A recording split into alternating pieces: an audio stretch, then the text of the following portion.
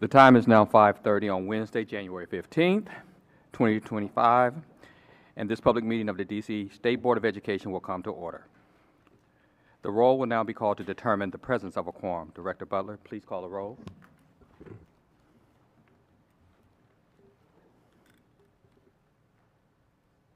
Representative Barnes. Present. Representative Barnes. Present. Oh, okay. I'm sorry. I can't hear today. I'm sorry. Representative Mayor. Present. Representative Ting. Present. Representative Patterson. Present. Representative Williams. Present. Representative Chang. Present. Representative Goulet. Present. Representative Colson. Present. Representative Henderson. Here. Representative Best. Present. Representative Thompson. Present. Representative Johnson Law. Hey, hey. Present. You gotta add some joy to it, come on.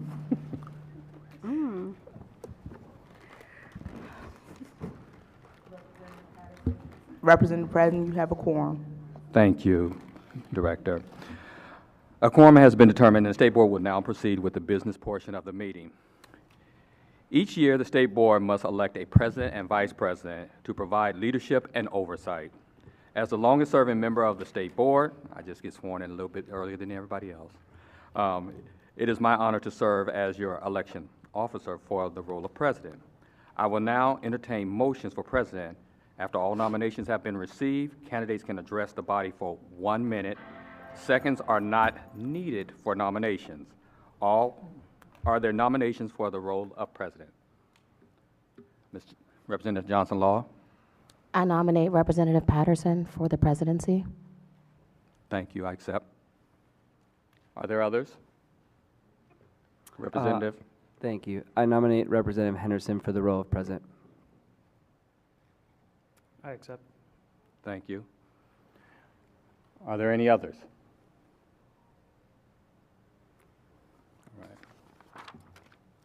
All right. Seeing no further nominations, we have two candidates for the position of president.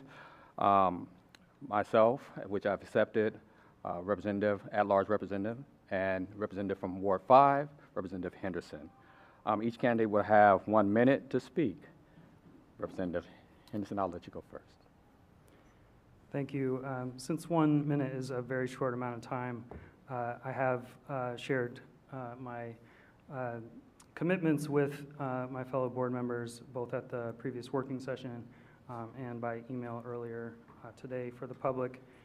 That is a commitment to clear, consistent, predictable pathways to advance work through the committees and the board, a commitment to follow through on our work with OSSE on graduation requirements, and a desire to lead the board and the city in a conversation about what we need to do to ensure that all of our students are learning. I know from the public this seems very opaque and strange, and just want to say that it is a difficult thing for a board to do, but that's the nature of being a board for us to elect our own leadership. I only know one way to do this, which is to take in information, make the best choice that I can according to my conscience, and so that's what I'm doing tonight, and I would appreciate the votes of my colleagues. Thank you. Thank you. I appreciate the opportunity to come before everyone and to just have the opportunity to serve in the position.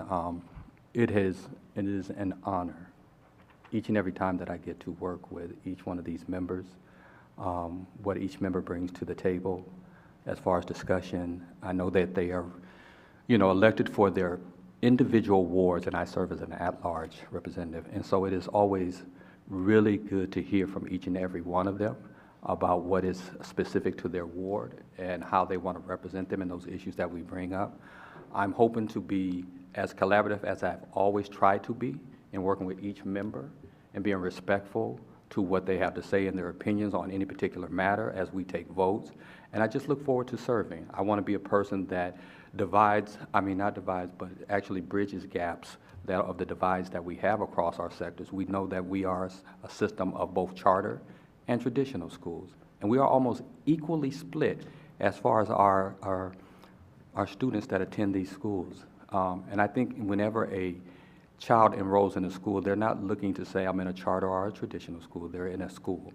And I think it's this body's duty and responsibility to serve all children equitably. And so I look forward to making sure that we always keep that in mind, that we are working for all of our children, all of our parents, that entrust us every single day to do the right thing by their children. And I'm just honored to have this opportunity. So thank you.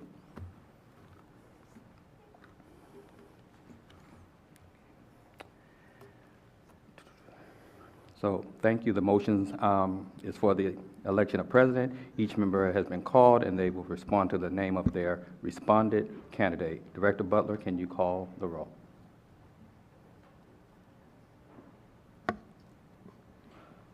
For the purposes of election, we will only be calling on elected board members.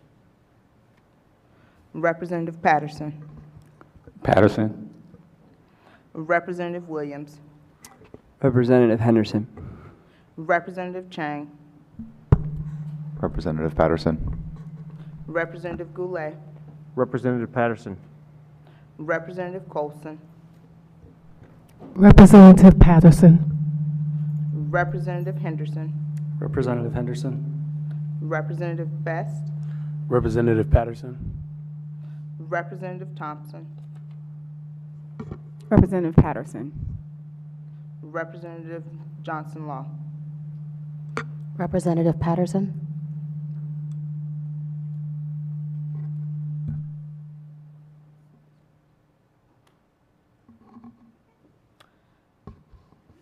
For a vote of 7-2, Representative Patterson has been elected as the State Board President. Thank you so much. So with that being said, I do appreciate everyone and my colleagues, their votes. Thank you. And now nominations for Vice President will be done. After all nominations have been received, candidates can address the body for 1 minute. Seconds are not needed again for nominations. Are there nominations for the role of Vice President? Representative I Henderson. nominate Representative Williams. I accept Representative Henderson's nomination. Are there other nominations?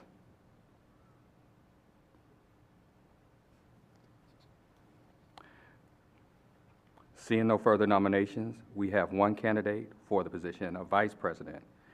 Each candidate would have 1 minute. The one will have 1 minute. Yes. Thank you, colleagues. Thank you, public, general public. It's generally an honor to serve on this board and also an honor to serve as a teacher in DC classrooms. For the last 11 years, I've been in our classrooms throughout the school day, every single day, as a public charter school teacher and as now currently a DCPS teacher. The situations that we face right now to ensure that we do right by our students are serious, and I appreciate the opportunity to bridge the everyday realities of practice that we see in our classrooms with the opportunity to help advance policy on this board.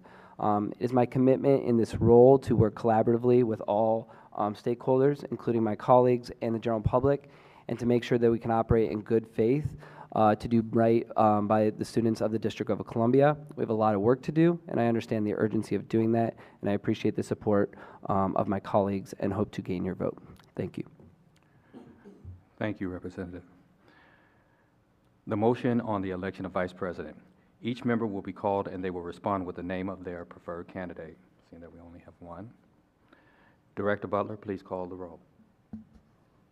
Representative Patterson. I'm sorry. Representative, why am I forgetting real quick? Williams. I apologize. Representative Williams. Williams. You called the roll for me to vote? Yeah. Oh, you Representative said, Williams. okay. I'm sorry. I'm out of it. No, I messed it up because I blanked real quick. Representative Williams. Representative Williams. Representative Chang. Representative Williams. Representative Goulet, Representative Williams. Representative Colson, Representative Williams. Representative Henderson, Representative Williams. Representative Best, Representative Williams. Representative Thompson, Representative Williams. Representative Johnson Law. Representative Williams. On a vote 9-0, Representative Williams is the new Vice President of the State Board.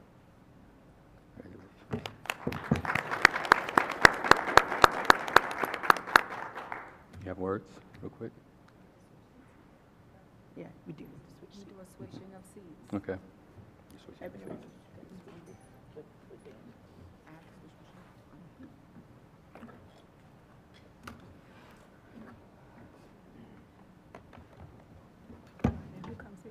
Ben comes to where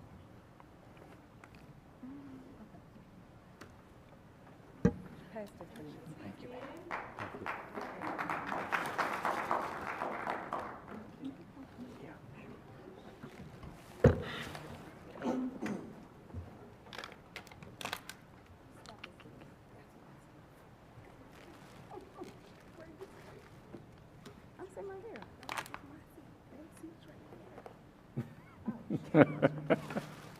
No, I gotta go.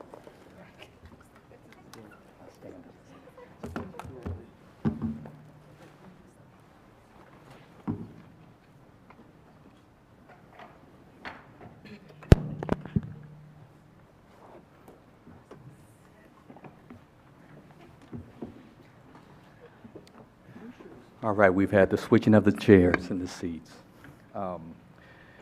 Members, we have a draft agenda before us. Are there corrections or additions to the agenda?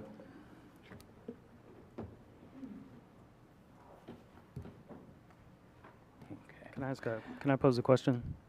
Yes. The amended state board bylaws and standard operating procedures, are we prepared to look at those? No, those are actually going to be, if you could, I move to strike the amended state board bylaws and standard operating procedures I from the second agenda. it. I second it. It's been moved and probably seconded.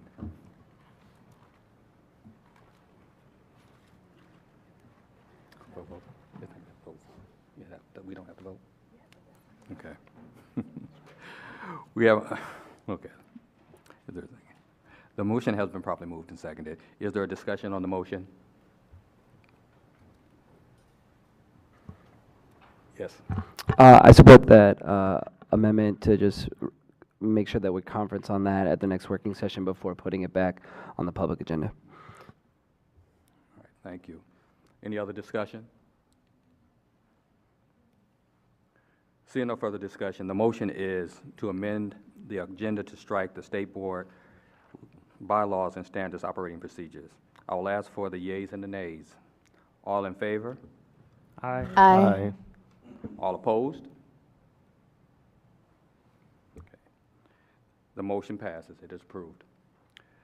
We now have the minutes from our January working meeting. Is there a motion to adopt these minutes? So moved. Is there a second? Second. It has been properly moved and seconded. I believe it was moved by Representative Thompson and seconded by Johnson Law. Is there any discussion on the motion? Seeing no discussion, the motion is to adopt these minutes. I will ask for the yeas and nays. All in favor? Aye. Aye. Any opposed? The motion is approved. On behalf of the District of Columbia State Board of Education members, I want to welcome guests and members of the public, including those who are watching live via the District Knowledge Network, to our first meeting of 2025. Welcome to the new year. The State Board holds its regularly scheduled public meetings on the third Wednesday of each month at the Old Council Chamber at 441 4th Street Northwest. This evening, the State Board looks forward to hearing from 31 public witnesses. We encourage the public to sign up every month to share testimony. Sign-up closes 48 hours before the public meeting, and the link can be found at www.sboe.dc.gov.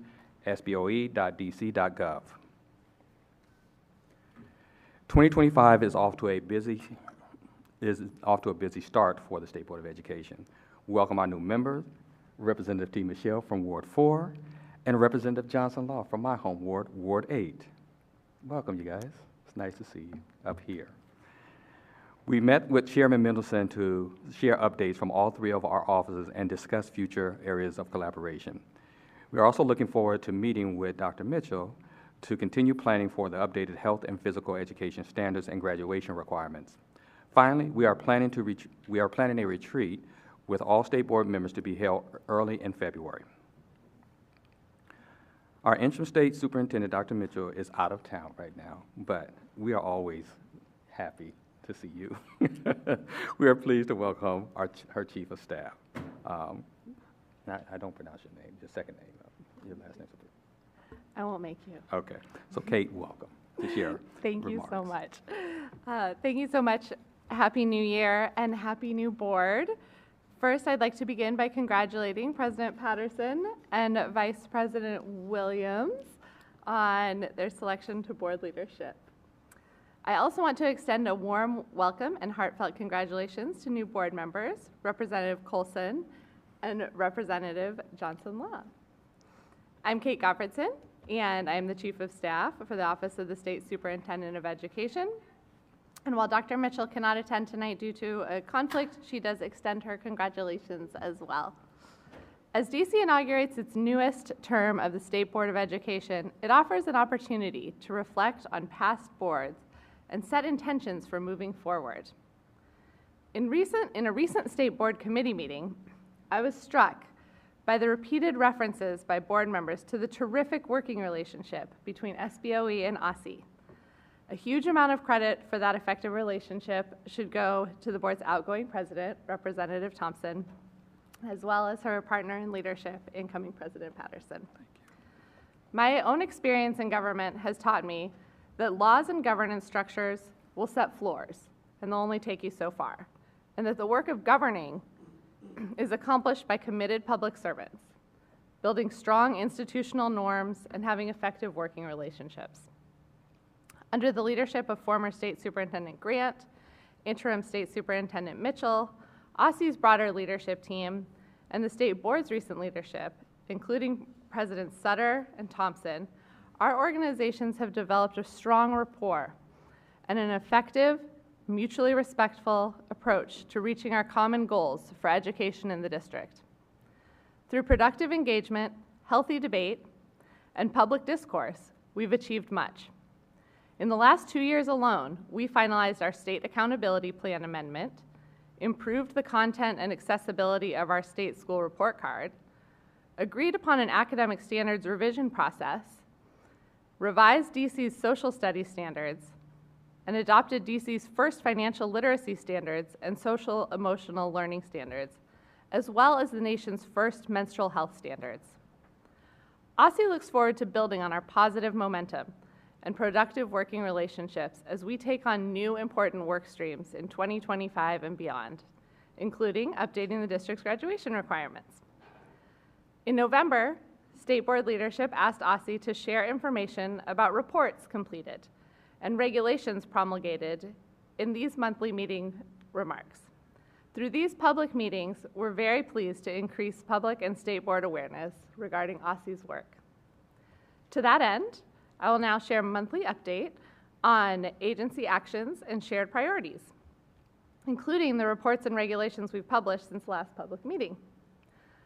On New Year's Eve, we published mid-year mobility data and updated the district's teacher credentialing regulations to include a credential for educators with specialized visual or performing arts experience.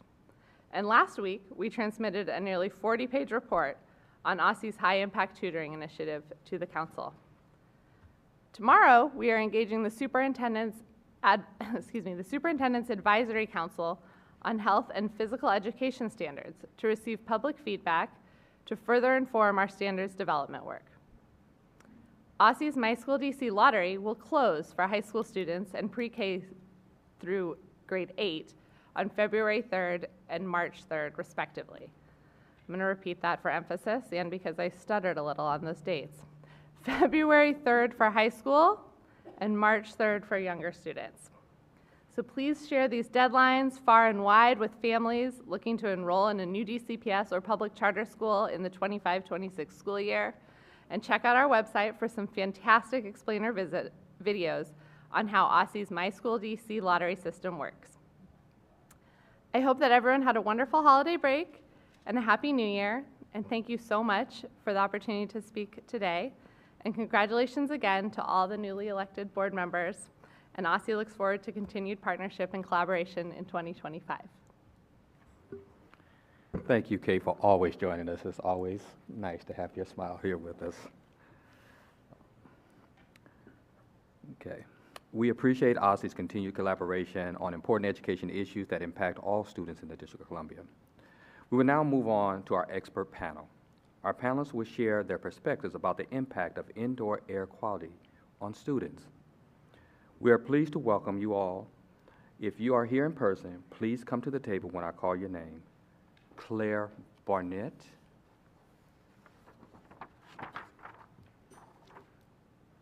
Director Delano Hunter, Corey Metzger, Momoko Soltis, Kristen Yochum. Each of you will have up to 5 minutes, and then we will move to one round of questions from the State Board. We will begin with Claire. Thank you, Ms. Barnett. Thank you very much. This is on, this is working? Yes, ma'am. That's great, thank you. I have very long comments, and so I'm going to try to skip through it because I understand all of you already have a copy. Yes, ma'am. So I'll try to get through it as best I can and look forward to questions. I'm knowing that DGS is also going to be providing information. I'm a little bit at a loss because I don't know how much they are already doing, right? So if you would just bear with me. So thank you so much. My name's Claire Barnett. I'm Executive Director of the Healthy Schools Network. And indoor air quality turns out to be our favorite issue and our founding issue. Not only do I run the Healthy Schools Network, which is a national not-for-profit, but I also coordinate a National Coalition for Healthier Schools, which is a loosely held alliance of NGOs and individuals with a lot of interest in indoor air. The reason for that, for the indoor air issue, is because almost everything that goes right and wrong with a building will affect the quality of indoor air. A leak in the roof, problems with the building envelope, the exterior shell, problems with chemical management inside, the use of materials, processes, ventilation systems, and so forth. Everything may have an impact. And what's interesting is all that impact has a huge impact on children, and really your primary goal here is the education of healthy children. The one thing I do want to note is some of these comments also will pertain to other congregate settings for children. So it may apply to Head Starts, it may apply to large-scale child care centers. So think about it as kids are kids and buildings are buildings, and they have unique characteristics that have to be attended to. We know that millions of children nationwide are at extra risk of health and learning difficulties due solely to the unaddressed and unexamined environmental health threats in their buildings, and frankly, the absence of public health services specifically for children.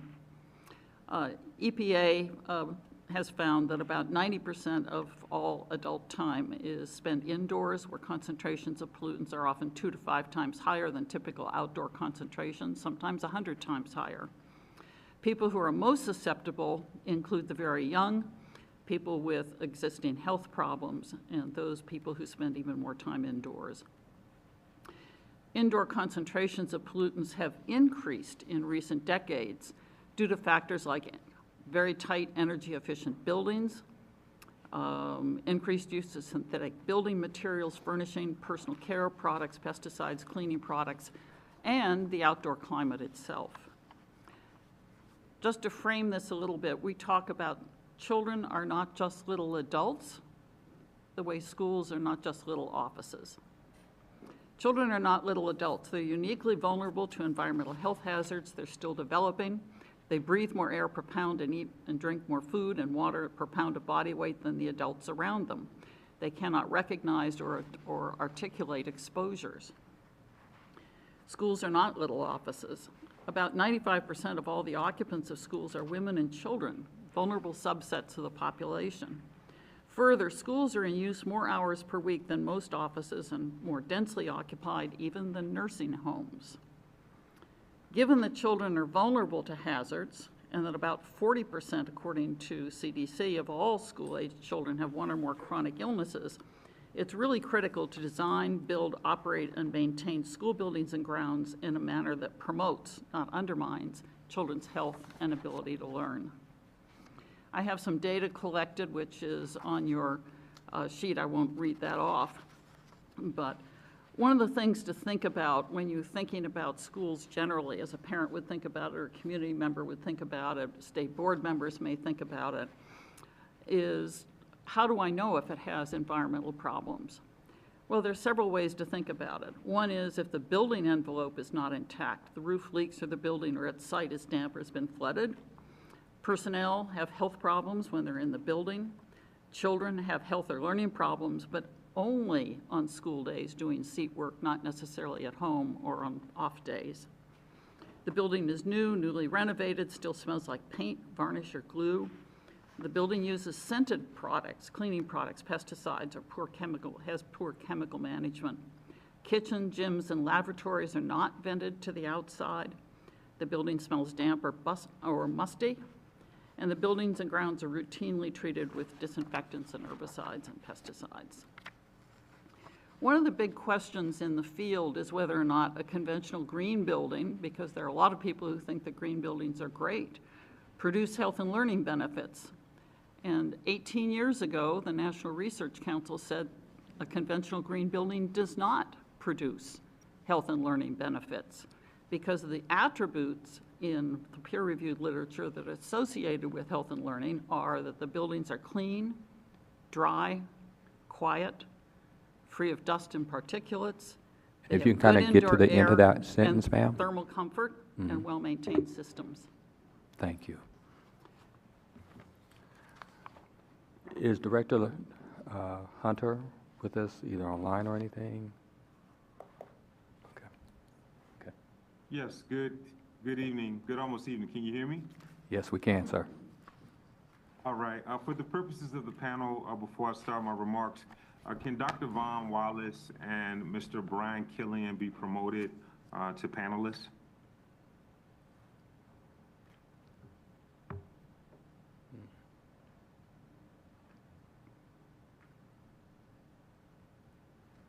All right, I'll begin my comments in the interest of time.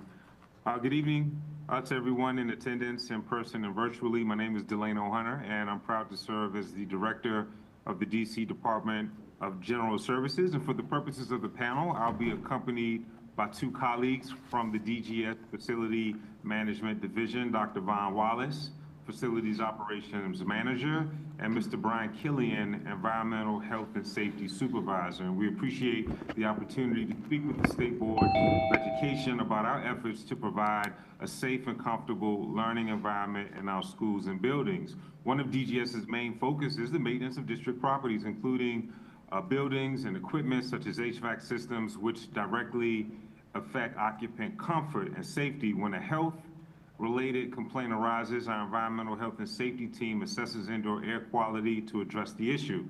Thanks to Mayor Bowser's support in recent years, DGS has taken a more proactive approach to addressing and maintaining HVAC systems. We have accomplished this by investing significant resources into our preventative maintenance program. FY24 marked the third year of our preventative maintenance program, and I'm proud to report that last year we experienced a 45% decrease in emergency and high priority HVAC work orders. Additionally, we collaborate closely with the District of Columbia Public Schools to identify which schools will be modernized and what equipment needs to be replaced before those modernization efforts. Furthermore, we have launched an online dashboard that provides the status of HVAC system work orders for all 117 schools, along with estimated completion dates Looking ahead, our plan is to implement processes centered on prevention and ventilation. First, we aim to eliminate pollutant sources through regular filter changes, utilizing effective intake and ventilation sources, and collaborate with our DCPS partners to maintain clean spaces. Second, we believe more training should be provided to critical personnel such as facility managers, custodians, and administrators to help make informed decisions regarding indoor air quality matters. Furthermore, the HVAC systems in many of our schools are being modernized with specialized equipment capable of monitoring a greater range of air quality data. And to enhance ventilation further, we'll conduct additional analysis of air movement, exchanges, and pressure differentials within each building. It is important to note that we face limitations based on the system's capability to treat fresh air concerning temperature requirements and energy consumption. The district is mandated to reduce energy usage, which may restrict our ability in some instances to increase fresh air intake. We remain committed to improving district facilities and maintaining safe learning environments for our students, educators, and school staff. So we appreciate the opportunity. We look forward to the panel and the conversations. Again, my experts, our subject matter experts at DGS, Dr. Vaughn Wallace and Mr. Brian Killian, will all be around to answer questions that you may have. Thank you. Thank you. And now we'll have Corey Metzger.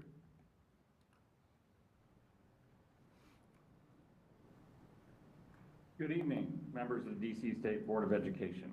Thank you for your work to improve the quality of public schools in the District of Columbia for the thousands of students, educators, and staff that occupy these facilities each day.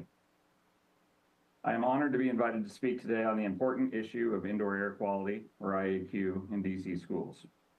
I serve as a director at large on the ASHRAE Board of Directors, as chair of ASHRAE Technical Committee 9.7, Educational Facilities, and as a member of ASHRAE's Environmental Health Committee. ASHRAE is a global technical and professional society of over 54,000 members dedicated to advancing the arts and sciences of heating, ventilation, air conditioning, and refrigeration to serve humanity and promote a sustainable world. One of ASHRAE's key areas of focus is development of consensus-based voluntary standards and guidelines for the built environment. ASHRAE has over 100 active standard and guideline project committees addressing such broad areas as indoor air quality, energy efficiency, refrigerant safety, building decarbonization, and risk management for building and water systems. The people who serve on these committees are volunteers, and their work guides the industry. While significant evidence suggests that improved indoor air quality results in positive benefits for occupant health, performance, and satisfaction, I intend to let other panelists address these benefits and will focus on technical resources available for improving IAQ. ASHRAE Standard 62.1, Ventilation and Acceptable Indoor Air Quality, provides multiple pathways for design and operation of ventilation systems for commercial buildings to maintain acceptable indoor air quality.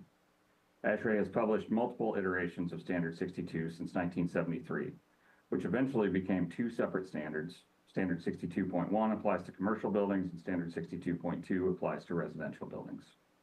Standard 62.1 is intended to provide indoor air quality, or IAQ, that is acceptable to human occupants and that minimizes adverse health effects. Standard 62.1 does not address healthcare facilities and is not intended to address significant spread of airborne pathogens.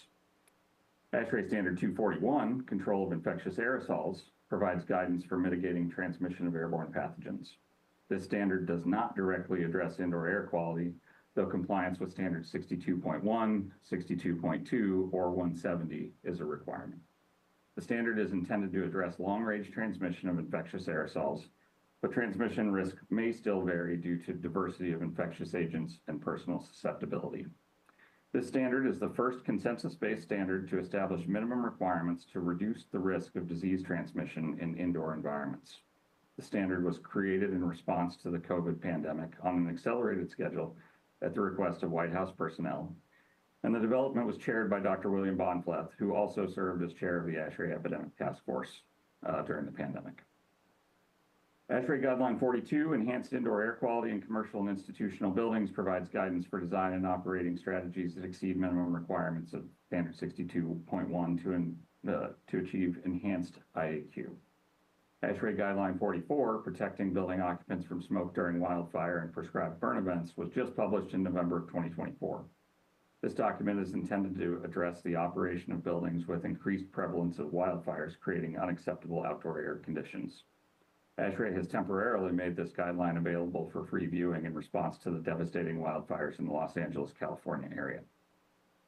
Each of these standards and guidelines above provides information related to the design and operation of facilities to address concerns associated with IAQ. Taken together, the implementation of these standards and guidelines can be used to create and maintain resilient facilities to provide enhanced indoor air quality during normal operations while reducing potential for transmission of airborne pathogens and being prepared to address issues with poor outdoor air quality. A key factor for the successful implementation of any of these standards or guidelines is operations and maintenance. Standard 62.1, Standard 241, and Guideline 42 all include detailed requirements for operation and maintenance, intended to ensure that systems don't just operate properly when initially commissioned, but that they continue to provide appropriate IAQ throughout their operating lives. Again, I would like to recognize your commitment to providing suitable educational environments for the students, educators, and staff throughout DC schools. The information I've presented is not intended to suggest that you don't have existing facilities that meet some or all of the standards and guidelines presented, and it's also not intended to suggest that your facilities aren't maintained properly. That said, Standard 241, Guideline 42, and Guideline 44 have all been released in the past 2 years, so many existing systems may not meet the requirements or recommendations of these documents.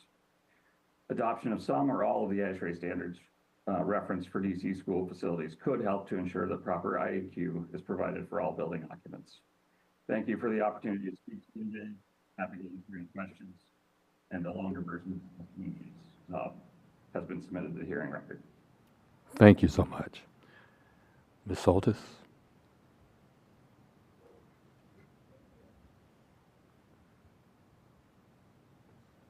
Good evening.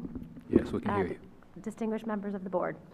My name is Momoko Soltis, and I'm a parent to a DCPS first grader. Thank you to the State Board of Education for your interest in this topic and inviting a parent perspective. I'm speaking tonight on behalf of a coalition of DC parents also in attendance, presenting our shared experiences. Many parents have simply accepted as inevitable that kids who attend school are simply just always sick. Despite the feeling of futility, most schools and families still take steps to avoid illness, such as disinfecting high-touch surfaces, washing hands, covering coughs and sneezes. Tonight, we encourage DC school and political leadership to reject the premise that school-acquired illness is a futile fight and instead pledge to adopt ASHRAE 241, a consensus-based standard developed by our nation's leading experts in building systems and indoor air quality. Adoption of this standard will reduce the spread of illness at school and have a broad ripple effect. Fewer students will bring illness home to their siblings and parents, meaning fewer missed days of work and more stability of income and work schedules, not to mention healthier teachers and staff with less need to find substitutes. This all culminates in better attendance and learning outcomes. Our coalition includes families with children who have attended public school in wards 3, 4, 5, 6, and 7. 3 families have household members who take immune-suppressing medications. This means contracting nearly every virus that they encounter and being symptomatic for 30 or more days. Another family has battled RSV, COVID, the flu, and countless colds in just this school year alone, resulting in emotional and financial strain. These conditions are not sustainable, but they are also not inevitable. A study released last March compared over 10,000 classrooms and concluded that efficient ventilation systems reduce the transmission of a common virus by over 80%. Adopting ASHRAE 241 would relieve a burden not only on families, but also on individual school principals and facilities staff. We applaud school leaders who've taken action to make their classrooms equitable and accessible for all learners, but we recognize that most principals have limited bandwidth. Having a district-wide standard would provide efficiency and consistency. Currently, concerned parents approach school leaders with questions or suggestions about air quality, but school leaders don't have the guidance or authority from DCPS and DGS about how to handle them. Here are a few of our experiences.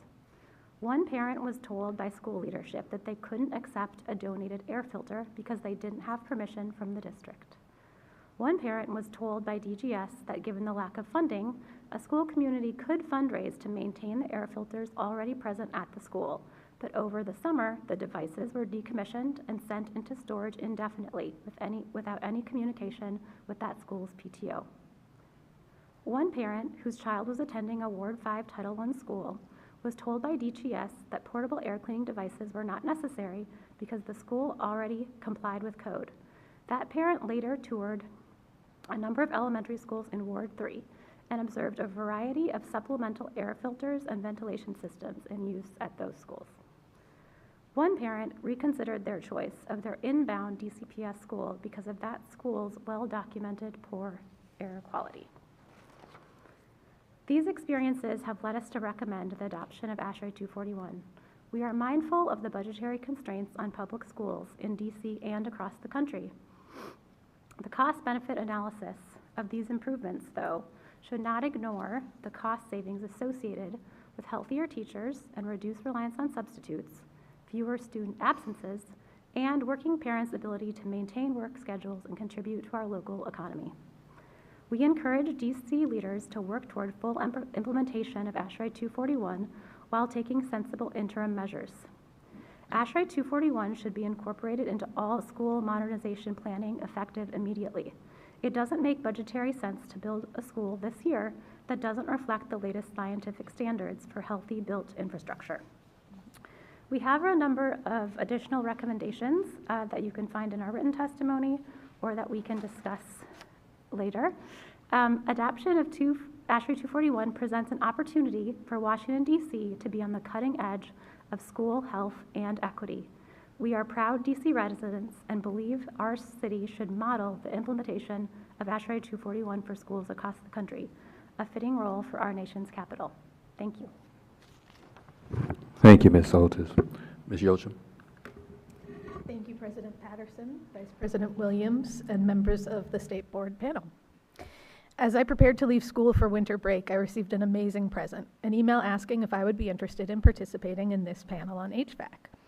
As a former Deputy Chief of Staff at OSSI, when it was first created, I spent many late nights at a creaky table in the back of this room, staffing the State Superintendent and members of the State Board.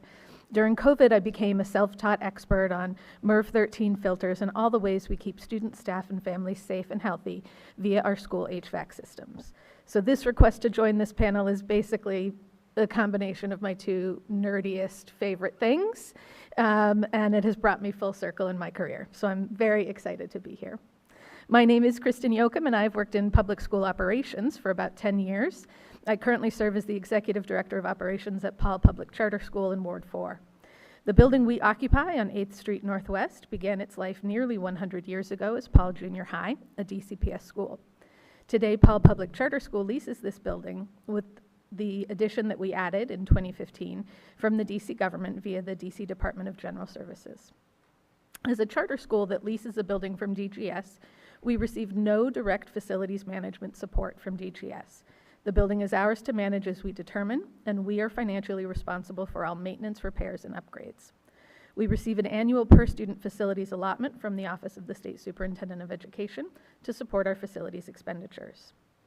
Without central support to our major facility systems, Paul, like most charter schools, contracts out the maintenance, repairs, and upgrades for all of our HVAC to a private vendor.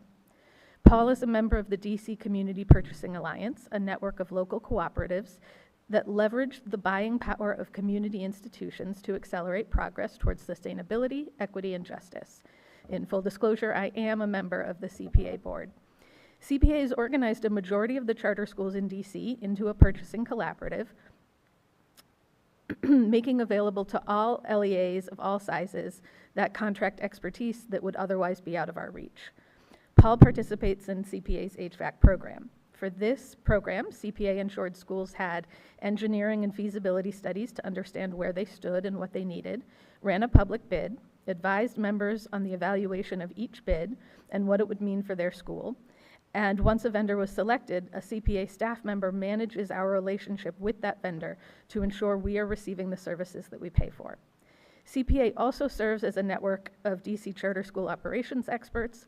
When I have a question about a repair quote or what might be an underlying problem, I have a network of colleagues that I can call on at any time. And we do call each other at any time of day or night. Our HVAC system is a central component of our school operations. At Paul, in our 97-year-old facility, we have a variety of systems which keep us warm, cool, and safe.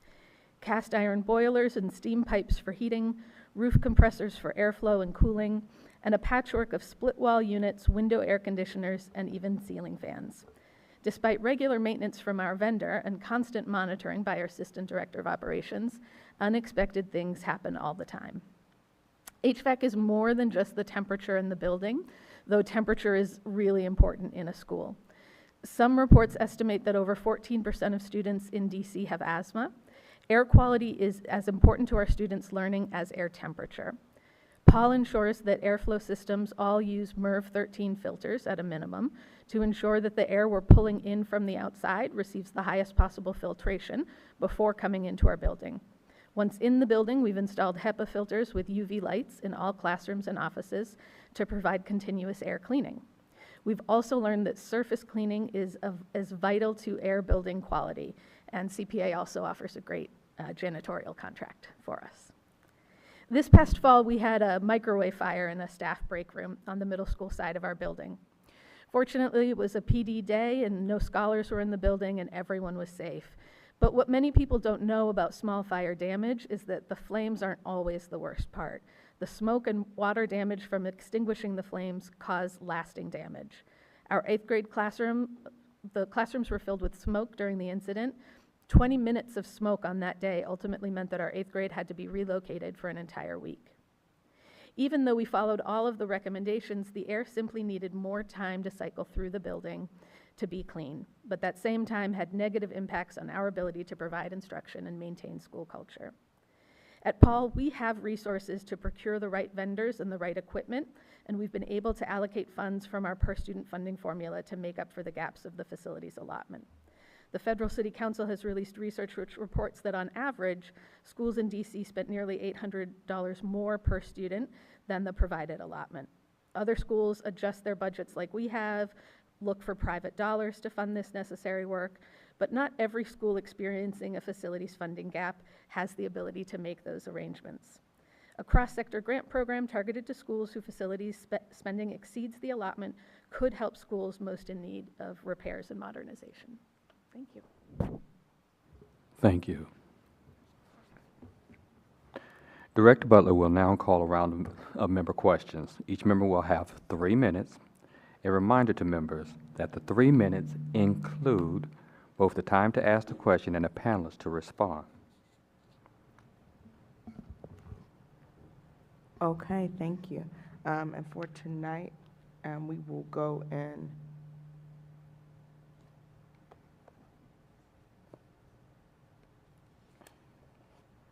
there's an order to the questions. Oh,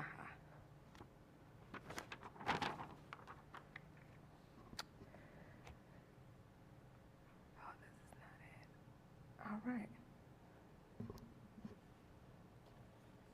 Representative Barnes. Hello, thank each and every one of you for your testimonies today.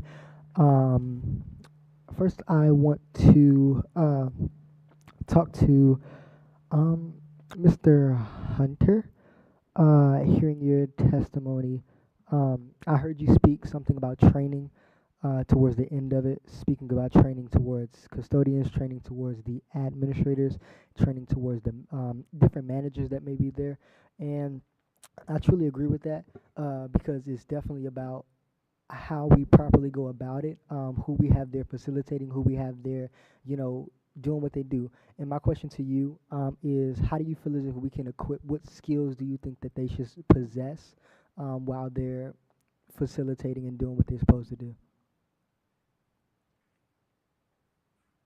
I'm sorry, I'm having issues hearing the audio from the questions. It sounds muffled, but I think the gist of the question was surrounding, I think, training of staff, the standards.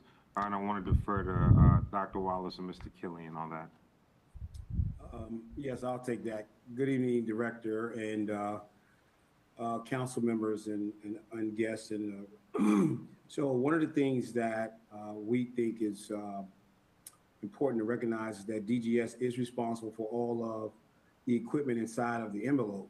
Therefore, the training and the partnership that DCPS would partake in would be just at a very surface level due to maintaining those systems and ensuring that they are functioning according to the standards that we set.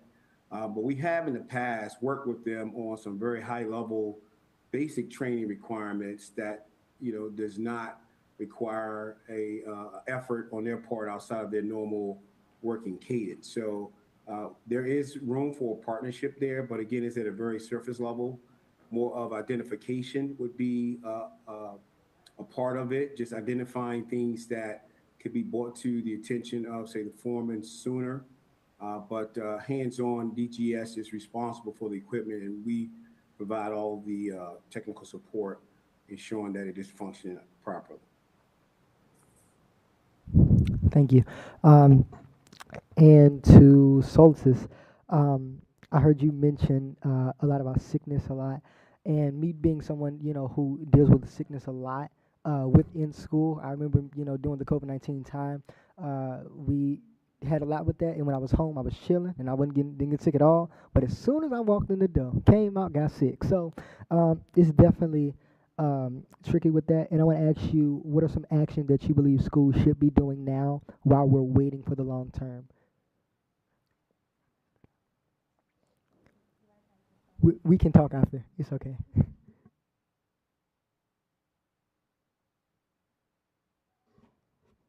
Representative Mayer.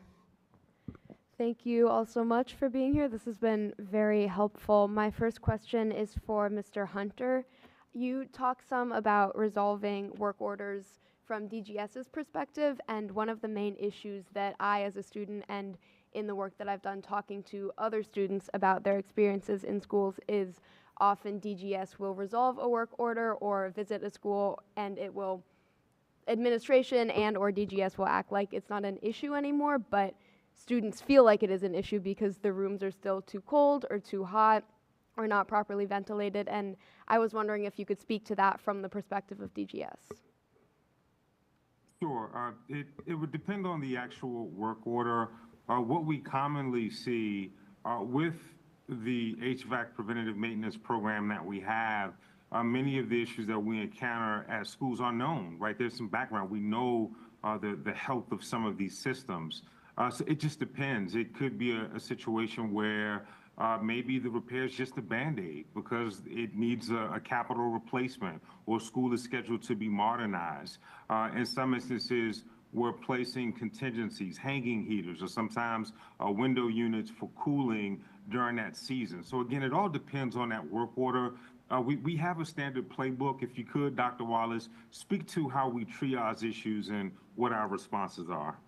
So typically when a work order comes in and we have to evaluate the space, we look at it for some of the things the director mentioned. Where is it in the life cycle of a replacement or of a repair? So once we go in as a first line, our in-house teams, we evaluate the system and see if we can bring it back online. In the event that we recognize that that repair may take another level of maintenance, we either call in a vendor to support it, to determine how long it will take to get that system or those parts fabricated, depending on if it's an older school or if we can source that locally.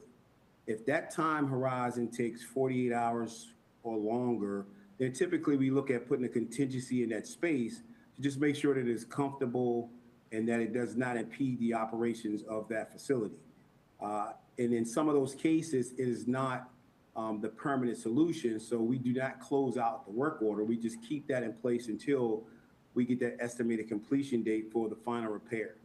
Once it is completed, then between us and our stakeholders and our building managers team, they evaluate the space to ensure that it's complete, and then we complete it in the system and close that work order out. And then in some cases, it may be multiple spaces that are impacted and it's only reported as one space. And then those work orders may come back into the system. We assess it again with the same triaging process, and then we just basically wash, rinse, repeat. Thank you, sir. Effort. Thank you. I have many more questions, so I will reach out to both of you after this. Representative Ting. Yes. First, I have a question about, so Claire mentioned how a dashboard would be good to integrate schools to have them communicate with people to get HVAC systems repaired. And then Gaston said that there is a dashboard for DCPS. I'm wondering, my question is more for Gaston, if that could be integrated with DC charter schools, or is that not like a thing that can happen?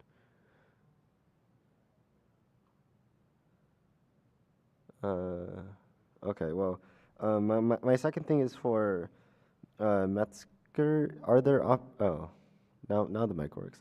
My second question is for Metzger. Are there opportunities to are there ongoing initiatives by your group to talk to schools to have them be aware of the standards that you were proposing? Yeah, we have several efforts underway where we're working to collaborate with school districts. There are a number of programs out there with funding where we're trying to help identify opportunities to improve indoor air quality in schools. I don't have information I can share immediately, but I could send some information on a project that a number of ASHRAE local chapters have been working on, and there is a national chapter in DC, and in fact, one of the members of the schools team for the epidemic task force is a consulting engineer in DC at SETI and Associates Rush SETI, so who I think works with the district quite a bit.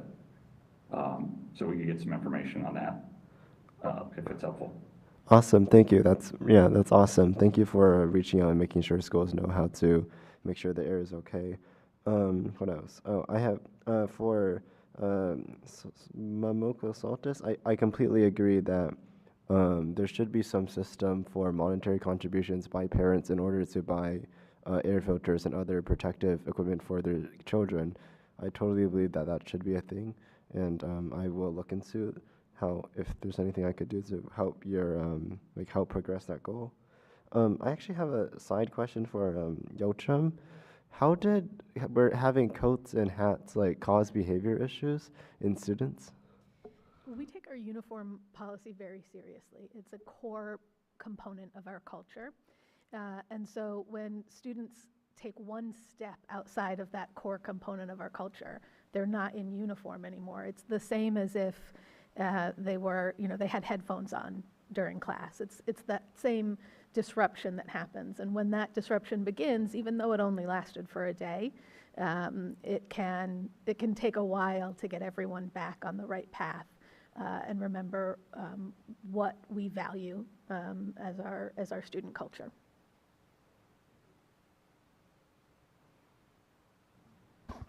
Representative Best.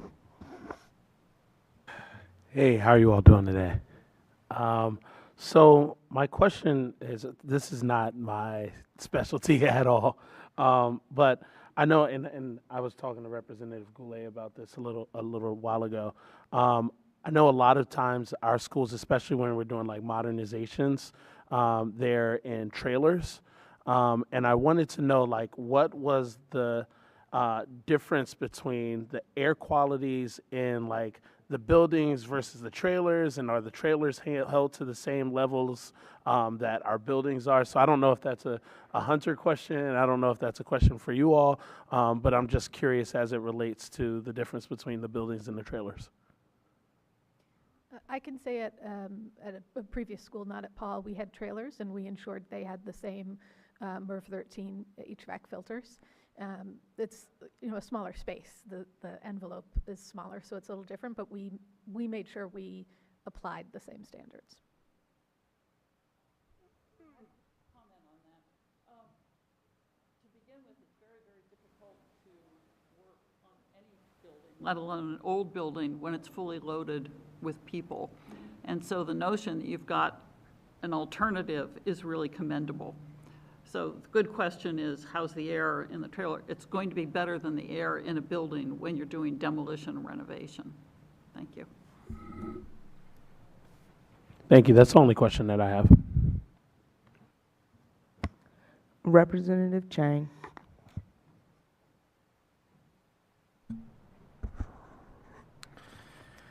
This is to Ms. Yo Kim. Thanks for sharing your day-to-day experiences. It was super helpful. I'm curious what kind of support and guidance from the district you've gotten that you've actually found helpful. So technically, we received no guidance from the district. A number of years ago, there was legislation which had funding attached, which had DGS create facilities condition assessments for all schools, all DCPS, all charter schools, and all privately held charter school facilities. We're, I think, in the last year of that study's life.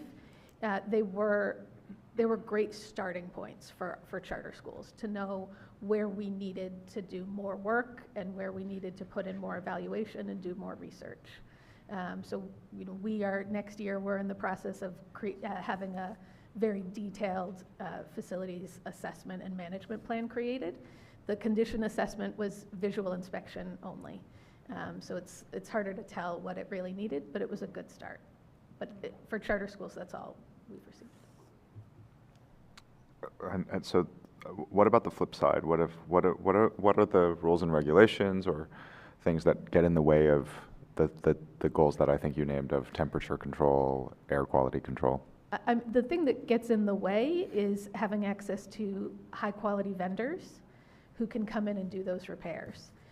So we are able to, if we have the right people, we can meet all of the standards and expectations that we have that are set for our facility.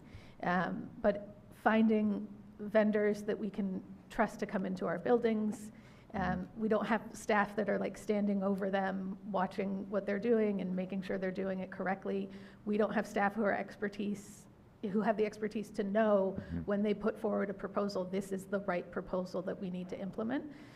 So that's why we rely on one another, our colleagues, to make sure that we have the best information to implement things. But I think the access to those resources is the biggest barrier. What about guidance or requirements from the district that get in the way, or are any of them unhelpful? Not for facilities management. Great. Mr. Delano, on that point, I'm curious, do we as a district utilize, to what extent do we utilize external vendors to help supplement the work that the team does in-house? It's a critical component. We're managing about 35 million square feet and about 700 or so buildings. So there are varying degrees of support for the preventative maintenance program that I referenced, which entails Director Hunter. Thank you. Thank you. Representative Colson. Good evening, everyone. I've read the testimonies and I appreciate the points about the impact that dust and mildew and roaches and cigarettes can have on the building and on students and staff. What I did not see was any mention of marijuana. And I know as a school-based person that with the change of policy here in DC, we've seen an increase in that in the schools, whether it's coming in on our younger students from their home environments or if it's our older students actually partaking.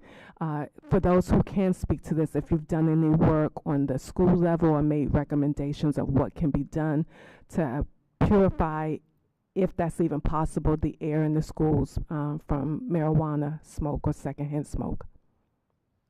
So for firsthand smoke, obviously we have a zero tolerance policy. We have constant watches that make sure that nothing is being imbibed outside, in the immediate outside of the building or inside the building. In terms of secondhand smoke, we've not done significant research in that. It is a problem. We do know that some individuals have experienced difficulty breathing, but we haven't done any research. As former Ward 4 ANC it may be helpful to do, because, yes. Anyone else, can anyone speak to that? Any work, any research around that? All right, thank you.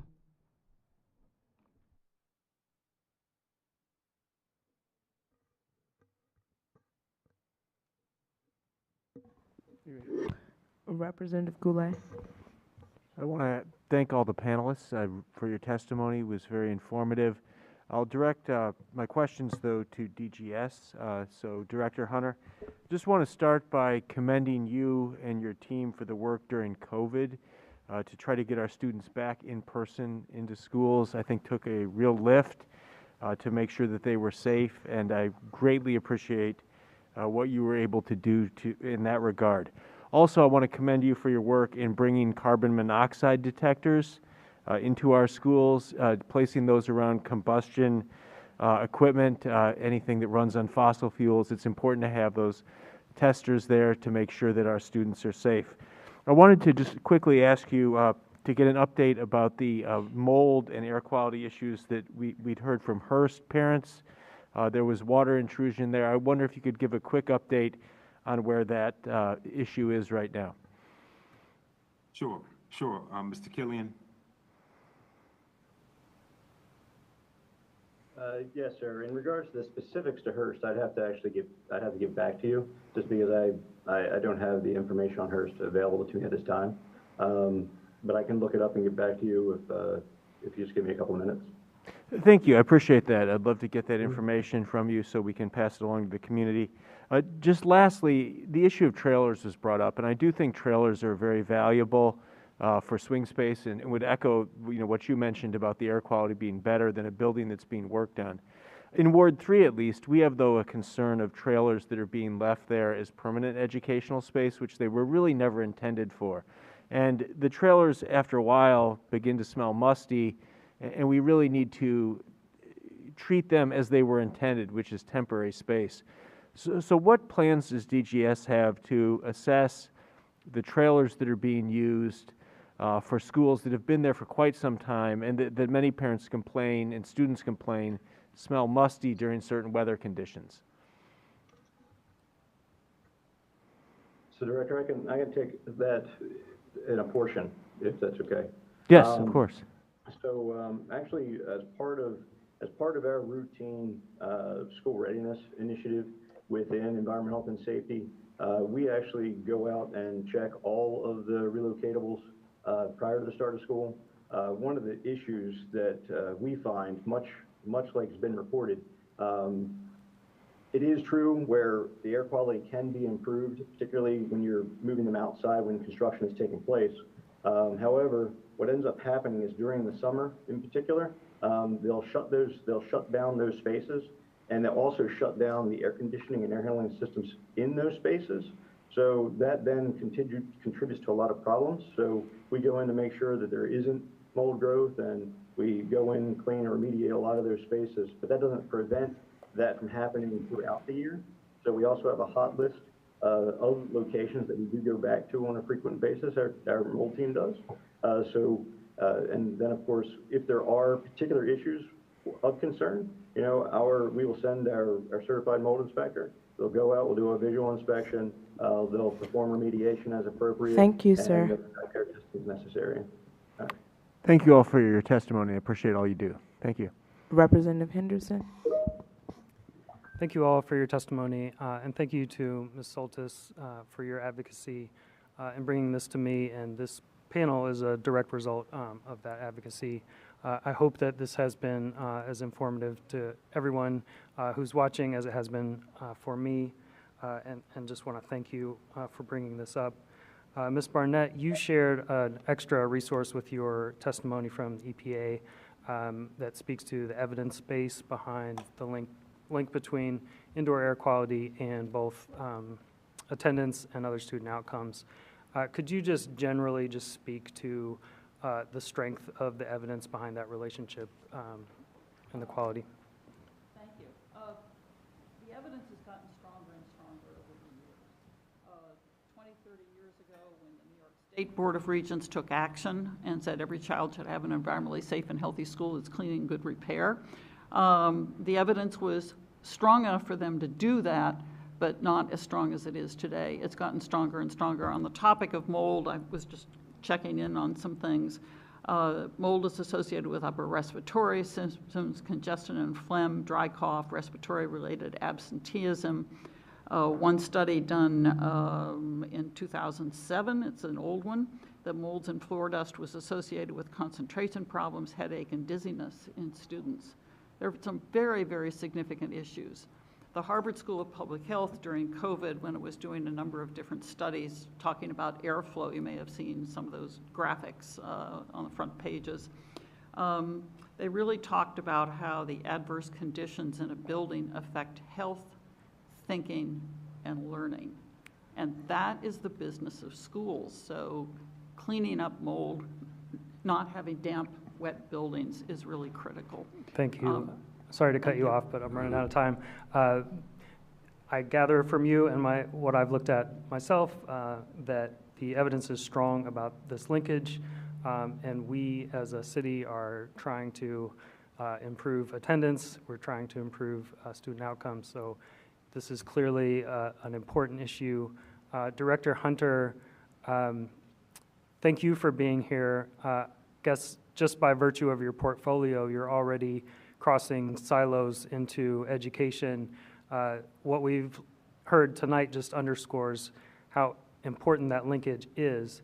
And so what I'd like to ask you is how we as a board can continue to help the discussions that we have about attendance and achievement to tie you in and tie in facilities. Well, thank you for asking. I think that this panel and this topic is an example of that. I like to continue those conversations. I've asked you to take a look at our HVAC PM. I think that's something we can grow and expand. It's not perfect. It's a good start, and we ought to expand that. And we'd love to have that conversation with you all. Thank you, Director. Representative Johnson Law. Thank you all so much for your testimony this evening. Ms. Soltis, I want to start with you. Did you submit any information, like a flyer or a fact sheet on ASHRAE 241 standards at all? I didn't see any in your testimony. I don't, I think I have I don't think it's included in the testimony. After the meeting, I'd love to give you a letter that we actually sent to the DC Council and DCPS school leadership that has a lot more links to additional documents. Mr. Metzger would know better whether ASHRAE has done one-pagers. I think we linked to the full standard in our prior email. Okay, thank you so much. There is a two-page document in the information that I submitted on Standard 241. Okay. I'm happy to provide more information if it's helpful. Thank you so much. And since we're online, Director Hunter, this is for you. Nice to see you as always. My question for you is, how often does DGS complete seasonal change checkups on the HVAC systems in the schools? I'm sure you heard that there were some challenges with it being cold as children got back from the snow and from winter break. Are there seasonal checkups that DGS does at all? Sure, it's ongoing. It's ongoing 12 months a year. Dr. Von Wallace will share a bit more about what inspection, testing, and maintenance entails. Of course, when you have extreme weather like this, yes, we have our challenges, but what I'll say is that they are few. We aren't seeing entire schools closed down, and many of them are isolated in some instances to 1 or 2 classrooms. And I think that's a testament to the HVAC PM. And then also, Dr. Von Wallace also talked about boiler preventative maintenance and what that looks like. And in fact, some of the struggles that we've seen have been in facilities that are very close to modernization. I think John Barrows was one. Jillif, which is a recreation center, and a few other sites. Those are all sites that are going offline in the next few months. I think it just speaks to the fact that some of these systems are just at the end of their life. Right, and we do what we can to keep things comfortable, but we know that there's a modernization on the horizon. So if you could, Dr. Wallace, can you go into detail on what ITM means? Yes. Actually, So Dr. Wallace, can I follow up with you? I only have 30 seconds left and I have one more question. sure, Thank you not so a much. problem. Don't worry, I will follow up with you. This is for the whole panel. Are any of you working with Impact? Do y'all know what that is? It's a children's, they're a great asthma advocacy organization that helps families. Are any of you working with them for indoor quality policy and funding advocacy issues? Okay, in my final 9 seconds, I suggest that maybe reaching out to them because in Ward 8 we have a lot of children that have asthma and other conditions. Thank you, Madam Director. Representative Thompson. First, I want to thank Director Hunter for working with us so we can be in our chambers this evening. Thank you so much for understanding that this is a public meeting and this is a space we needed to be in. Then I know that Representative Ting was trying to get a question out, which I'm going to repeat quickly to the best of my ability. I believe he asked if the dashboard for DGS extended to charters, right? I am assuming the answer is no, but I would like to hear from the panelists around if they think that is a helpful or good idea or even possible. I'll jump in. I can't speak for charters. What I will say is that the answer is no. Our systems are tied into Salesforce, and I'm not sure of the systems that the individual charters use. Yeah, I think it would be pretty hard, not speaking for all charters, but for us it would be pretty hard. We do report to PCSB annually on the, like a very high level status on all components of our facility. Okay, I knew the answer was no. I think my follow-up question is, from a public perspective, do you think that data is helpful or informative, something that the public should be able to see? I definitely think it's helpful for people to see information about air quality when they're making school choices. The pragmatic, possibility of it would be the holdup. Okay, and then I think I have what might be a final question for Ms. Yoakum. You mentioned not having access to high-quality vendors, and I would just love for you to expound a little bit on what some of the challenges are or what some of the needs would be for you to have access. I do think we have access to the vendors, but it's because we have membership in, for example, the Community Purchasing Alliance that helps us get that access. For schools that are much smaller than Paul, it can be really hard to find the vendors that you need. I mean, it can be picking up the phone and just, I was going to say going through the yellow pages, but the 2025 version of going through the yellow pages to find a vendor, and it's hard as one individual to assess the quality of that vendor. So our membership in this organization and the dues that we pay does help us to have that expertise, and I don't think that we could do it without them. Thank you. I appreciate that context. I yield the rest of my time. Vice President Williams. Thank you all for your testimony. I'm really want to focus my questions around the category of implementation. Mr. Metzger, I'm going to start with you. You had kind of talked about the importance of operations and maintenance. Can you speak briefly to what you would recommend as the top best practices for schools or school districts to ensure that the operations and maintenance are functional and timely? Sure. So the standards that I referenced each have a table in them that goes through and provides information on checks or work that should be done on a monthly, quarterly, semi-annual, or annual basis. And I think looking at that is a great starting point for the maintenance. And certainly I'm not trying to suggest that you don't have good maintenance practices already, but I think using that can help to ensure that your systems are providing indoor air quality at least as best they can. Thank you. Director Hunter, I want to come to you and your team next. I echo what fellow colleagues have said with appreciation of all the work that you do, and do not envy how vast your portfolio is for the district, but also understand the importance of it. I'm curious, with regards to the federal funds and ESSER drying up, were you using any of those funds for making these repairs, and what do you see as the agency's biggest budget needs this upcoming year? I would say, I'll answer your last question, and then I'll defer to Mr. Killian to describe how we utilize those federal funds during COVID and in our recovery. I would say from a budget perspective, again, just continue to take a critical look at the success of our preventative maintenance program. By no means is it perfect, but we are seeing schools just aren't closing. We aren't having to close schools down. They tend to be very isolated to sometimes just a few classrooms. And those are known issues. In some instances, we're waiting on a capital project. Like, for instance, Kelly Miller, a few years ago, Kelly Miller was a hot-button issue. That facility has been replaced.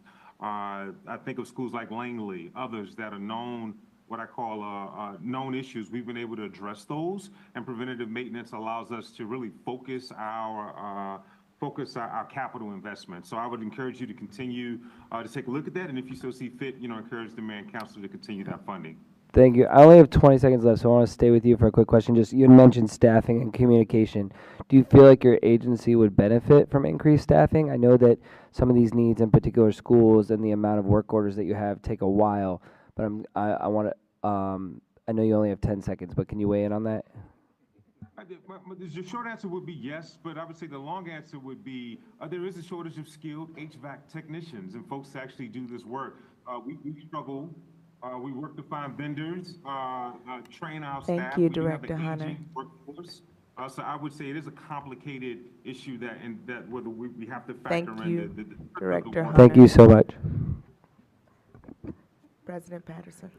Thank you so much. I want to end with our last question by thanking each and every one of you for coming out. This is such an important issue.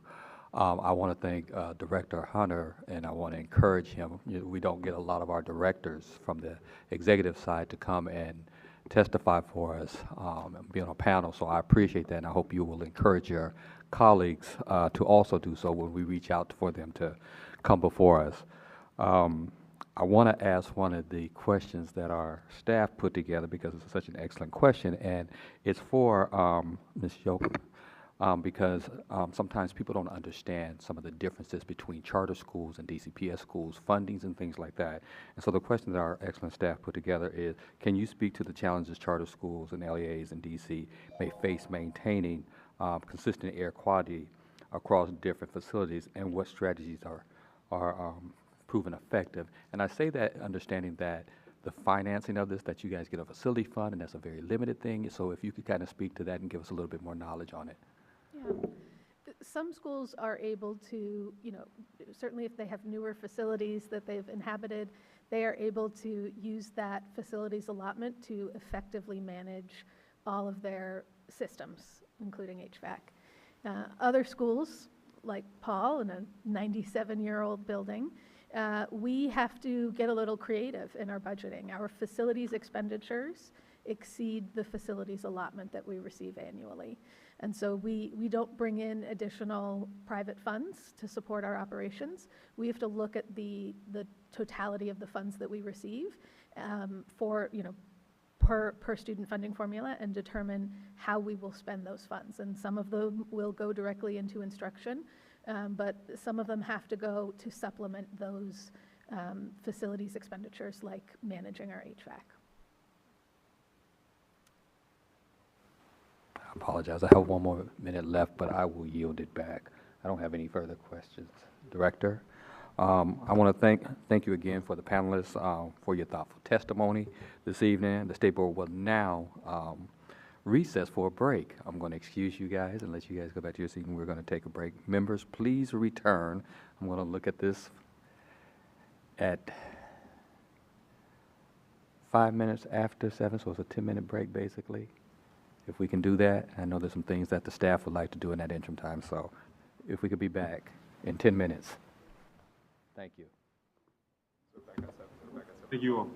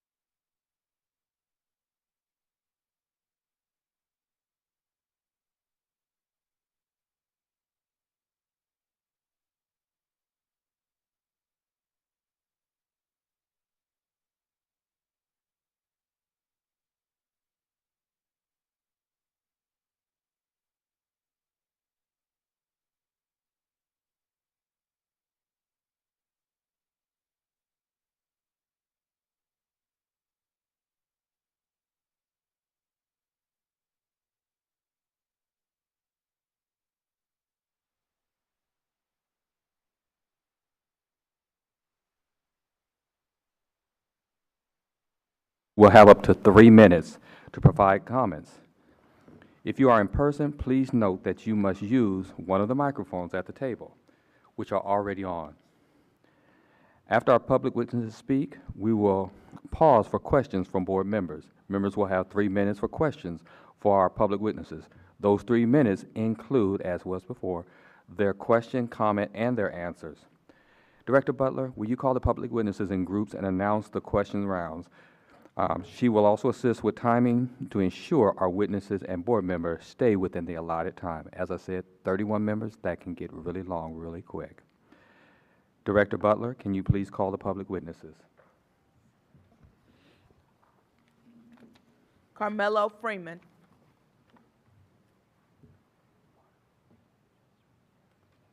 Do we have a Carmelo Freeman? Are they on? They're not on. Okay. Amelia Knoll.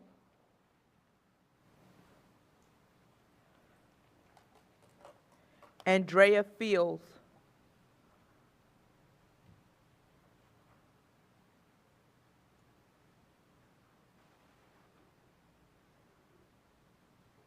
Andrea Fields.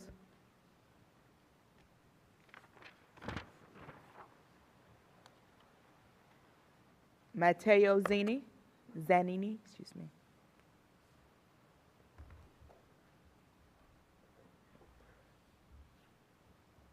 Shanina Berry.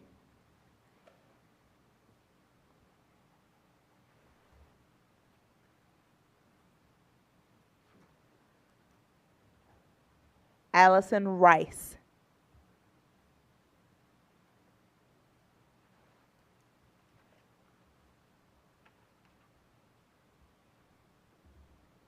Alphonse Prince.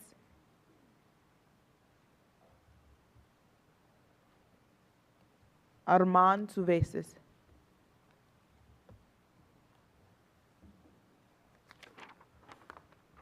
We will start with Amelia Knoll.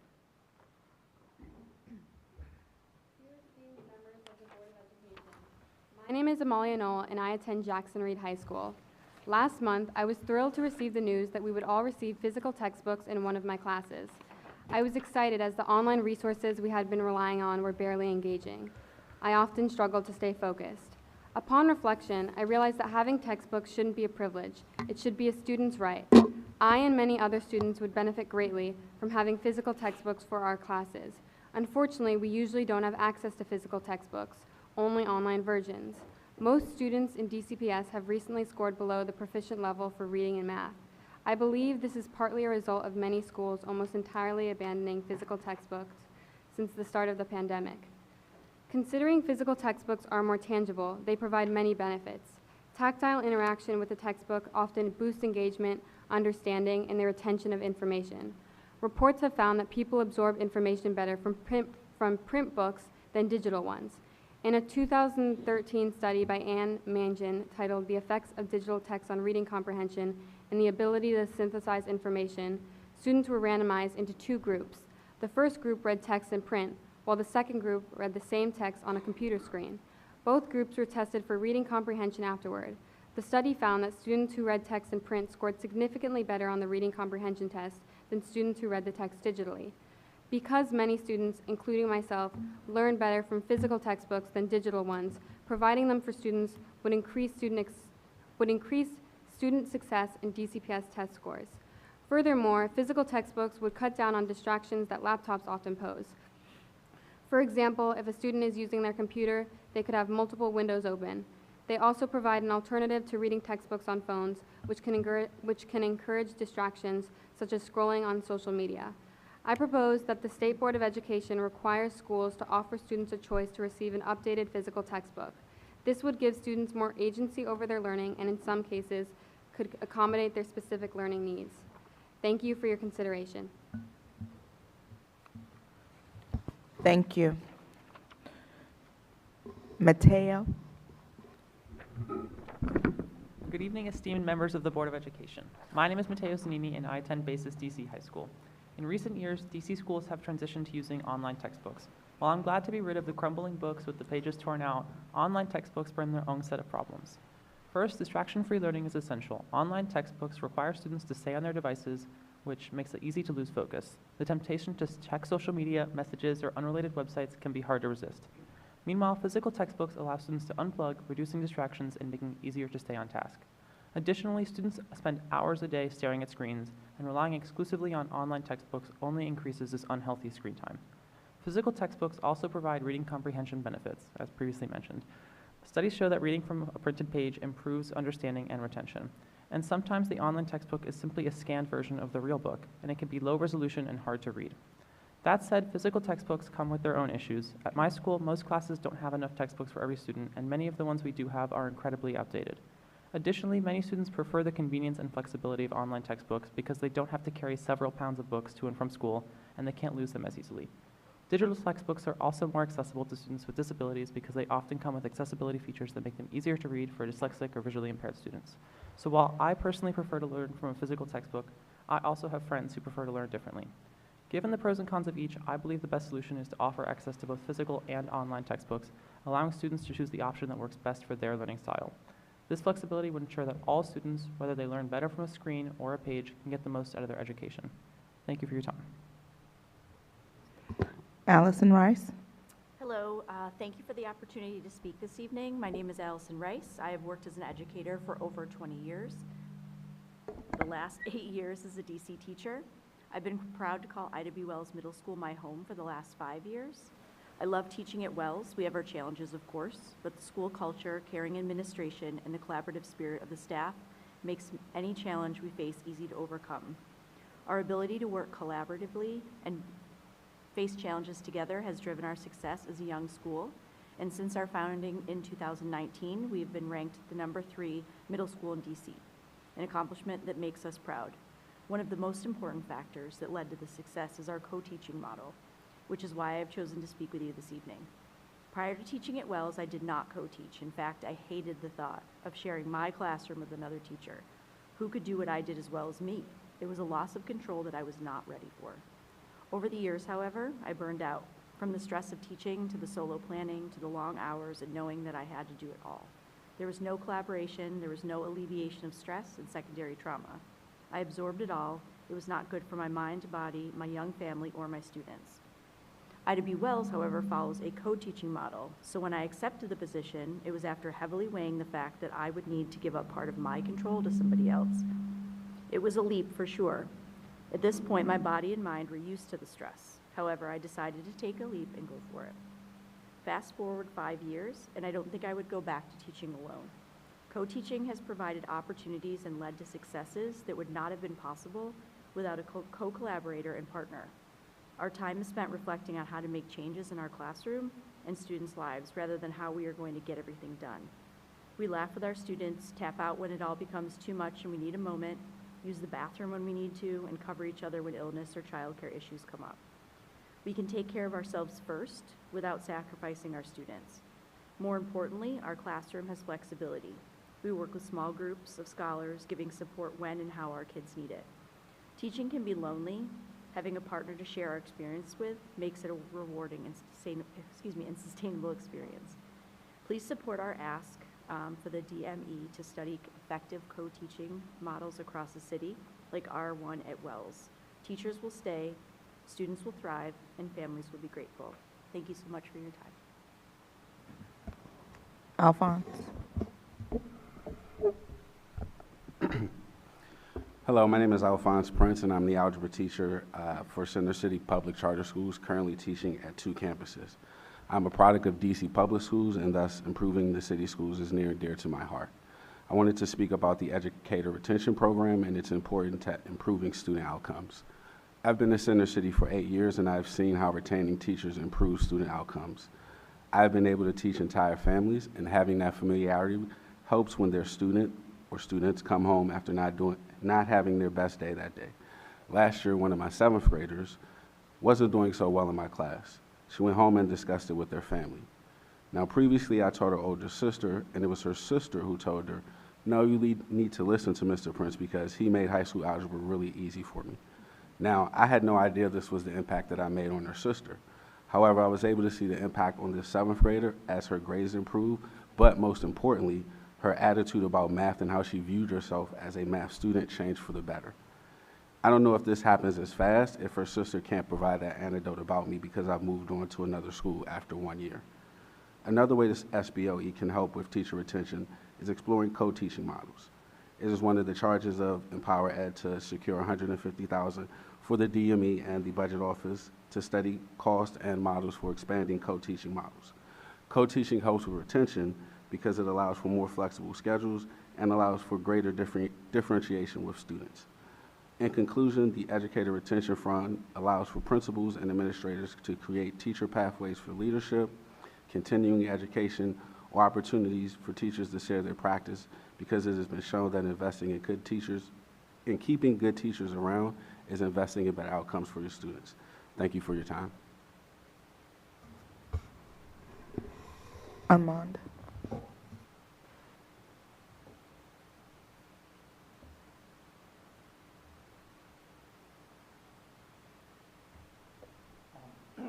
Hi, my name is Armand Cuevas. I'm currently a resident of Ward 1. I've been teaching for 11 years, 6 in DCPS, 1 at a charter school, and the 2021 to 2022 school year was the hardest school year of my life, and for my own mental health, I had to stop teaching.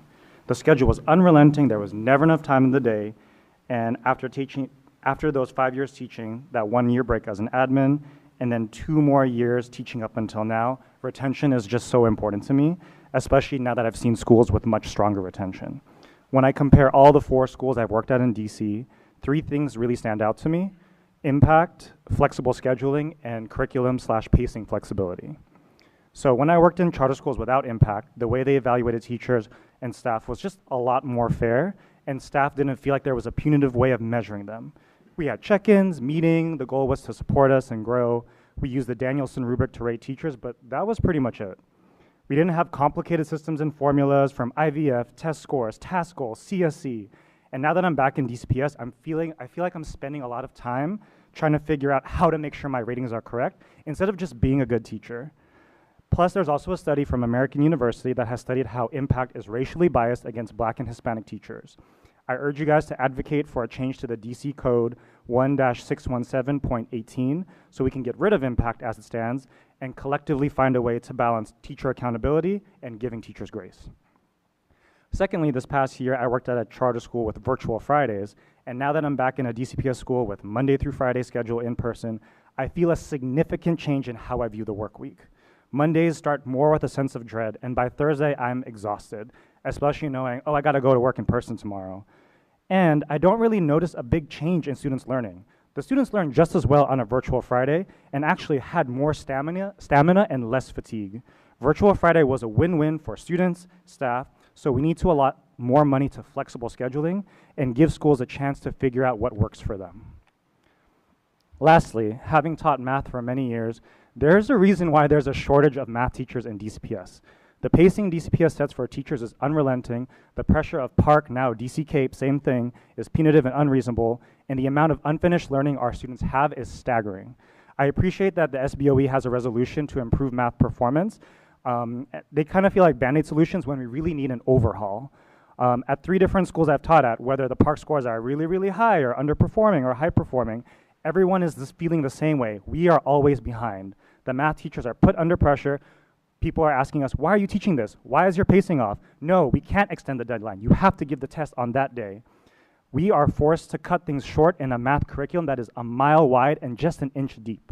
We need to deeply rethink mathematics, and that starts with giving math teachers more flexibility, removing DC Cape and focusing more on map testing, and creating a task force to re-envision math in DC with teachers at the core. Thank you. That's all. At this time, we'll have a round of member questions, starting with Representative Barnes. Thank you all for your testimonies. So I definitely appreciate each and everything that each of you said. It was definitely variety. First starting with Amelia, speaking about the digital textbooks definitely stood out. I mean, not digital, the in-person textbooks, because they're truly, from a personal point of view, they're truly assistant and truly helpful to what we need to do. But also, they, as Mateo said, they also come with a downside of it. So it's very much a kind of two-edged sword. You know, we kind of, as we have to travel to school, we have to carry the heavy load, and, you know, we have to find our textbook, and if they rip, there's a possibility of, you know, it lying on us. And thinking about it, you know, if there is something to happen to that digital textbook, at the end of the day, as students, we'll be, you know, responsible to pay that back. Our parents may have to pay that back. So my question, one of my first questions, is how do you think we can accommodate that? Because if we have students who aren't equipped or don't have the finances to get the textbook themselves, how do we expect them to be able to pay for the damage, or at the end of it, or if they get lost or anything like that? Well, usually, I mean, from my experience, when I was for the textbook that I received for my class, I've kept it at home and used it to study. I've been really taking it to many places where it could get lost. So I suppose that schools could encourage that students keep their textbooks at home rather than taking them to places so they don't get lost. Makes sense. Okay. And I heard Mateo say something optional. It should be optional whether or not the student wants to either have a textbook or have the digital textbook, which I definitely agree with too. And then both Allison and Alphonse, they both spoke about co-teaching because definitely it takes off the stress from the educators. Can you give me like an example of specifically what stress don't see with co-teaching versus with actual teaching or teaching one-on-one? I mean, this is a real easy one. Allison mentioned it as well. You get to go to the bathroom when you actually need to. So having only one teacher in the room, like most, if not all schools have a no kids left alone policy. And, you know, teachers, for the most part, try to abide by that to the point of where they don't go to the bathroom. So having a co-teacher, you know, it's just like, all right, I can go to the bathroom, and that's just one less stressor, rather than now, like, instead of you putting physical stress on your body trying to hold it in. I think for me also, being able to pull small groups and kind of pull like a group of 3 students to the back that we're noticing in the moment is struggling with something, where we can kind of like tag in and out, I think is also really good. Thank you. Thank you. Representative Mayer. Thank you all so much. Amalia and Mateo, thank you for coming. I love seeing students here, and I agree wholeheartedly with what both of you said. My first question is for Ms. Rice and Mr. Prince. Either of you could take this, both of you. I completely hear everything that you said about co-teaching and teacher retention. This may be a somewhat ignorant question, but my first thought is if we don't have enough teachers, how do we have enough teachers for co-teaching? And there are a lot of, like, I agree with co-teaching, but logistically I'm curious what your thoughts on how to fix that basic issue, how to go about that. So we actually, we had this question the other night when we were talking to the Deputy Mayor of Education, and it would be a lot easier to get newer teachers coming in if they felt like they were going into a space that had another teacher already there, so that they can kind of learn kind of the ins and outs of teaching with that other person. Do you want to add something? Yeah, so kind of just to build on that, like we have teacher programs where we're getting kids in high school and getting them interested in teaching. This just solidifies that, and it allows teachers who are feeling burnt out to become less burnt out because they're not taking on all of the load. So it's kind of one of those things that if it's done correctly, co-teaching can help fill a lot of the holes that we talk about in front of you guys. When you're also building stronger teachers with pairing them with somebody who has experience too. That all makes sense. That reminds me of a resolution that we just passed, I think, at the last public meeting about teacher mentorships, which I think ties in really well to this, and I would love to hear your thoughts about that. I have one more question for Mr. Cuevas. You talked about rethinking math, how we teach math, and as a student taking math, I totally agree with you. And you talked a little bit about what that could look like, but I'm curious what your priorities in going about that, what you think we should emphasize the most in doing that. I still am processing how to do this. myself, but I often think about what math do majority of people use after they graduate. I think it's important to like give students the tools if they want to be an engineer or a mathematician, but 99% of people don't do those things, and society is functioning just fine. I do think though that there are many things like financial literacy, which I did see as like a new requirement, but also like basic numeracy and like proportional thinking. Statistics also, like as we get into like understanding the news and understanding, you know, this percent of this people or the populations, I feel like that should be more required than currently I'm teaching Algebra 2, and I'm pretty sure everyone in this room hasn't divided a polynomial since 11th grade. Thank you so much. Representative Ting. Yes, first, yes, textbooks, great. Yes, we need more funding for textbooks. Thank you, Amalia Mateo. Secondly, yeah, that actually is true. I haven't divided a polynomial since last year. I do love math though. Like here's my linear algebra homework. Here's my calculator. So like for me personally, like let me keep moving. I think, yeah, Virtual Friday sounds good, or Virtual Wednesday, honestly, because sometimes I need a good Wednesday off, including this one, but, you know, we're here. Additionally, what else? Yes, I would love to follow up on how we can go about trying to get impact reduced and CAPE reduced. I have not heard a single good thing about CAPE or impact since I was, like, 9, when my principal was like, yeah, park, let's knock this out of the park. What else? Glad to see Mr. Prince here again. Thank you for coming the other time. And I do support all of your ideas about co-teaching models. Like, I cannot imagine, I mean, I see every day how exhausted my teachers can be, and often they need, like, it seems like nice to have, if they could have, like, someone help when it gets tough. So I have three things to add.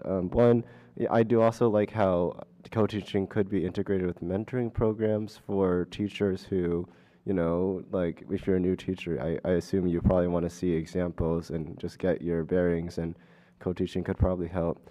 Additionally, a lot of my classmates do like TA, like they're teacher assistants for other classes. Like, for example, one of my classmates, I'm not going to name her by name, but she is the TA for art history because she has a free period that time, and she every day goes down to AP Art History and helps the kids learn. So that could also be something to explore to provide kids opportunities to, like, you know, look good for colleges, practice, etc., have fun. My question for really anyone would be, in my school, when teachers need to use the bathroom, they often just message someone on Teams and then have an adult come in. What are your thoughts on, like, implementing that kind of Band-Aid system as well? So, I mean, I think at my school, both of the schools, everyone is doing something. So there's very little times where people are just sitting around being available to do it.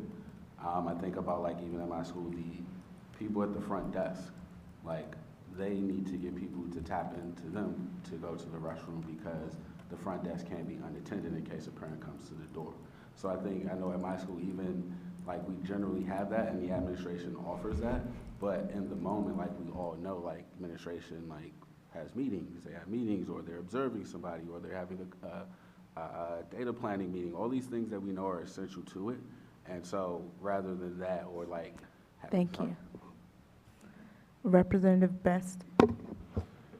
All right, so I guess I'll start with the students. First off, thank you all for coming up here. I always say that sometimes the best ideas come from our students, and this is another example.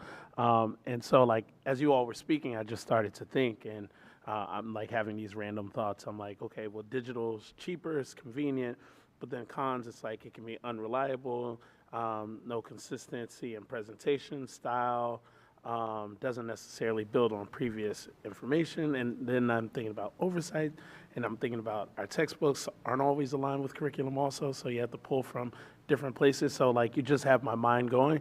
But my question is actually to the teachers and the educators here. What are your thoughts as to what the students just brought up as they talk about the difference between teaching with text and teaching with digital? I think I teach social studies, and so obviously a textbook would be wonderful. And what we do have an online textbook, so we print out copies or have the kids do work online, but it definitely is nice to have something to hold in your hands. And I've been in meetings with AP teachers who are like, my AP students, that we need our textbooks. So I definitely see the value in having a textbook to hold.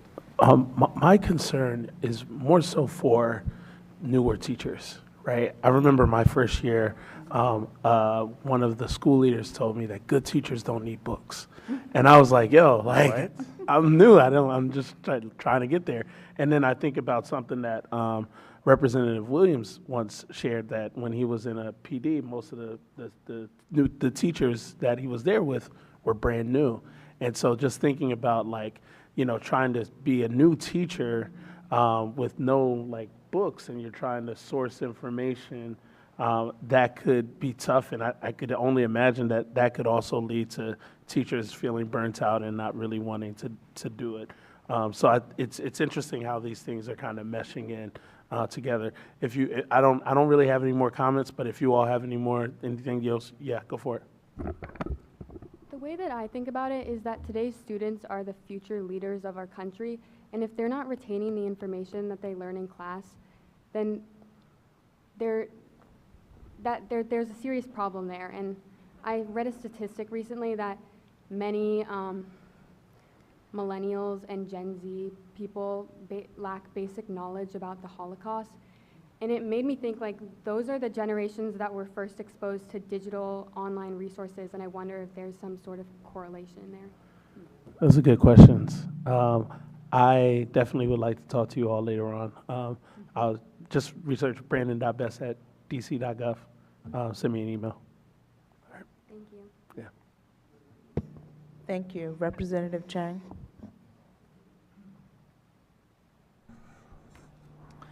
My questions are also about co-teaching for Ms. Rice.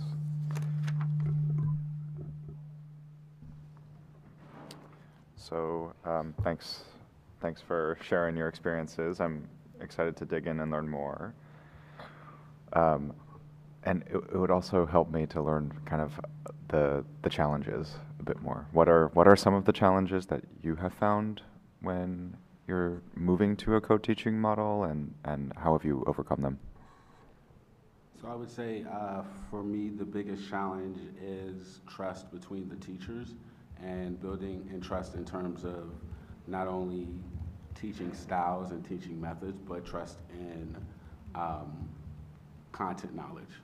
So I'm a math teacher, and this is the first year I haven't had a co-teacher in the past 8 years. And so I've had both good and bad experiences with co-teaching. And the thing that turned on whether or not it was able to be trustworthy is, for me, being able to trust not only if they were able to manage the students and manage the classroom, but understanding the content. And math is so important that if you don't know the content, then how as a teacher can I trust you to be in a small group of students, or even in front of leading the class as we switch off. So I think that is the biggest thing, the biggest challenge when you're going from a single to co-teacher. In that example, where you might be working with a teacher who doesn't understand that content as well as you'd like, what are your options? So for the most part, in most schools, you just have to kind of continue to work with them, and so you kind of continue to figure out ways to like use them as kind of a teaching tool. So instead, like in my classroom, we have a culture of error and a culture of learning. So then it's more of like, all right, we all can correct each other. So if that way, if they make a mistake, it is not a spotlight on them as if they made a mistake and it's a bad thing. It's like, oh, they might be testing me to see if the students are going to catch the mistakes and be able to be vocal enough to say it. To add on to that, I think the reflection piece, like I know my co-teacher and I, who's actually in the room right now, we reflect every day, like all the time. Like over our lunchtime, we'll talk, even sometimes during the class, or we'll just, shoot each other a look. And we'll kind of like redirect ourselves sometimes even in the moment. And it's just very, very valuable. 30 seconds left, so I know this can't go too deep, but would love to hear your advice for other folks who are co-teaching for the first time. I was was told the first time that I started co-teaching, it's like a marriage, and it really is. Like you have the good days, you have the hard days, you have, you know, conversations that are not the easiest conversations to have, but at the end of the day, it is a learning experience for everybody, and the kids can kind of feel that as well. And so they either play into it, or I guess it's a growing experience for everybody. Yeah, same thing pretty much, same thing. Thank you. Okay. Representative Colson. Good evening, everyone. Thank you so much, all of you, for your testimony. I agree with all of what you said, students and staff. My question is to the teachers. Real quick, which high school? DCPS? Huh? Wonderful. Thank you for coming back.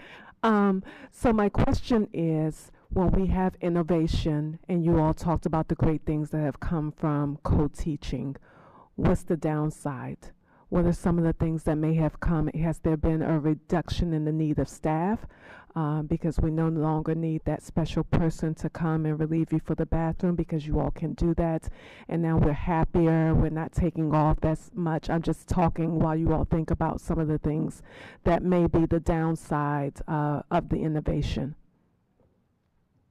So, I mean, I think the only downside is when you have a pair of teachers who cannot work together, and it leads into what happens with the students. So once the students become aware of two co-teachers don't like each other, in middle school they generally play off of that, and it just affects the learning. But for the most part, if they can trust each other and work together, then there's to all of those things, to your point, it just makes the school an attractive place to work, which I'm sure Ms. Rice can speak to. Yeah, I think one downside that happens sometimes is one of the co-teachers will get pulled to cover another class. We personally have not had to deal with that in my school or situation, but I know that I've heard that some people have had that experience where their co-teacher has been pulled, which I feel like it shows almost like a lack of respect for the co-teaching partnership, because it really is a partnership. It's not one teacher does, leads and the other one helps. It is a true partnership. Thank you. I think I should have chose a different word other than downside.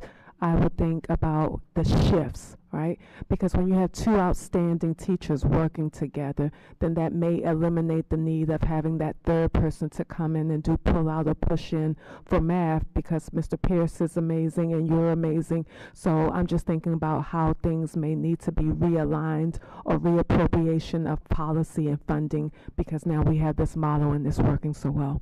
Thank you all for your testimony.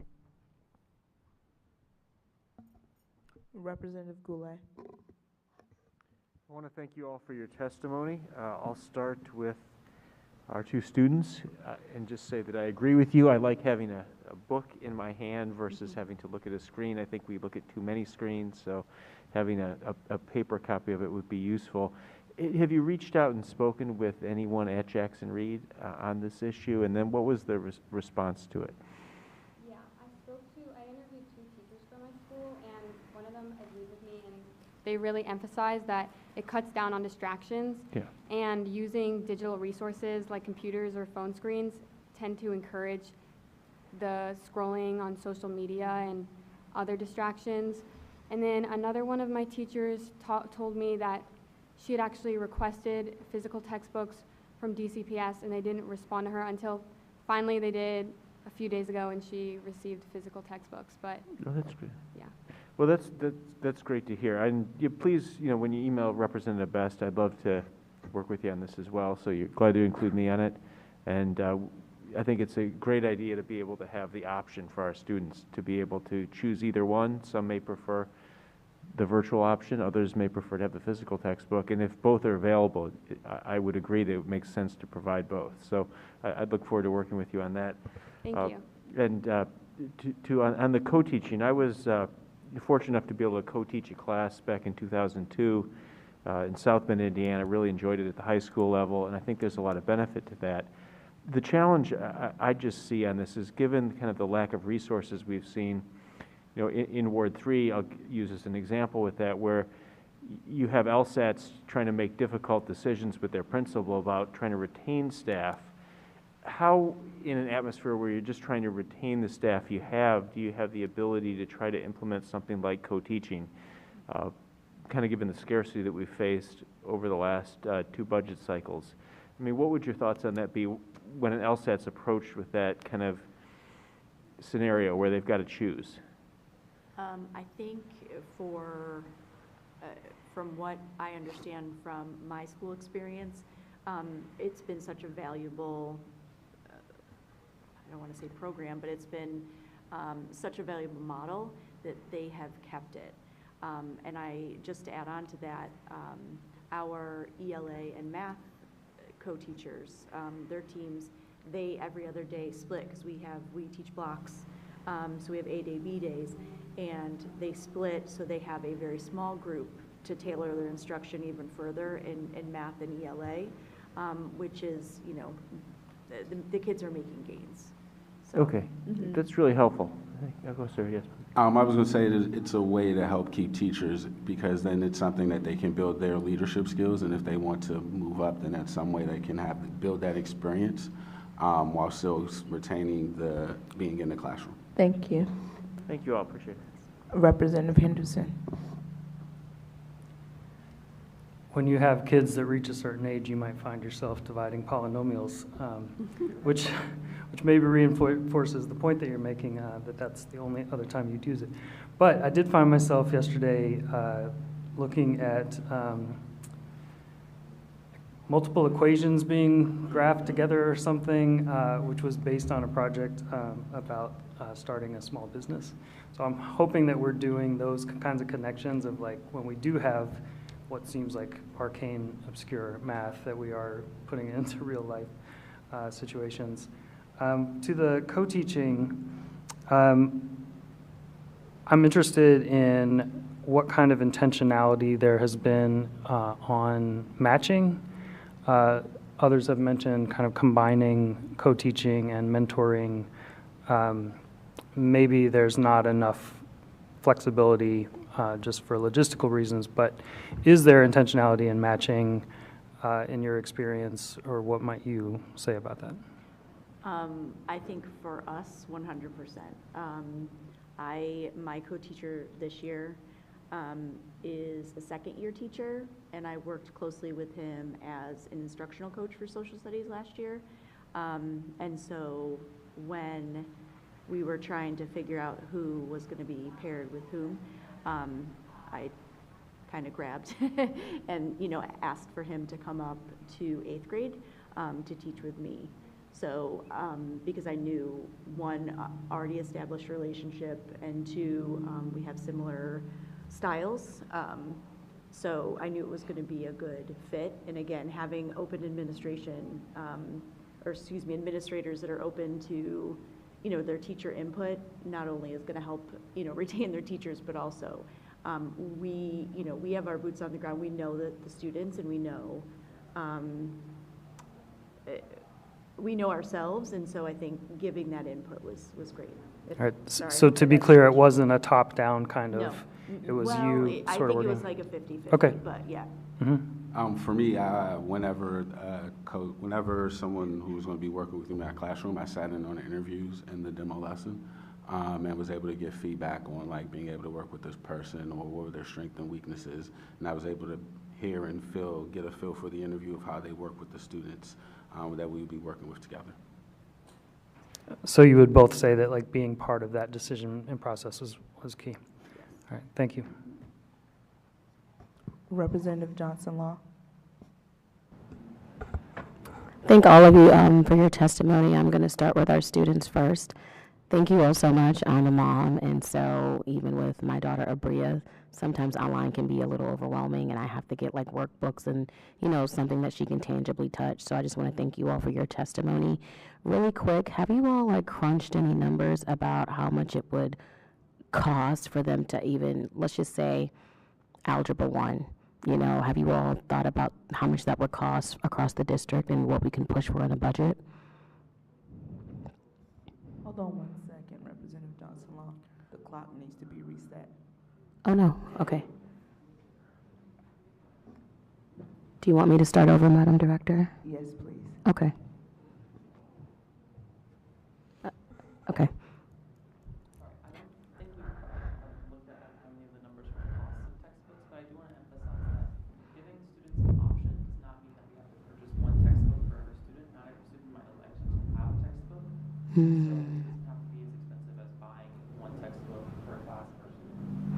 Okay.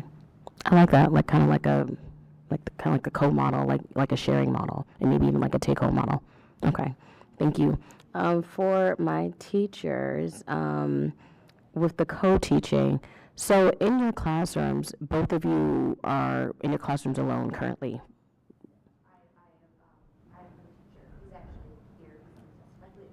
Hey, okay. Hey, Mr. Prince.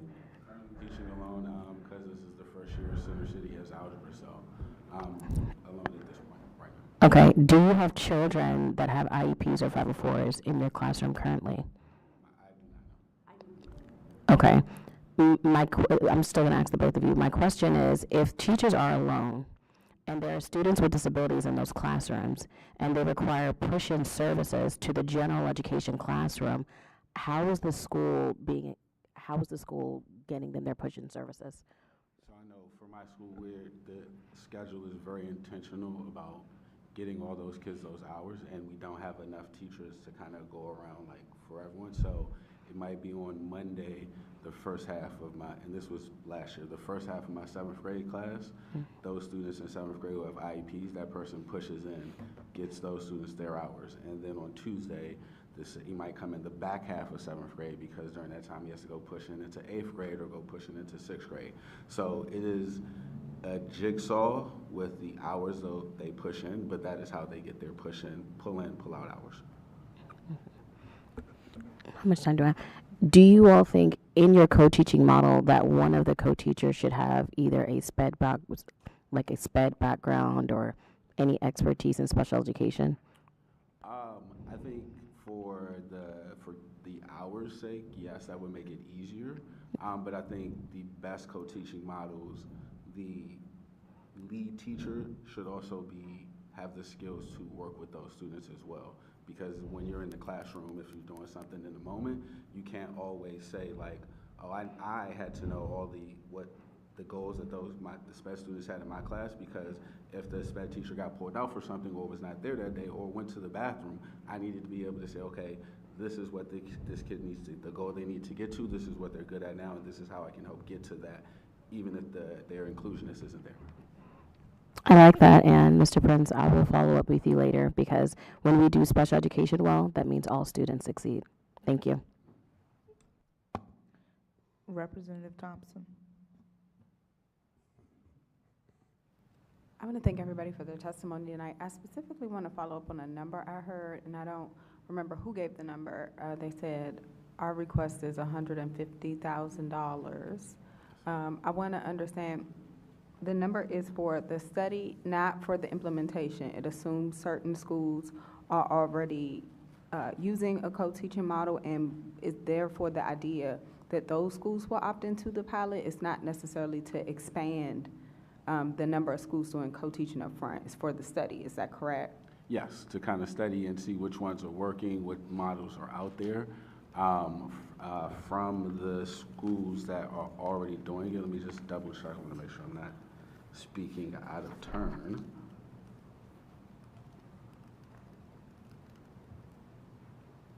Yeah, so it's for the study, not for implementing it yet. Okay, and then do you have a rough sense of how, because I don't know, how many schools are doing co-teaching in the district currently? I don't. More than a dozen, less than a dozen, 2 dozen? So I would, if I had to guess, I would say probably more than a dozen. Okay. I know at Center City, that's kind of our model, and we have 6 schools. So we kind of are looking to do a co-teaching model, and if I had Miss Rice to my right, that's 7. So if I had to guess, it would probably be more than a dozen. Okay. I didn't want us to have to do any algebra, but thank you for appeasing me with that. I don't think I have any further questions for the panel. I appreciate the testimonies. well, actually, I do have one other question. So one thing I don't understand from the student testimony, I heard you give stats on why language is better observed. I personally, like if I read a book, I like a physical book for a lot of reasons. Was this something that like you all just started talking to each other about? Was it something you know, like how did this, what happened before you got here today? What made you come and say this was the thing that you wanted to testify today about? Like I don't want to take for granted why this is important beyond the stats. Thank you for your question.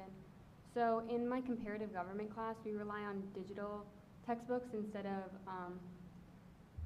physical textbooks, and I find it challenging to stay focused when using a digital textbook. Additionally, when using a digital textbook that you rely on for an assignment, you have to like switch tabs or switch windows, which I find annoying and difficult. And then I'm part of the YMCA's program, DC Youth in Government. And we were gathered together and we were thinking of issues in our communities that we would like to solve, and that was something that immediately came to mind because it's something that I've been struggling with in school. Vice President Williams.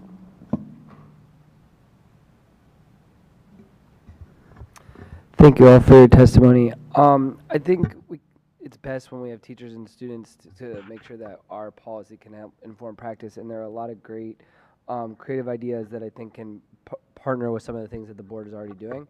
I've also experienced co-teaching firsthand, so I know a lot of the specific things that you all have named. We are already working on induction standards to support newer teachers, so I think the co-teaching piece could work really well with that to ensure that newer teachers have support for all the reasons that you name. Mr. Cuevas, I wanted to start with you, or Mr. Prince, I'm sorry, I want to start with you. You kind of mentioned more so the educator retention program. I'm curious kind of what you're thinking and what you think would be effective. I know that we're continuing trying to curb this problem. What comes to mind specifically for you? So specifically for me, I would think kind of like giving the principals and kind of the LEAs the opportunity from having this bucket of money, and depending on their school need, work with their teachers to identify things that would interest them going forward. Like we all know there's a limited number of spaces in administration. To get new administration, people either have to leave or you create new schools. So if we're talking about teachers leaving and a shortage of teachers replacing them, why not invest in those teachers and figure out things that they want to do? Like I speak for myself, like I probably would not still be at Center City if they didn't allow me to explore and thus create this algebra program pathway for the students, because there would just be a cap on what I'd be able to do, and I'd feel like I would outgrow my role. So having that and them being flexible, creating the fund for essentially a new teacher position is something that has kept me around. And so if that was made easier or expanded to where like, hey, all right, we have this group of teachers who want to learn to be instructional coaches, and this group wants to be the admin file, and while we can't offer them like those salaries, if they do certain things in this thing, we create this pathway, and then we thus are creating a learning environment which a school is supposed to be. Yeah, and that makes sense. I mean, just in terms of like how the solutions need to be differentiated to teachers at different places of their careers to be able to support and their growth, and help to kind of pour into you. I only have 30 seconds, so Mr. Cuevas, I'm gonna kind of put you on the spot real quickly. I'm curious, do you see that MAP as useful to you, and like how do you see it comparing to CAPE in its utility? I find MAP useful because the test is, I forgot the word is, but it's adaptive. So like as students get questions right or wrong, like it adjusts to their difficulty, versus like a lot of students who have a lot of unfinished learning for whatever reason, they will see CAPE and be like, I don't know any of this because I didn't go to school for 3 years in whatever country I came from. So I find that that gap really important. President Patterson. Thank you. I want to thank everyone on this panel for coming before us and testifying.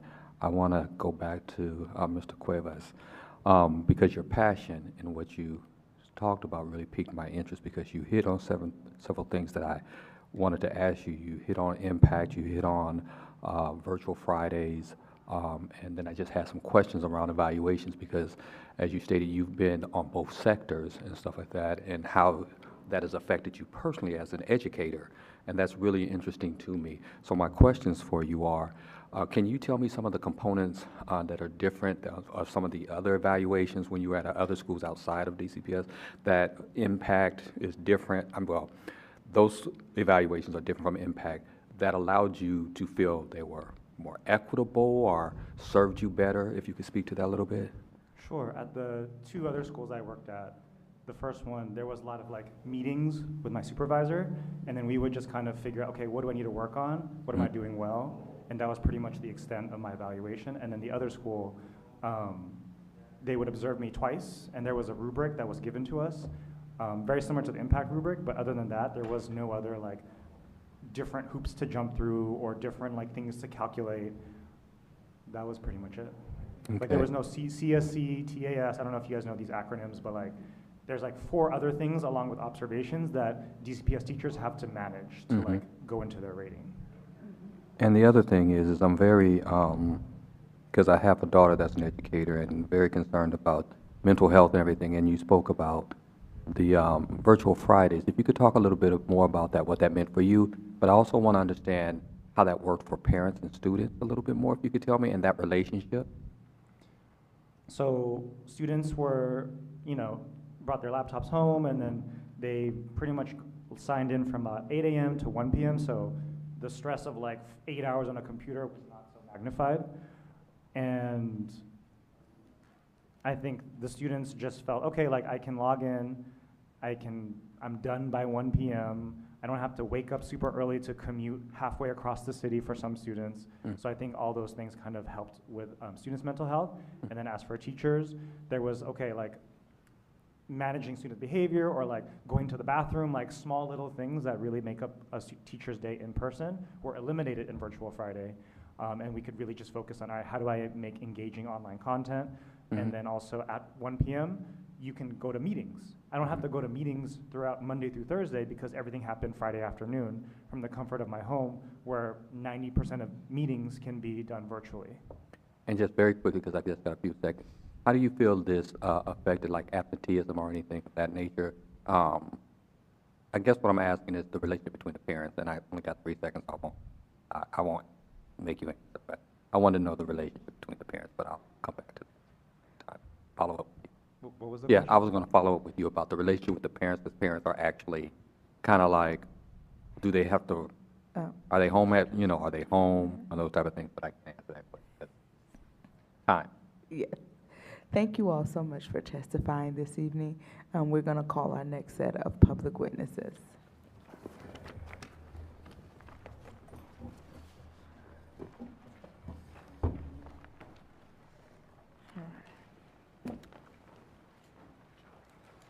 Dito Morales, Jordan Doherty, Devon Montgomery,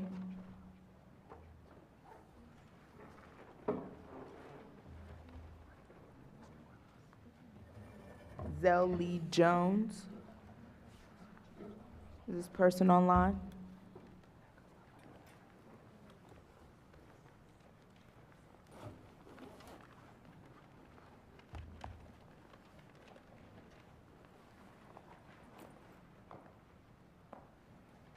Zell Lee Jones. Is this person online? Okay. Yes. Carolyn Williams. Carolyn Williams. Laura Fuchs.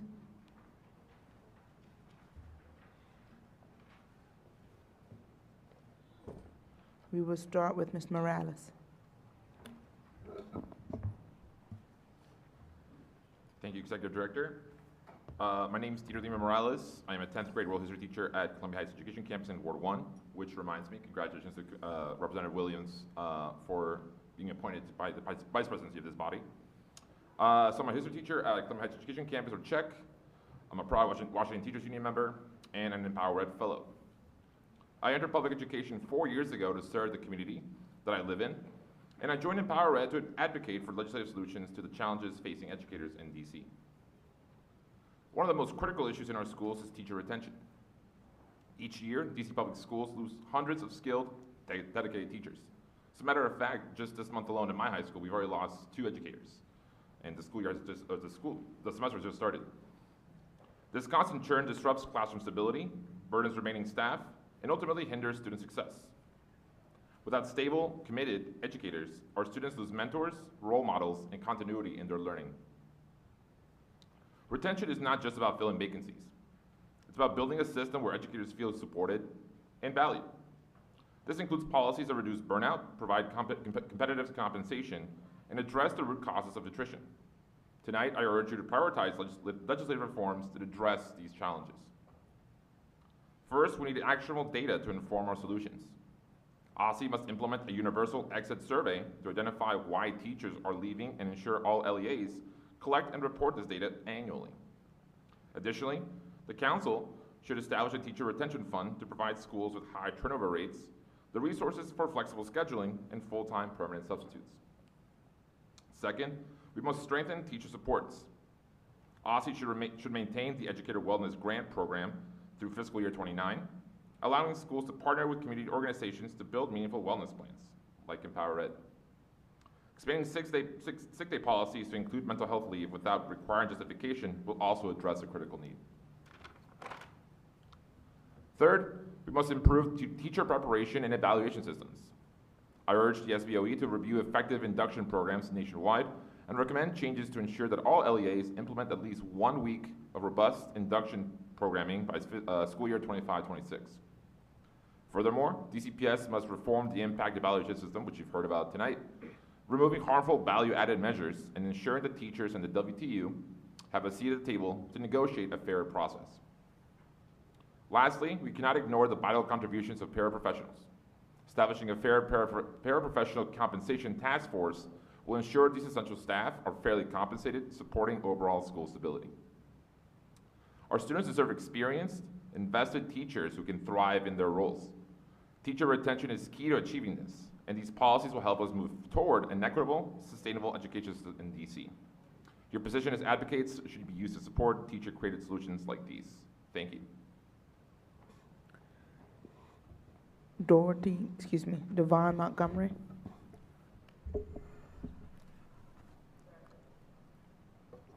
Jordan Doherty.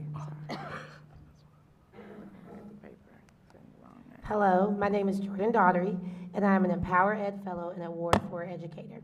And in fact, I am an arts educator. I proudly teach dance at a DC public charter school for an 8th year. I plant seeds of creativity and leave a lasting mark of critical and out-of-the-box thinking to help them in any future endeavors. What do you remember about your K-12 schools outside of the teachers, assignments, and some books you have read? And maybe even more significant than everything I just listed, do you remember what you experienced at school and the friends that you made? The band concert, an 8th grade trip to somewhere, an annual trip to see a show, a field trip that followed some of your favorite lessons. Alongside your core classes, many of these experiences happen outside of your core classes, opportunities stemming from arts classes, dance, music, theater, STEM, etc. Organized field trips and any in-school experiences, such as special assemblies, that you might have got to experience. I want to emphasize the word might. Experiential learning right now is not something that all students experience, and if they do experience, it is not equitable because some wards have more opportunities than others. My best classroom is sometimes a theater in the DMV area, or a guest artist to make the material come to life, to give students exposure. Did you know that 2 school buses could maybe fit 4 classes? And that's a stretch. Even smaller class sizes that most schools cannot offer would cost around $1,000 to cover transportation once you surpass 1 class. Assemblies cost sometimes a minimum of $1,500, and a guest speaker, the going rate starts at $500. While that might not seem like a lot, with budgets tight and transportation costs so high, the experience gets limited or is sometimes put aside completely. If you've heard the trending tagline, core memory, it referenced something withstanding in your memory and your body to create a valued learning experience that connects to kinesthetic learning. We want to make the next generation succeed. We must know in 2025, not everyone learns the same, and one of those ways is through kinesthetic, guttural, imprinting learning, taking the learning out of the classroom and making immediate application. Imagine a field trip to a garden. Might seem like a short trip and manageable that you could switch out with the video. But if you're learning about flowers and then you get to see in front of you, it's different than any video could ever provide. If we do not support multiple ways of learning, we are not giving our students the best possibility for the future. A textbook-only approach is antiquated, and this is why you guys should support and push the Bridge the Gap Fund, which has allowed many classrooms to practice experiential learning without any barriers. Thank you. Devon Montgomery. Good evening, State Board of Education members. My name is Devon Montgomery, and I am the Dean of Students and Culture at Harmony DC Public Charter School in Ward 5, and an Empower Ed Fellow. I became an educator because I never felt fully supported and valued by the educational system. I often felt that as a scholar, my voice was always being suppressed, and that I was often being punished when I showed up as my authentic self. I joined Empower Ed to help ensure that educator, family, and scholar voices become an integral part of the educational policy landscape in DC. Today, I am here to discuss what steps the city can take to prioritize school safety. School safety is important to me because we as educators can only reach scholars who come to school ready to learn. When scholars feel safe, they are more likely to thrive emotionally, socially, and academically. As a dean of students, I intervene when scholars and families feel unsafe and support our community with restorative practices. Last year, we had several instances where our elementary scholars were getting threatened by individuals coming to and from school and had no real way to ensure their safety outside the four walls of our building. We could discipline those scholars on our grounds, but we could do little to protect our scholars from harassment on their commutes to and from school. This gap caused some families to lose faith in our commitment to their child's safety. Additionally, I support the implementation of restorative practices. This work has become increasingly more difficult because it is hard to find the funding to hire support staff trained in restorative practices in order to support safety issues in the building on a daily basis. In order to support schools, the following 4 areas of focus can strengthen a school's ability to keep their scholars safe.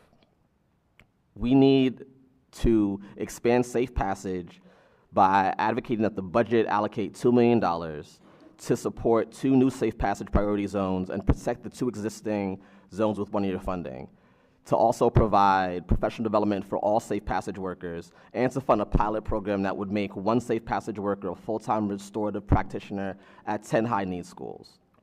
We're asking, too, that the State Board of Education support immigrant scholars and families by distributing resources that schools can use to protect vulnerable scholars from ICE and deportation raids on schools.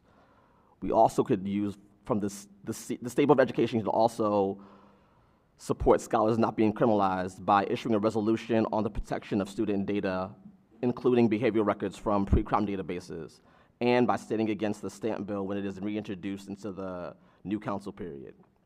Additionally, the State Board of Education can support restorative anti-bullying initiatives by issuing a crosswalk on student bullying and effective restorative practices that intervene and permanently resolve student conflict. Additionally, advocating for leadership teams to receive training and support around creating multi-year school safety plans that include the infrastructure, policies, procedures, professional development, and family communication concerning restorative practices and anti-bullying efforts. Thank you for your time. My written testimony has additional information on these suggestions. Thank you. Zoe Jones.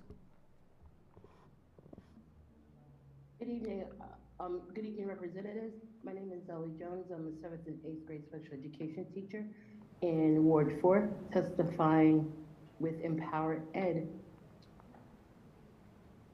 There are a lot of great testimonies from dedicated teachers this evening.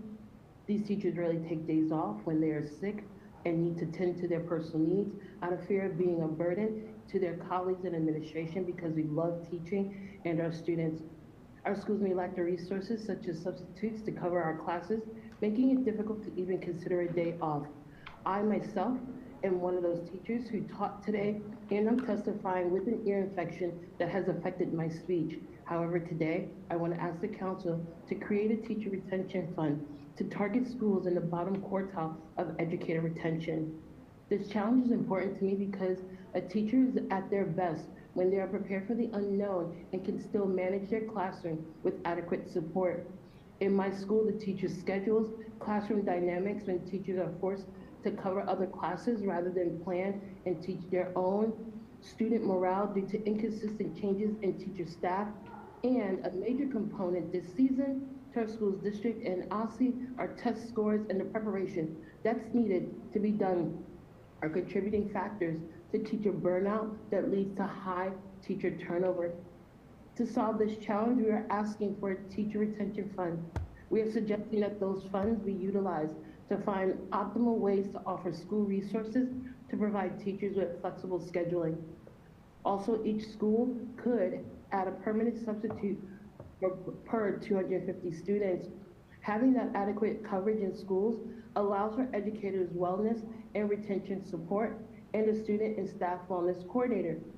We believe that these suggestions are ways to resolve the issues that schools are faced, such as teacher burnout, a lack of staff, and ensure classrooms meet a UDL design requirement, which is happening in my school. This gives schools flexibility and creativity to design solutions for educators and bring in outside partnerships to implement any of those above suggestions. With the school curriculum changing to prepare for the upcoming testing season, putting these plans in place will help the teachers meet our administration and OSSE's needs. We ask the school state board representatives to use their positions as advocates to support the policies and recommendations and create a teacher retention fund to target schools in the bottom quartile of educator retention. Thank you so much for your time and consideration of my testimony. Laura Fuchs. Thank you. My name is Laura Fuchs. I'm a Ward 5 resident of Washington, D.C., the secretary of the Washington Teachers Union. I also serve as a D.C. Public Social Studies teacher of 18 years at H.D. Woodson High School. I also am an executive board member of Empower DC, an active member of SHAPE, as well as the chair of the Caucus of Rank and File Educators, otherwise known as DC Core. I'm here to talk about our graduation requirements.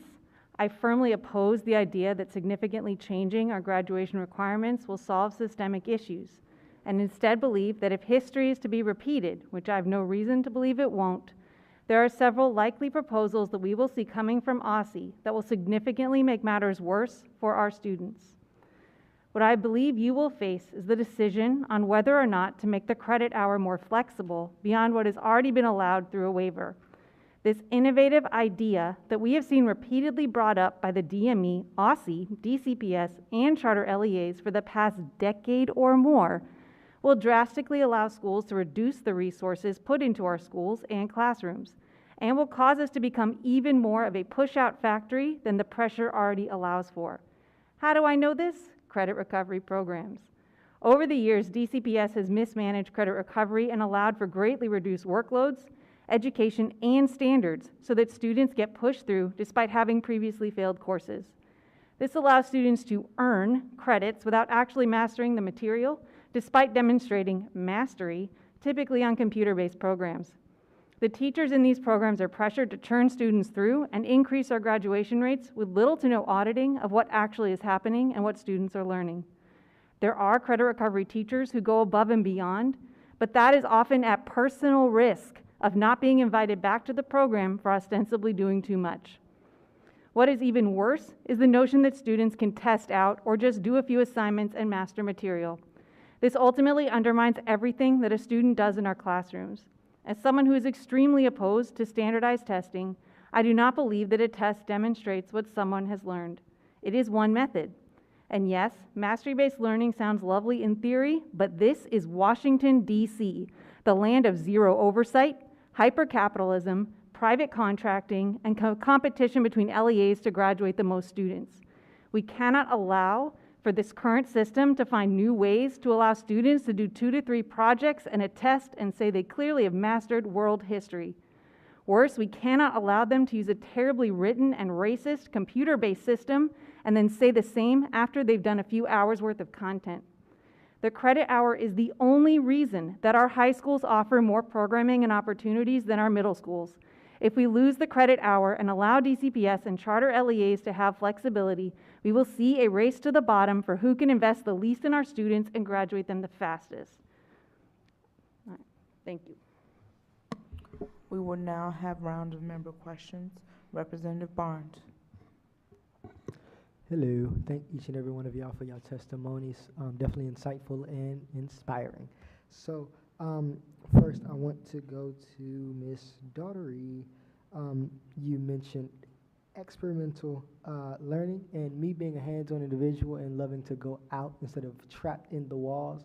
Definitely feel like, I don't know, I'm in a prison sometimes because of how much we're in the classroom, but whenever we're able to go out and actually experience, for example, to museums, to different locations, it's very much insightful, but oftentimes, and I can say this as a student, we do get sidetracked very easily, which takes away from the learning aspect of it and put it more on the fun part. So my question to you, if you can make this quick, is, what is my question? Okay, my question to you is, how do you feel as if we can balance both the learning aspect and ensure that the students are getting the fun part of it?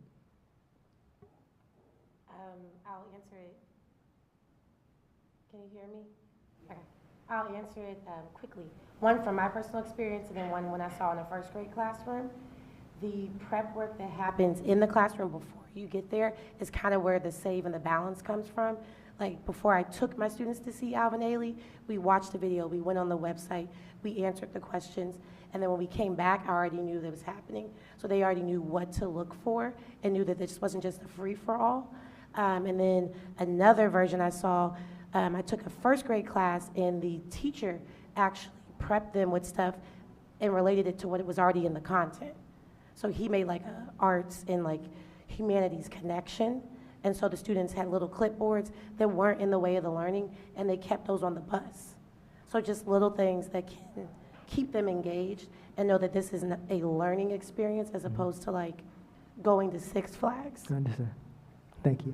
And to Mr. Montgomery, I definitely wholeheartedly resonate with everything you said, specifically, saying, we need more safe passage, we need more. Because me growing up in Ward 8, definitely it's a struggle. Oftentimes worrying about what's going to happen on your way and coming from school. So it's definitely a struggle with that. And then I heard you say that we're unable to help with, it's more less likely that we're able to assist with, outside. I'm going to disagree with that. There is, definitely a way that as educators and as, people in leadership, they definitely can assist. But it's like we slowly but surely reverting away from what used to happen. What used to happen is you used to see a lot of, visits to homes, because all of this start within the home, if I'm being honest with you. So if there will begin to get more, I got 19 seconds, if there will begin to get more people who are willing to go out to the homes, then we can start where the root of the issue may be. And then eventually we can see something a little bit different happen. But I definitely wanted to tell you that I resonate with everything you said. And yeah, thank you. Thank you. Representative Mayer. Thank you all so much for your testimony. I want to start with you, Ms. Fuchs. I completely agree with everything you said in opposition to standardized testing. I think that it's a completely arbitrary measure of what any student knows or learns. One thing that I am curious about is knowing and understanding that how schools and educators can best customize student experience, because I have been in many classrooms where students are at completely different levels, and that is seen in how they learn and what they already know, and without tests that feels harder to measure. I have taken those 5-page tests that have pushed me onto another course, and I know many of my peers have as well. What are ways that schools and educators can can customize learning for students without relying on those arbitrary tools? Well, I do think it depends on the course. Some courses do lend themselves perhaps a little more to a test that is more similar across the board. I do teach social studies, so I just don't think it's possible to master world history, right? I've taught it all my life. I've not mastered it. There's always something more we can learn. I do get that some courses are maybe more leveled, right? And it makes sense perhaps in a foreign language or perhaps in a math class. Science, I don't think so, because again, people study chemistry their whole lives. Yes, the content sometimes could be something someone's already covered, but there's still ways for teachers to extend it. So I do agree, like, we need to assess how students are doing, and if a teacher wants to use something that comes from an outside company, I don't see a problem with that. But like, for me, I would be assessing based on teacher-written assessments, which I'm trained to do. I teach advanced placement. I don't think it's a substitute for what I do in the classroom, right? So I think that's kind of my problem, that if we just limit it to the content and the standards that are important, and we don't take into account the projects and the things that we do and the trips and the experiences and even just a debate on one of like the, you know, you could debate the same question 100 times. You're probably still going to learn something new every time. So I do think there's just the concern that the way of thinking about it, if we do a mastery-based system, there are ways to do it that have worked, but I just don't trust DC to do that. Yeah, I absolutely get that. It's interesting that you bring up AP. That is a good segue into my next question that either you or Ms. Daugherty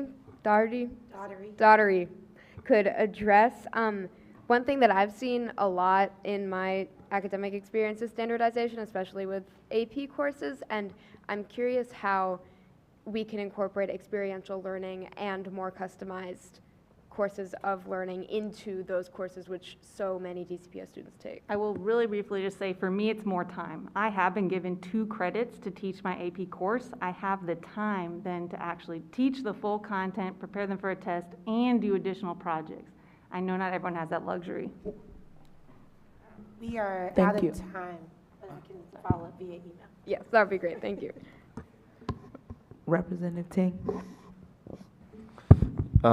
Yes, I would like, I would like to echo previous sentiments. Experiential learning is great, especially like, you know, we're in DC. Over there, like really nice museums. There's like parks you can look at. Still remember in my elementary school, I think you mentioned like seeing a flower and learning about flowers. I still remember going to like a rooftop garden, like in the community, and like eating mint, like a mint leaf.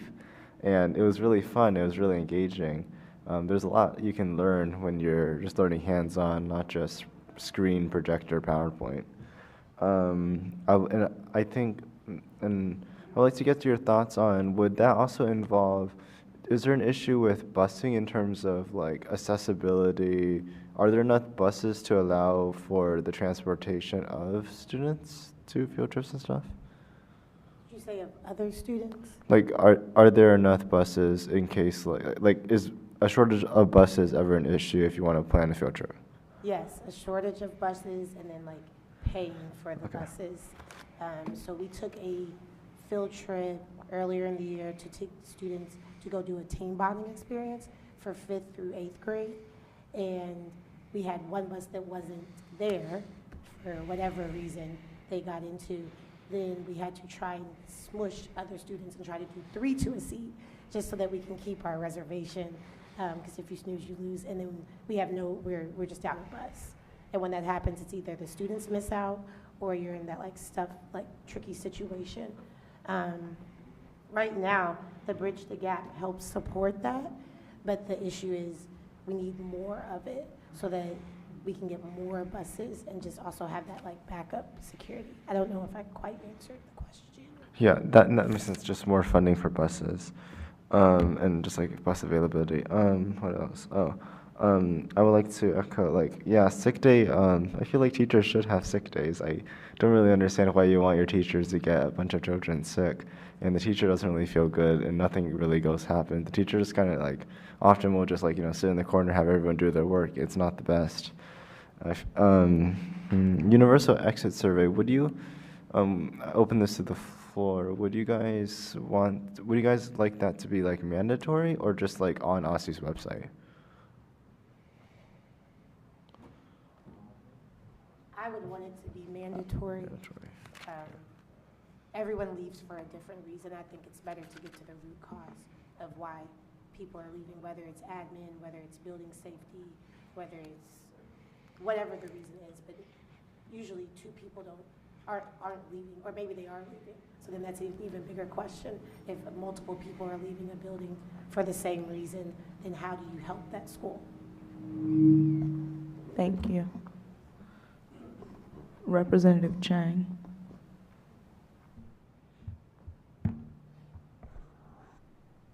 My questions are for you, Laura. Thanks for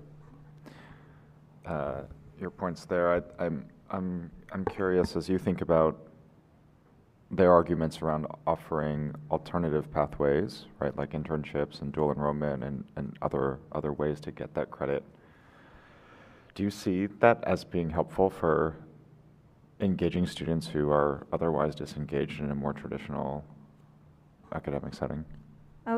So the second half of my testimony, which I'll frankly give next month, is that we're already doing all those things. Most of my students graduate with over 30 credits.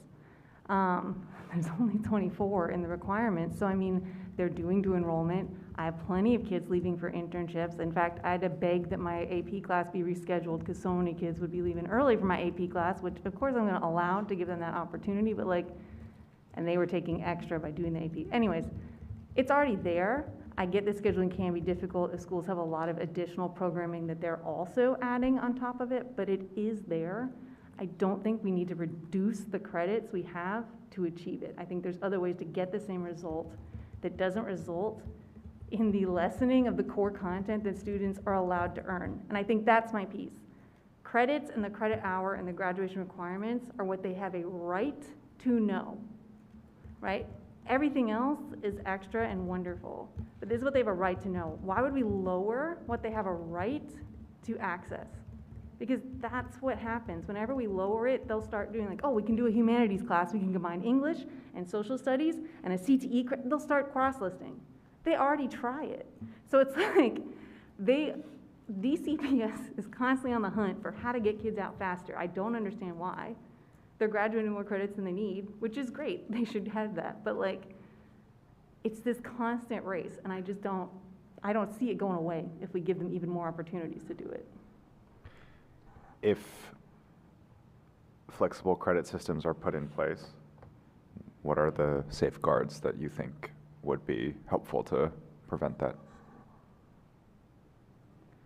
I personally currently don't see DCPS following any laws with fidelity and being held to account with it. They don't follow special education laws.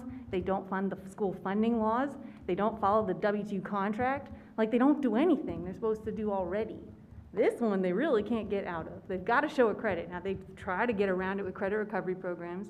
They once tried to give kid a credit recovery program while they were taking my class, and they tried to go behind my back and put the grade in under my name. Now, I did raise a whole lot of noise, and they retracted that, but like, that's the kind of thing that comes down. It didn't come from my principal, it came from downtown. Downtown pushed that policy. Now, they took it back because of the blue grading scandal, which really was all of our school grading scandals. Like, there is no rule they won't attempt to break to deprive students. Sorry. Representative Colson.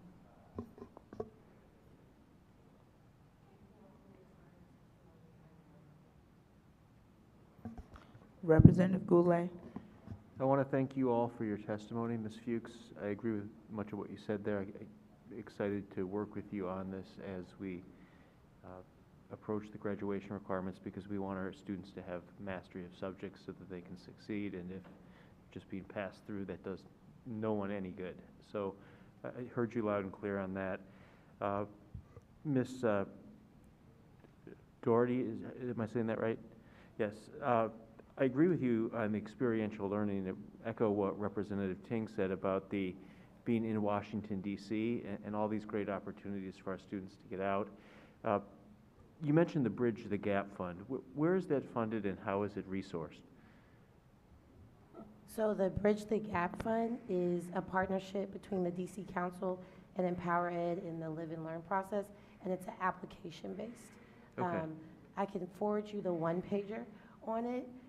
Currently, most of the budget for it has already been used. It is a $250,000 fund where you get to apply like a grant, 500 up to 5,000, that helps support with field trips, project-based learning, outdoor learning, and transportation. But right now, it's about $661,000 of it has already been used, and we're only 2.5 months in. And then once it reaches that, it's going to end up closing. Well, I'd support additional resources for that. I think it's so important for our students to be able to get out and have those experiences. It really, as you mentioned, those are the memorable times that make everything worthwhile. Mr. Montgomery, I appreciated what you said, definitely on the safe passages. I support having additional resources there. On the restorative practices, I'll tell you, I've heard a mixed bag from people on that, to be honest. On the issue where there's a fight, where you have two similarly situated individuals who are in a conflict, I've heard great things about how restorative practices works in trying to resolve that situation. On the bullying side, though, I've heard mostly negative things about the current restorative practices programs, because you have people on kind of different levels there, where you have one person bullying another person, sometimes relentlessly, sometimes physically, sometimes online. And the parents and the students don't really want that. They don't want to confront the bully. They want the bully to be held accountable for their behavior. And that's what I feel like we're missing in it. I loved your reaction to it. It's something I want to think more about, because the bullying issue is something I hear more and more about. And I'd love to hear how you think that fits in with restorative practices. In terms of bullying, I think there's this space where you hear restorative practice and you think no consequence, and so it's kind of the opposite. With restorative practices, you do have that consequence for that bully, but at some point, there needs to be a repair of that relationship. So the restorative part comes in after the consequences happened. And so there's not a lack of consequence, and I think that is the gap, is that in some programs you might have different varying levels of consequence. Okay, I look forward to working with you on it. Thank you, Representative. Representative Henderson.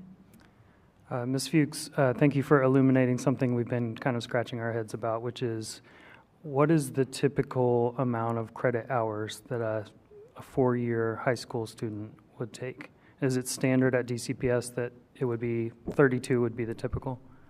I mean, if they pass every single course, yes. Okay. Right, so if they don't pass it, then it of course would be lower, but yeah. But they're scheduled for 32? 8 credits a year, yeah. 8 credits a year. Okay, thank you. And you started getting into this with Representative Mayer a little bit. There's one place that advocates were really push about, like a competency or mastery-based, is foreign language. Would you distinguish that from, certainly from world history? In my head, yes. I've heard some foreign language teachers raise some concerns about this. So I'd certainly think it's worth bringing them forward or finding a way to talk to them. Mm-hmm. Thank you. And one last thing from you, and maybe this is from next month, but the proposal that we got from OSSE did reduce the world history. Would you like to say? I mean, to me, it's just shocking. We just did this social studies revamp. We took world history out of middle school, and now you're going to steal it out of high school. So literally, we're just cutting world history. I'm sorry, it is the one that I'm the most passionate about. So it's just the most upsetting with a capital T that this is their proposal, as if they didn't know what they already just did. Or did they not know because they're not paying attention to their own work? And to go back, I imagine your tenure goes to when it was expanded. Sorry. It was once 3 credits for history, and then it was expanded. Correct. They used to take 7th grade, 9th grade, and 10th grade required world history. We then said, okay, we can actually move all the 7th grade into 9th grade and bulk up 10th. So we kind of redistributed. So 7th grade, no more world. That's US. Now it's all supposed to be 9th and 10th. And then they just cut out 9th. How? Yeah, thank you. Mr. Montgomery, your physical location is in what I consider a cluster of schools. And I'm wondering what, if any, implications there are of being clustered around several schools. How is coordination going among those schools? And if I understand right, there is a safe passage area that covers probably at least part of the commuting area of some of your students. And how is that going? Personally, we aren't as, the schools around us are traditional schools, and so we don't have as big of a network with them currently. And so that's kind of a big growth area for us. It's kind of expand and get into that space, but that, honestly, we don't really have a big connection with the schools. I'd be happy to facilitate that if that would be helpful. Okay, yeah, I'd love to follow up with that, about that. Representative Johnson-Law. Thank you all so much for your testimony this evening. Mr. Montgomery, I want to come to you first, and then I want to go to Ms. Fuchs, and then go to all of you. In your testimony, you talked about there are 2 new safety zones for safe passage. Maybe I missed it. Where exactly are they? Or I'm not exactly sure, but I do know that I think there was 2 that have that 1-year funding currently. I'm not exactly sure the location of them. okay, because I'm thinking about Ward 8, and I already have folks calling me about, okay, we need more funding for safe passage zones. Ms. Fuchs, y'all bear with me as I go through my notes. I want to come back to the grad requirements. Have you particularly been struggling with students that have disabilities in regards to like a diploma versus like a certificate, and then getting those credits and, working with families and helping them figure that out? And then honestly, we're going to take that question down the row. I don't think that our school systems do a good enough job in really laying out the options early enough so that people truly know what they're choosing and what it means. Mm-hmm. And I do think there is a lot of space to try to improve the kind of certificate track option, Mm-hmm. from what I've heard from families. In terms of students if students are already in like co-teaching settings and are able to do that, or able to be in the, I guess, self-contained setting, usually I don't see, like, there's so much space, right? Because like we're having 32 scheduled credits and there's 24, that like there is a lot of doubling up. A lot of schools double up English, double up math, especially 9th and 10th grade, because of all that room. So not a trouble getting, if they're already planning to get a diploma, I've not seen like students with disabilities have trouble meeting like the 24 credit standards and getting to still do electives and other things. Okay. And I got a minute left. We're just going to take it down the row. Because it's like, so I bring it up because like special education is a real issue. And as we are looking at the grad requirements, I think all of us in this room have to do a better job, especially if they have the ability to be able to get a diploma. So that's why I'm really harping on this. So I teach pre-K 3 all the way through 8th grade. Okay. So we're not quite there yet to a diploma. But I will say my students who have a different way of learning are really mastering things when they get a different approach.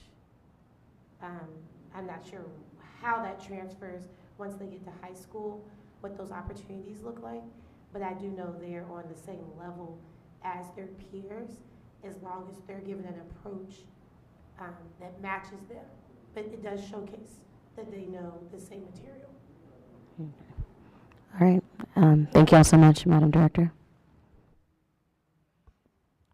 Representative Thompson.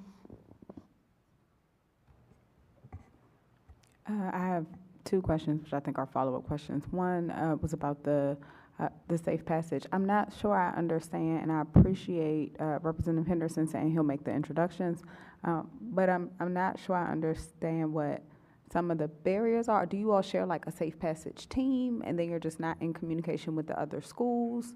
Do you need like, I would just love to hear what your experience has been in what was described as a cluster of schools, because I have several and it varies. Well, so just personally, there are safe passage people that I see within the space between our schools. So there's like our school, McKinley, and there's some other schools in our area. I don't know about the formal safe passage setup. I'm not connected into that, so I have no idea what's going on, what their route is, kind of what their space is. I have no idea. I just see people on corners. I think part of what we've noticed is that students are saying there's people there, but when stuff happens, they don't know how to properly engage us to give us what we need to kind of feel safe. So there's just bodies on the street. And so we're not keyed into where they go, what can they do, like, do you come up to them, how do you engage with them? I have no idea about any of that kind of stuff. Okay, that's really helpful. I think what we have learned, and I think this would be true from, like, I've tagged along with the Office of Student Advocate and some of their conversations inside of schools, is that it does vary. And in some schools, they have been really intentional about making the safe passage program understood by the staff and the students, and everybody knows what to do. And other schools, it is exactly what you're saying, that people just feel like it's bodies on the corner. And so thank you for sharing your experience. I want to talk a little bit about the graduation requirements. Ms. Fuchs, I hear you on the the push around competency. I think what I would like to hear, outside of what not to do, are like, what are some of the things we should explore? I think one of the things I'm particularly interested in is multiple pathways to clean up some of what we have going on, because other states have that, not lesser, but like we should have a better pathway for SPED, or we should have a more concrete and consistent pathway, in my opinion, for career in tech. But I don't think that automatically defaults us to competency-based. But I also feel that the things you are describing already happening in schools that's not uniform enough. And we need good information about what's happening in the school level to be able to make informed decisions about what could be the best pathways for students moving forward. I know that leaves you with 15 seconds, but I'm also happy to follow up. I mean, yeah, I just would be curious to see like what schools are offering less than 32 credits, because I don't feel like DCPS is going above and beyond here. So then why do we need to reduce that to open these pathways? Woodson is a wall-to-wall now tech NAF school, right? Like, and it's Woodson, like we don't get much investment. So like, I am curious what schools are doing and would like to know as well. Thank you. Representative Best. If you want to continue, you can continue. Oh, well, I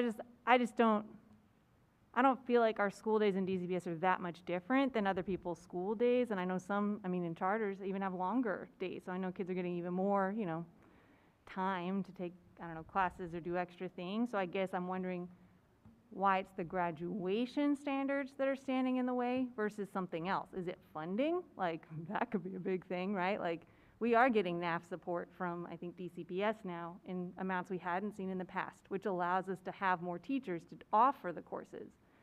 So is it the grad standards that are in the way, or is it funding, or maybe they just need to hear about more scheduling options? Like, that's what I guess I'm curious about. Like, why is it the grad standards that are holding schools back if, like, we have the same grad standards and we are now able to do these things with the additional funding?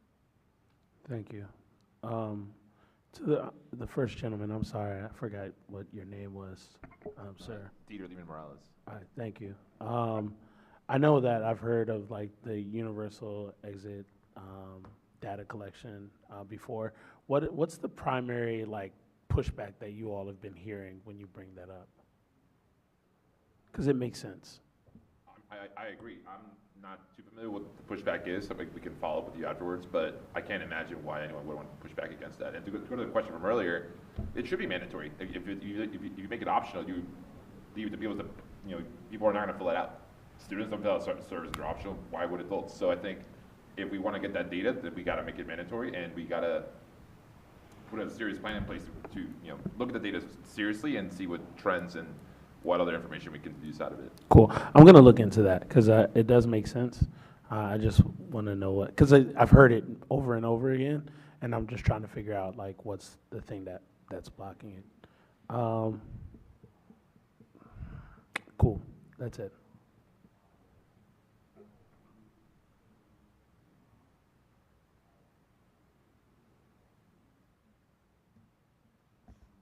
Vice President Williams.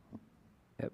Thank you. I want to pick up where Representative Thompson left off with regard to competency. I think my question, this is for anyone, is like how? You know, like do we, because we don't want necessarily, I don't personally want necessarily to test students more, right? But I'm curious how we do that on a school level and then on a system level, because we want students to demonstrate mastery of knowledge and skills, but we also need to make sure that they're legitimate and valid.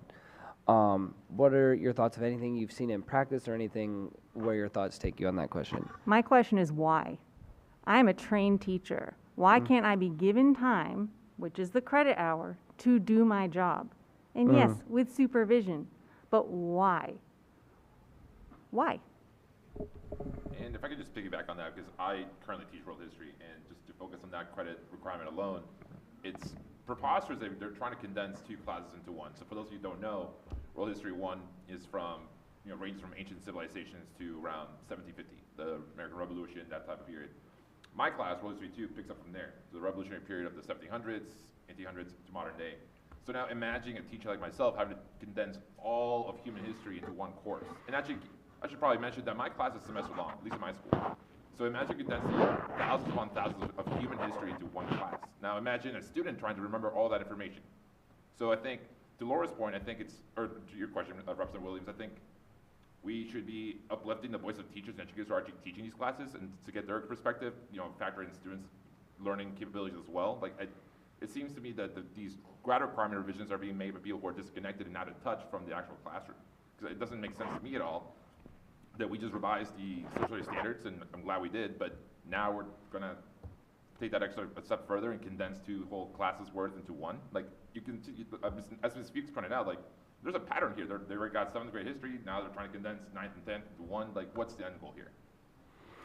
Yeah, and I appreciate both of those responses. And Ms. Fuchs, I think turning the question on its head to why, really challenges that assumption of flexibility, and just the trade-offs there. So I'm gonna think about that. I only have 40 seconds, but Mr. Lehman Morales, I want to follow up with you about the retention at Czech. And then Mr. Montgomery, I'm curious, do you feel like your school, in your experience, norms the situations of discipline that get solved with restorative practices or get solved with like more traditional responses to discipline? To be frank, it's a moving process, and I think part of it, which I talk about, is like you have to phase this in. And I think going from a zero tolerance mindset that most people have from families and teachers going into like a more restorative process takes years of deprogramming and reprogramming. And that's helpful to hear. I only gave you 15 seconds, so thank you. It's a mindset shift that is working in the process. President Patterson. Thank you. I want to thank everyone who came. I want to direct my comments toward Ms. Fuchs. I'm glad you're here in person today because I want to issue an apology for the way that I spoke to you and the tenor that I spoke to you last time. I think we disagree on a lot of things, but you're an educator, and as you said, you spent 18 years dedicating our children and on my side of the river, say my side, and that takes a lot of dedication. And any time that you come to testify in front of us, you should be given the utmost respect for your dedication for our children. So I'm glad that you're here in person because it gives me the opportunity to apologize to you in person. I have no other comment. I yield back. Thank you all for your time. We'll call our next set of public witnesses.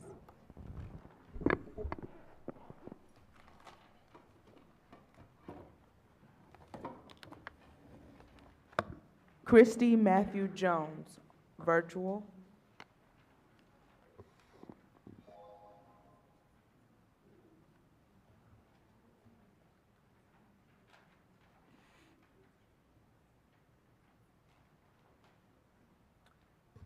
Don Roy Ferdinand.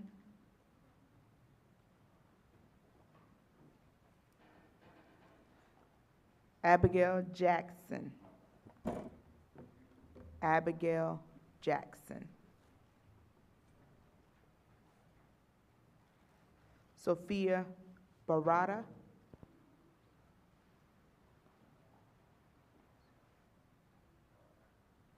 Rosalind Lake. Virtual, Rosalind Lake. Angela Curry.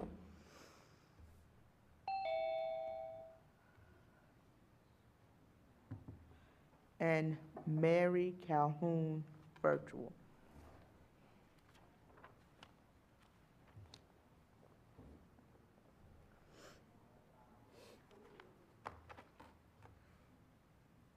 Mary Calhoun. Okay, we'll first start with Don Roy Ferdinand. Thank you. Thank you for having me. My name is Don Roy Ferdinand. I'm a teacher in Ward 4, resident of Ward 5, and I'm here as an Empower Ed Fellow, as a Black resident of the city, a Black teacher. You all were lucky enough to hear from my co-teacher earlier, Miss Allison Rice. So I'm glad to be sharing a little bit of my story and some of my recommendations for you all as well. I became a teacher because I believe in the transformative power of education. It's made an impact on my own life, and I see it firsthand every day when I go into my school, interact with my colleagues, and most importantly, my students. Today I'm here to discuss the factors that drive academic achievement and what the city and what this body can do to support educators and students alike. Academic achievement is vital to student success, but teaching to the test is not the answer. Something that nobody prepared before in my first year was just how much the last months of the school year are focused on testing. Although testing can sometimes be a helpful benchmark, there's evidence that tests do a better job showcasing racial and socioeconomics than they actually show a student's academic ability. As teachers, we already create and use our own instructional content all the time and are able to assess our students' strengths and needs more than a standardized test. Testing and the sheer volume of it at the end of the year creates stress for students and teachers. Teaching to a test is bad for both instructing and learning. I think that we all want to see a world in a city where students are having all of their needs met and achieving academically. My school, Ida B. Wells, focuses on students' social and emotional needs, social justice, and academic achievement. I don't think that these things are mutually exclusive. This can be done at more schools and improved at my school if we had more time in April and May to focus on our students instead of standardized tests. With a lower test load, students would be less stressed and have a greater ability to focus on content and learn from their teachers. Additionally, one of Empower Ed's focuses this year is expanding community schooling in DC so that neighborhoods that our schools are located in can receive essential services. I think that we would all see a great benefit in academic achievement and in the overall functioning of our school if they were able to provide more services to students and communities. Undoubtedly, if teachers in the day are not expected to address all the needs of a community which end up presenting in the classroom, then academics could be a greater focus and academics would improve. Lastly, what all students need and deserve is a well-rounded education that includes fully funded experiential and outdoor learning opportunities, art and music programs, and curriculum that reflects their lived experiences. This helps students feel connected to the work that they do at school and their community. It's vital that the State Board of Ed continue working with teachers and communities to build holistic solutions in driving academic achievement. Over-testing is hurting teachers, students, and schools. Better way to increase academic achievement of our students would be expanding community schools and making sure all students receive a well-rounded education. Thank you for your consideration. Sophia. Hi, my name is Sophia Barada. I'm a second grade teacher at Henley Elementary, an Empower Ed Fellow, and a member of DC Corps. I'm here to discuss the importance of outdoor learning. So imagine that you are a student learning volume. Which lesson would better help you learn? A worksheet with a two-dimensional drawing and a formula, or going outside with buckets of soil to fill raised flower beds in order to determine the bed's volume? We know students learn best when they're outside and engaged in hands-on learning. This is why I'm here to ask for the continuation of funding to build the 63 outdoor learning labs that OutTeach has designed. The funding consists of $2 million per year over a 4-year period. This is a bold request, but one that is rooted in research and the impact has been proven. OutTeach not only builds these outdoor labs, but also provides one-on-one coaching for teachers to effectively implement the district STEM curriculum, along with professional development and workshops for these teachers. This is why 93% of teachers that have been part of OutTeach have noticed an increase in both student knowledge and engagement. This investment benefits both students and teachers. Research has shown that students decide on STEM-related careers by 6th grade. However, elementary schools spend an average of less than 20 minutes a day on STEM instruction. Students in elementary school are prepared to make a decision to continue with STEM learning in middle school when they have hands-on experience and they're mentored and coached by trained professionals. We're not just building outdoor classrooms with this investment. We're creating a generation of students who are better prepared for STEM-related fields. In order to get the results described, we have to invest on a much bigger scale. This provides the proper support in order to establish strong roots. These outdoor learning labs will end up transforming the experience of over 63 1,000 students. We need the Board of Ed to use your power as advocates to support the build-out of OutTeach's outdoor learning labs. The state board must support teacher-endorsed policies like this one, so tens of thousands of students can have access to experiential outdoor learning. Thank you so much for your time. Thank you. Roslyn Lake, virtual. Yes. Good afternoon, well, good evening now. My name is Rosalind Lake. I'm a high school Spanish teacher at Paul International Charter School, located in Ward 4, but prior to that I was in Ward 7. I'm here with Empower Ed to testify about the importance of teacher retention. Teacher retention is important to me because it benefits my students, their families, and our communities across the district. We might not be who our students go home to, but we are who they see at least for 8 hours, Monday through Friday. Our students deserve to have a sense of stability in their life, and our schools do just that for them. I've been an educator here in the district for almost 6 years. The joy that I feel when I get to teach my students' siblings is just out of this world, because I already have a sense of who they are, because I know their primary adults and what kind of struggles there might be at home, and more importantly, there's an element of trust already built with the students and their families. When educators feel supported and heard and seen, they tend to stay longer, and kids also tend to stay in the school. At Paul International School, I have been able to teach my students and their siblings, cousins, or family friends, because when I first came to Paul International School, I could already tell that our students and families, they felt very comfortable connecting with their children, teachers, and our administrators, and truly any staff member from the school. I asked a current high school senior what he was going to miss when he graduated, and he said he's going to miss his friends because he has known them since the 6th grade.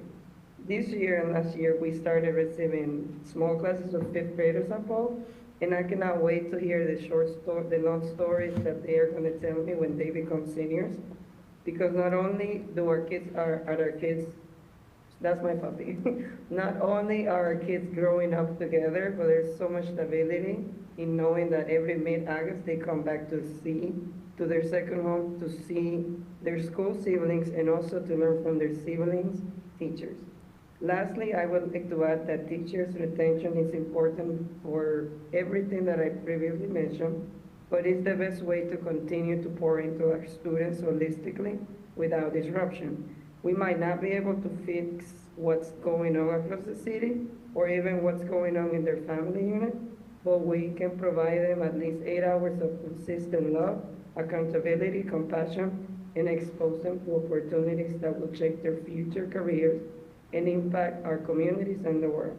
I'm asking you guys to support the Teacher Retention Fund to ensure that our educators give their students that consistency and love that our students need and deserve. At Paul, I trust the administrator, I feel comfortable with our policies and our flexible schedule, our virtual Fridays, because they provide me and other educators breathing room to make sure our grades are added. So Thank you, Ms. Lake. Okay, thank you.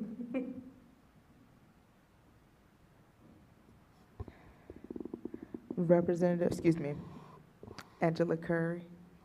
Hi, good evening. My name is Angela Board Curry. I'm an educator in DC with DCPS. I've served as a reading specialist for a number of years with DCPS and was highly effective 5 consecutive years in a row. I recently transitioned to be a reading specialist and a yoga teacher at Excel Academy in Ward 8. Teaching is not just a profession for me, it is my passion. However, today I'm here to share a personal and very troubling concern. I was placed in the classroom. I have not been in the classroom, since October, because I was placed in a classroom that is in the basement. I face unsafe, unhealthy conditions. The basement is damp, poorly ventilated, and infested with mice, when I've even seen them running around on my lesson. As you know, yoga is on the floor. So these are very unsafe conditions for not only me, but for the children. As I am a person who suffers asthma, the damp conditions have been particularly dangerous for me. After raising the concern about the air quality and my health, my doctor formally requested that I be transferred to another school. That request was denied. Then I asked to be moved to another classroom, but that request was denied. A heater was placed on the wall and a dehumidifier placed in the room, and I was told it was safe now. Unfortunately, the combination of the heat and the dry only exacerbated the problem. Returning, I suffered a severe asthma attack. It was so bad that I was sick for an entire month. Despite being assured that the room was safe, it clearly wasn't, and my health paid the price. I'm reaching out to ask that something be done. I'm required to go back tomorrow. That cannot happen because the only recommendation that they are giving me, the ADA, is the same thing, a heater and a dehumidifier, which we found out that didn't work. So I'm here today because this situation is not just about me, it's a broader issue, ensuring our schools are safe. I'm urging a better accountability of action to address this issue. Every educator and student deserves a clean and safe, healthy environment where they can thrive. My hope is in sharing my story, I inspire meaningful change, and that this experience that I've gone through does not have to be experienced by anyone else. Thank you. Mary Calhoun.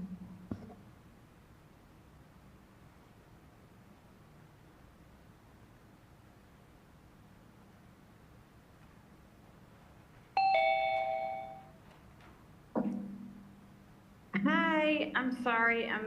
I don't know how to turn on my camera on my phone. Can you That's hear me? okay. You can just say your testimony. We don't have to see you. Okay, I'm sorry. My name is Mary Laura Calhoun, and I'm a DC Public Charter School teacher and parent. Thank you for taking the time to hear my concerns about indoor air quality in our schools. Since the start of the COVID pandemic, many people like myself have taken an interest in learning more about indoor air quality. I purchased a carbon dioxide monitor so I could see how well ventilated my home and workspaces are. I was shocked to find that even in my school's newly renovated building with upgraded HVAC systems, when the classroom is full with children, a huge portion of the air we are breathing has just come of someone else.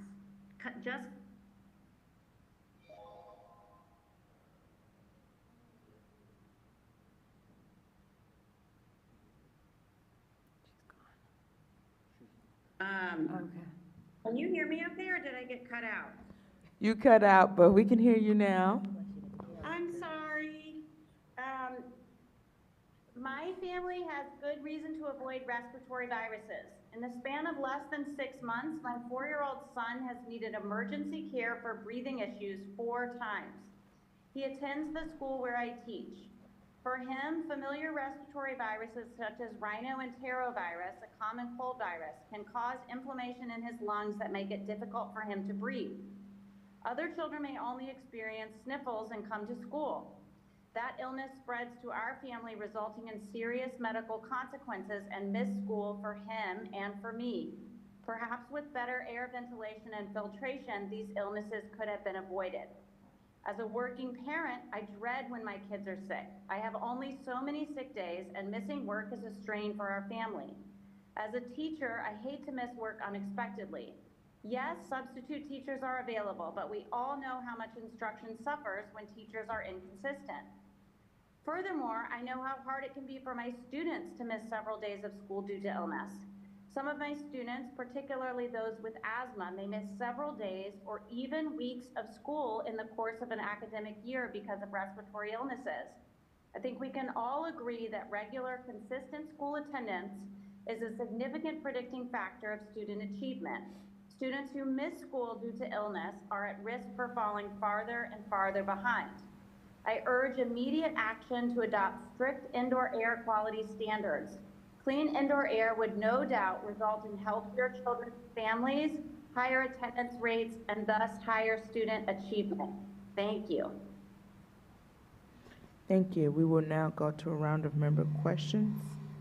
Representative Colson.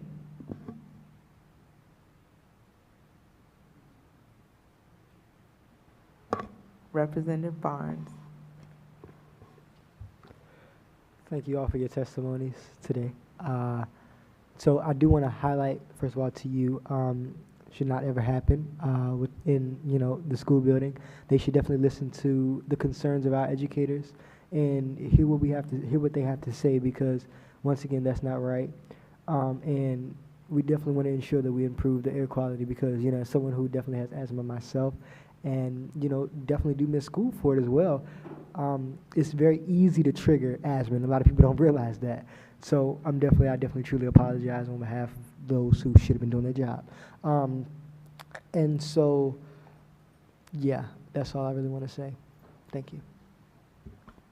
Thank you, Representative Mayer.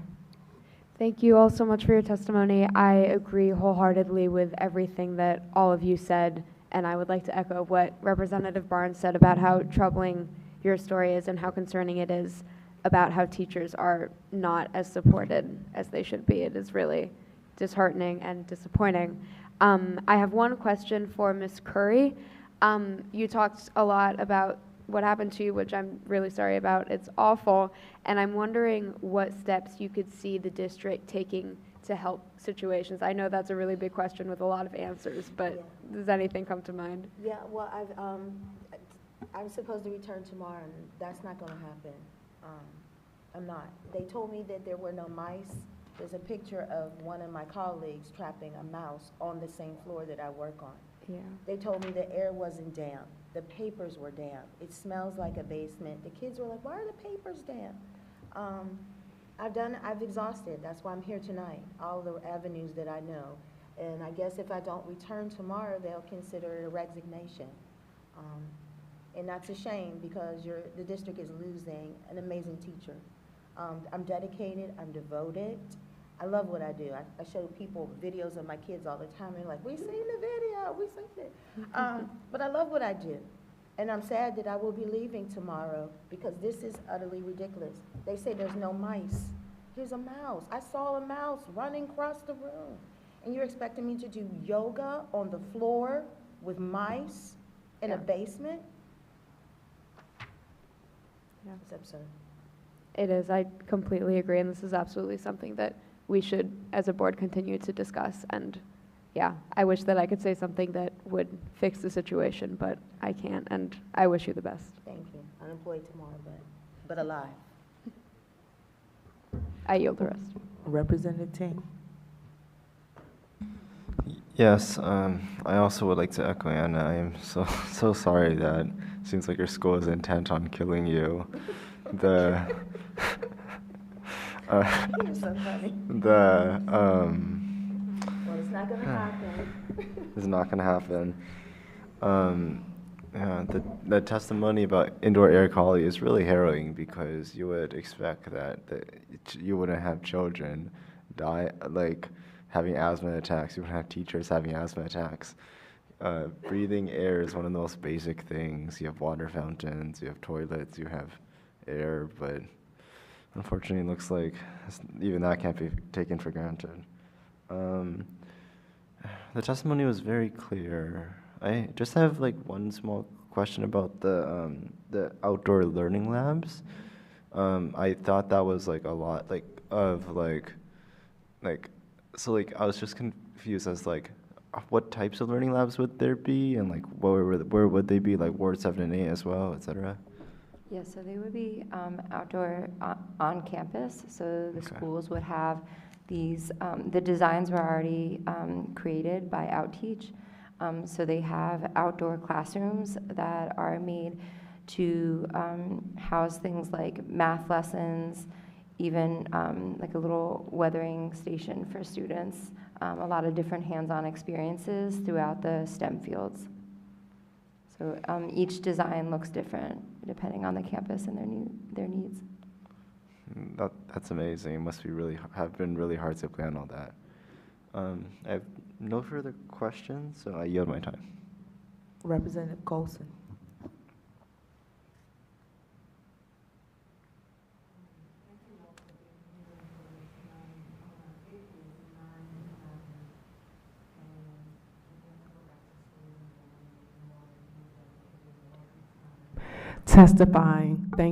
Testifying and asking for more resources to do more. And as you know, whatever we are able to do, it's going to take time. What I don't want to see happen is you wonderful people take on more things. And then we have what we heard earlier about teachers being exhausted and burnt out. You spoke about community schools, and those are wonderful things, but community schools don't have to be a building. So my question to you is, what can we ask of of community members, of parents, aunties, uncles, grandparents, retirees? What, if you had one thing to ask of them that they could do today to help lighten the load that you all have, what would that be? Well, to speak to that, I could say that I think that family members and community members are essential to the work that we do as educators. Our first teachers are oftentimes our parents.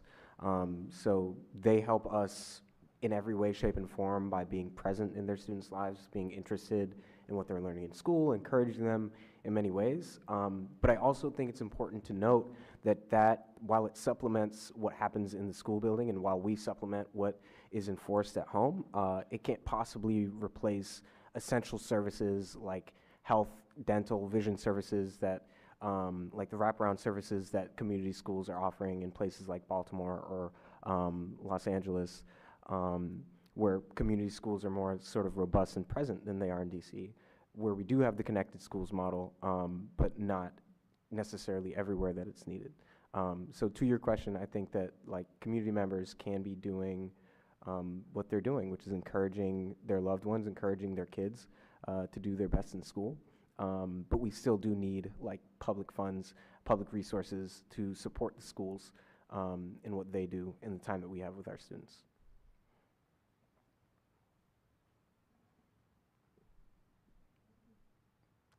Thank you.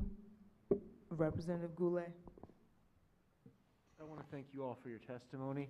I would love to hear more about the outdoor learning labs and trying to figure out. Can you educate me a little bit more about that? I'd love to hear more about it.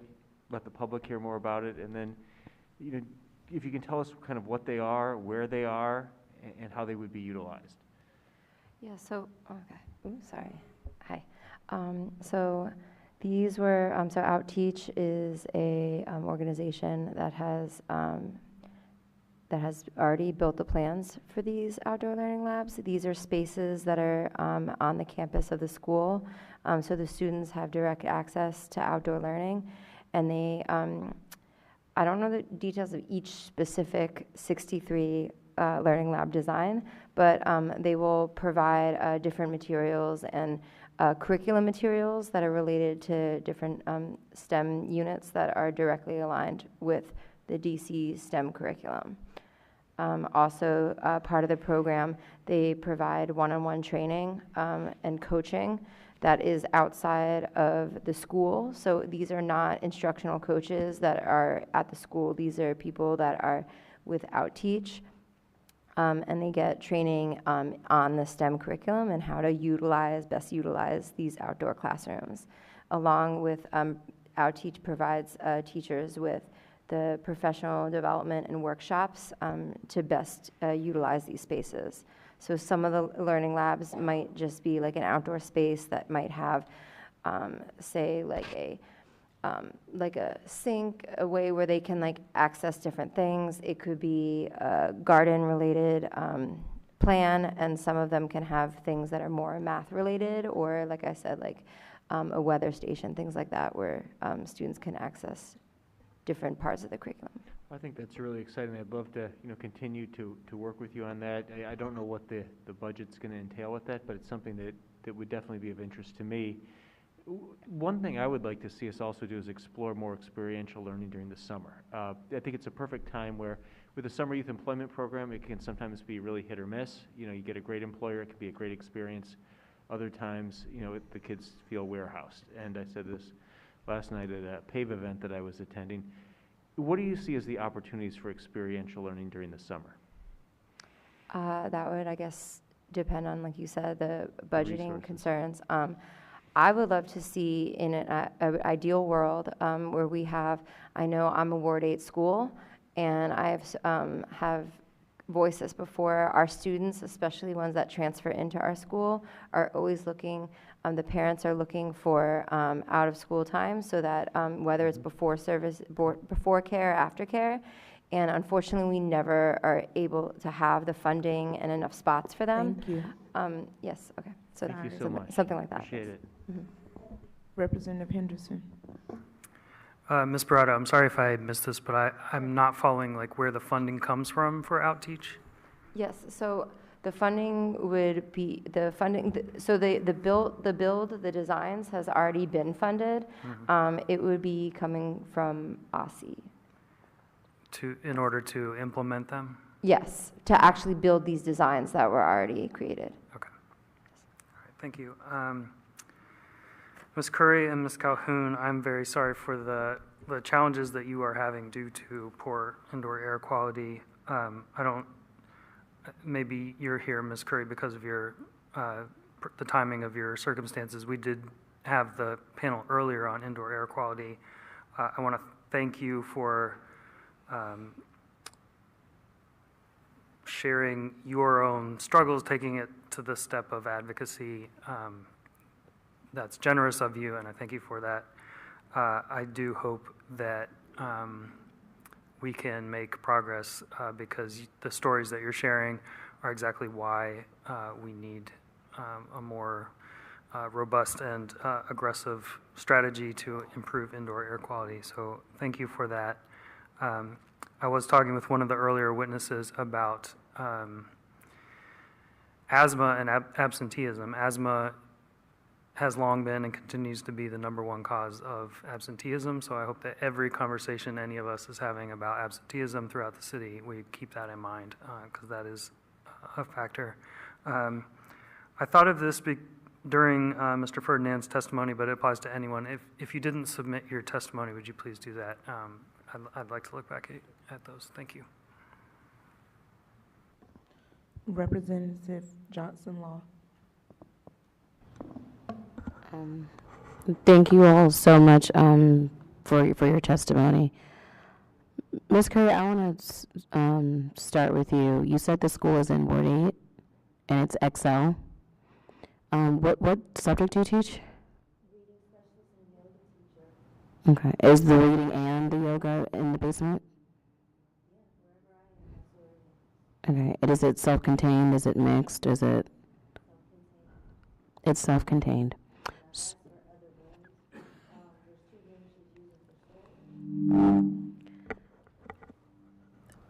I'm trying not to get angry because the reason I asked if it was self-contained is because those are children with disabilities, y'all. And this is the type of treatment that they get.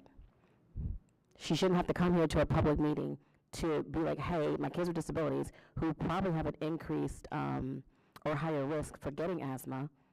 My child has chronic lung disease, for God's sakes, and you have them in the basement. But we don't care about our kids with disabilities. We're just going to push them to the side because they're self-contained, because we don't want to put those hours in anyway. Yes, I'm saying it for the public record. Ms. Curry, I will be following up with you personally. When your panel finishes, please come meet me over here so I can get your email. Thank you for your testimony. How much time? 1 minute. Ms. Barada, I know you're at Henley too, so you're also in Ward 8. Hey, girl. And I understand about even just with this outdoor learning. Can you tell me some other things that you all are struggling with that you also need our help with when it comes to this upcoming budget? Outside, I understand outdoor learning is an issue, but also I've been hearing some things about Henley, and I know there's some other percolating things that may be happening that you all may need assistance with, and so I just wanted to ask you. Sure. Is this in regards to the air quality and All of it. Just all of it? all of it. Just whatever you can tell me tonight, so I can write it down in my notes. Cover it. We also do have issues with mice as well. And we have, I have a couple of classrooms that, mine has heat, but, oh no. My room has heat, but only because I know several years ago, I had taken to Twitter and CC'd council when we had a winter where we did not have heat. And so that night, because it went viral, that night is when DGS had come. I have a long-standing history with DGS, which we can have a personal conversation about that with. No. I don't know why it's doing that. Yes, let's follow up as well. And not a problem. And y'all shouldn't have to go through this. Thank you. Representative Thompson.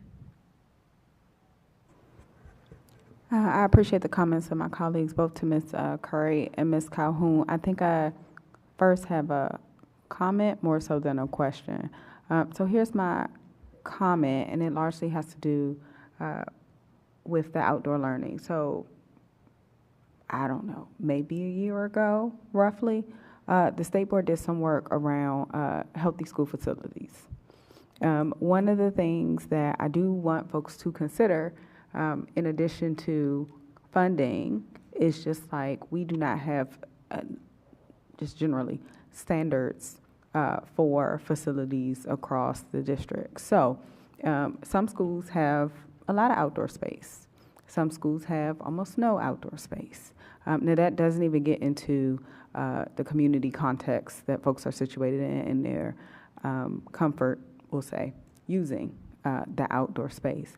And so I want to just note that as another consideration when we look at where we can have certain things across the district, when we say that we want all kids to have certain experiences, or when we talk about equity, I do want us to think of the full realm of considerations. And I can think of a decent number of schools that have very limited outdoor space, and that was acutely a problem during the pandemic. So I just want to note that for the record. I don't believe I have any questions. I think the testimonies from this panel were super clear, and so I don't need anything clarified. But I do appreciate you all taking the time to testify before us this evening. Thank you. I yield the rest of my time. Representative Best. Thank you all for coming out. I don't have any more questions at the current moment. Vice President Williams. Yeah, thank you all for your testimony. Ms. Curry, your situation is troubling. I know that certain members of Empower Ed have met with some legislative assistants for the Council Committee on Facilities that oversees DGS, so I think that might be a good first step to just go not just to the State Board, but for us to connect you, or Empower Ed, to connect you with that person to be able to work with that committee to see what can be done. The outdoor learning stuff is something that I appreciate your commitment and continually showing up on this issue over the years, and it's good to see this process started, but that work is not done. So you have a partner in me in advocating for the continuation of that work. So thank you both for being here tonight. President Patterson. Thank you so much. I always get to end each panel. Ms. Curry, I want to start with a good note. Happy Founders Day. Oh, thank you. You're very welcome. Missing a party bit. Thank you. We have another effect, Happy Founders Day for all AKAs out there. And on a more serious note, I'm very aware of Excel, where it sits I'm also a Ward 8 resident, where it sits in our ward, and also the activities that are actually going on around it. There's a lot of construction that is actually happening as they redevelop Berry Farm. And from my past experience in working with schools and doing renovations and stuff like that, you tend to, when you stir up the ground, you run them toward buildings that have some kind of heat, although they don't have the heat that they're supposed to have. Yeah. So I look forward to working with you and Representative Johnson-Law on this, because I think not only do some of the government agencies need to look at this and try to eliminate the problem, but also the developers that are actually building that property that's right there, because they're basically driving permit that way, especially in these cold conditions, stuff like that. So I look forward to following up with you on this. I'm glad you're in my ward. I hope we don't lose you, okay? I hear you, I empathize with you, and I know how important you are to your students, okay? So I look forward to working with you on this, okay, and hopefully not losing a great teacher in our board, okay? Because they need you. As I said, I know that school very intimately. I've seen it going through from burning, when it was literally burning from back in the day, when it was literally at, school. I've seen it go through all type of iterations. We need you, okay? All right.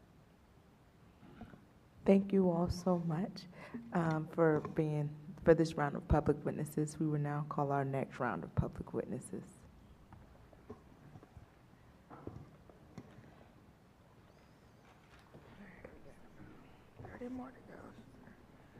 Elizabeth Mitchell, virtual. Sally Swartz, virtual. Latricia Adams, virtual. Gina Moreno. Gina Moreno.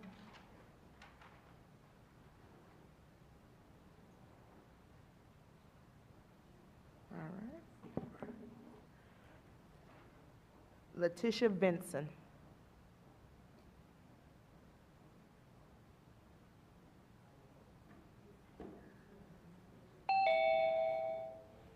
Letitia Benson. All right, we'll go with this round of 5. First, we have Elizabeth Mitchell.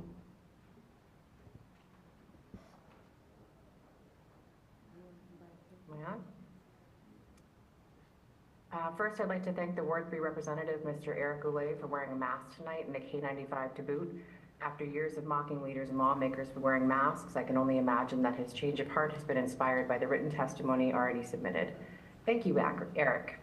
I'm going to reiterate much of the testimony submitted by Jennifer Hinton. Her testimony is spot on in highlighting the emotional, financial, health, and equity impacts indoor air quality has.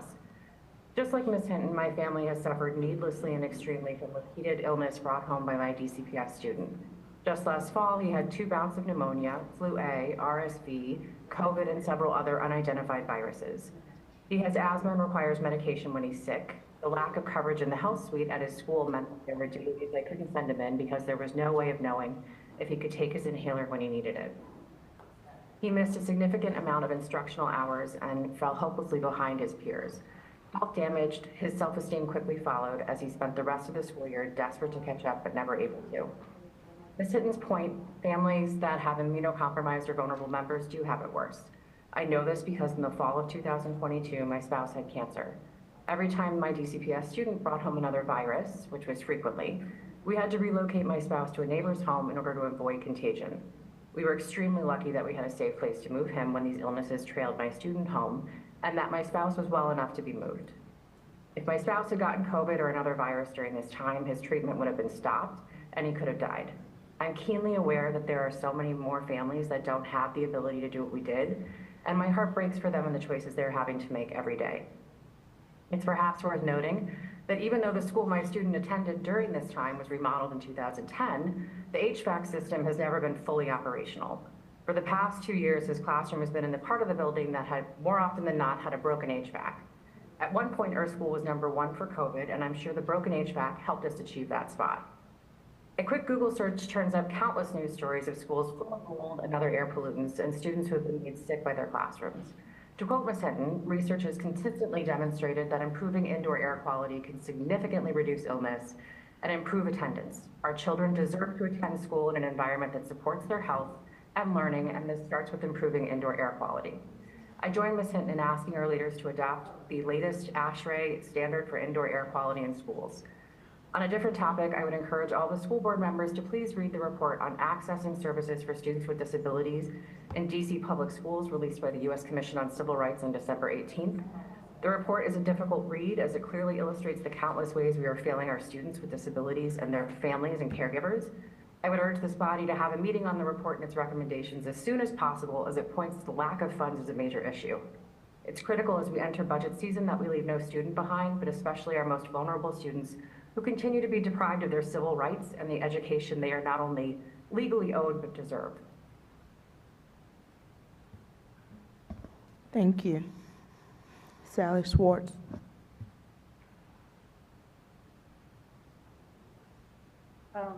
Hi, everyone.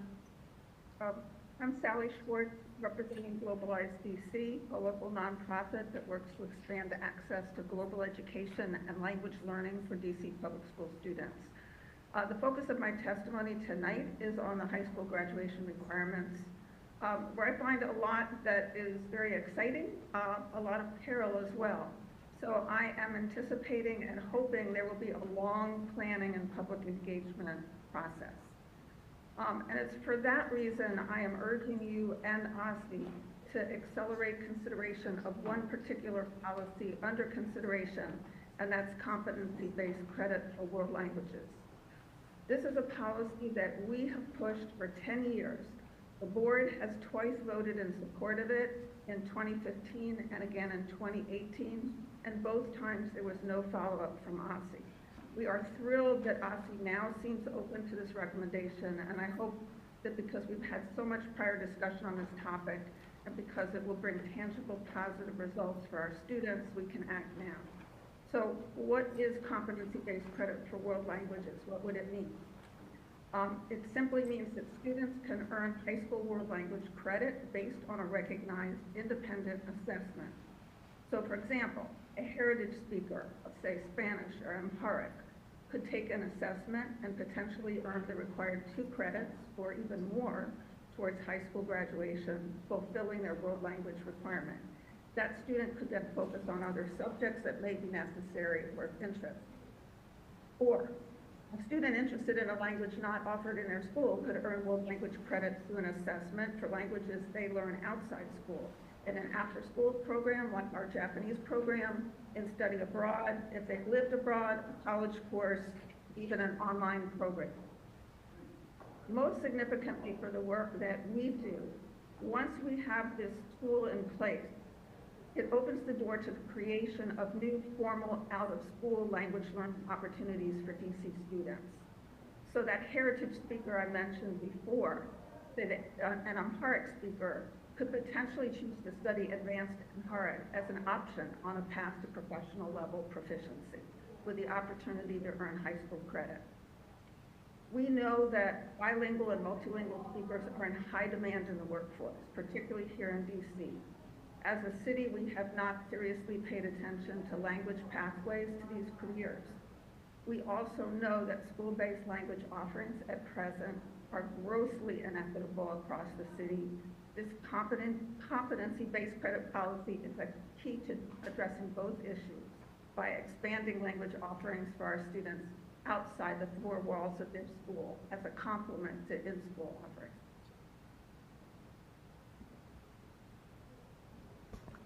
Thank you. Latricia Adams.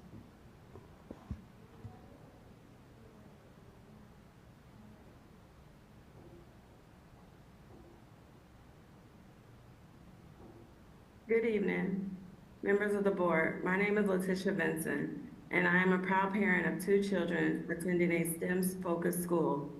Today, I urge you to expand diverse educational options that reflect students' interests and prepare them for their success. Too many students lack access to programs tailored to their passions, whether that's STEM, the arts, or language emergent, leaving them disengaged, unprepared for challenges ahead. Research shows that when students have access to specialized programs, they are more engaged and perform better academically. They also develop critical skills and prepare them for college and career readiness. This issue is personal to me. Both of my children attend a STEM school, and the impact has been transformative. They are thriving, they're excited about learning, they are exceeding expectations, and they're building futures in advanced math, computer science, Spanish, and more. But this journey wasn't easy. I know because it was once my journey. It was my story too. My son was deeply attached to his school he had been attending since pre-K3. But by 8th grade, it was clear that his interests in technology weren't being met. It was a difficult decision to transfer him to a STEM school. In fact, the only one in the city. But it was the best decision I have made for his future. He is not only is he meeting his graduation requirements, he's building a foundation for a successful future. I know not all families have the resources to make this kind of change. That is why I'm here to ask the board to prioritize expanding diverse programming citywide, particularly east of the river, Ward 7 and Ward 8, where the majority of our students live. We can do this by increasing the quality of STEM programming, arts, and language immersions in every ward, again, particularly east of the river, ensure equitable access to all students regardless of socioeconomic status, and supporting schools with resources and qualified staff needed to run these programs effectively. Diverse educational options are not just meeting students' interests, they are essential for preparing students to succeed in life. Please, let's work together in every way possible to ensure every child in DC has the opportunity to thrive. Thank you. Thank you. Ms. Latricia Adams. Greetings, DC State Board of Education members. My name is Latricia Adams, founder, CEO, and president of Young, Gifted, and Green, a national civil rights and environmental justice organization representing Ward 5.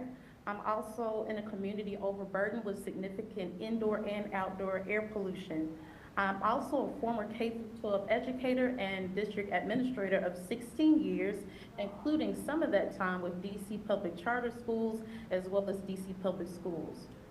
Indoor air quality is crucial for the health and well-being of our children and educators.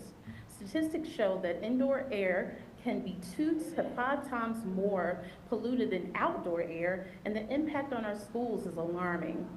Poor air quality is linked to respiratory problems and decreased cognitive function. Children miss approximately 1.4 million school days each year due to asthma-related issues, which can be exacerbated by pollutants in their learning environments. Moreover, there are implications for our educators as well, which extends to maternal and reproductive health issues. Studies indicate that exposure to poor indoor air quality can lead to low birth weight and preterm births. Our educators and their families also deserve safe working conditions. One critical area needing attention is the oversight of cleaning products used in our schools. Many common cleaning agents contain volatile organic compounds, also known as VOCs, that contribute to poor air quality or indoor air quality. We must advocate for safer alternatives and more stringent regulations regarding the cleaning products used in our facilities in our schools. While the DC Healthy Schools Act subsection for Environmental Programs Office does include requirements around indoor air quality and green cleaning, there is still a need for standards and high quality oversight and accountability. So I urge the board to take the following actions: establish indoor air quality standards, adopt safer cleaning practices by creating a policy that includes comprehensive monitoring of mandated use of environmentally friendly and low VOC cleaning products, mandate education and training for school staff on the importance of indoor air quality and best practices for maintaining a healthy environment in the classroom and the school at large. And last but certainly not least, engage the community. When developing the proposed indoor air quality standards, involve students, parents, educators, health professionals, and environmental experts in discussions about indoor air quality, creating a collaborative approach to improving our schools. By prioritizing these actions, we can create healthier learning environments that support the well-being of our children and educators. Thank you so much for your time to listen about this critical issue. Gina Moreno. Can you hear me okay? Yes. Good evening. My name is Georgina Herrera Moreno, and I'm submitting this testimony on behalf of my little family to express the urgent need to improve indoor air quality in DC public schools. As a public school family with a 4-year-old here in Ward 7, we have experienced firsthand the profound and detrimental impact of poor air quality on our child's health and well-being. Something needs to change. To speak candidly, our child's school represents the most significant hazard to our family's health. During the fall of the current school year, my child brought home from school 5 different respiratory illnesses, almost picking one up as soon as he got better from the last. This is while attending a micro school led by caring teachers who do not want this. They have 3 outdoor recesses a day and a robust school health policy. This is while being an otherwise healthy child who is not immunocompromised or otherwise at a higher risk. This is while wearing a mask as well as any 4-year-old can. And still, we've had 5 distinct bouts of respiratory illness in the span of 4 months. It feels impossible to maintain our family's health with the status quo. I am tired. A child's illness means days home, missing out on critical learning, social development, and opportunities for growth.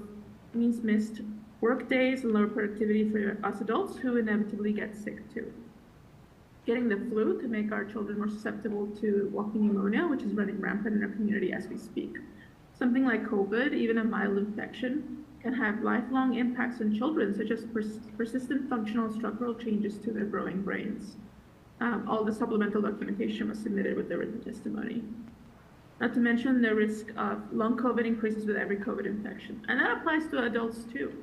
Teachers, parents, administrators, we're all doing our best to keep each other safe, and yet we're not doing enough.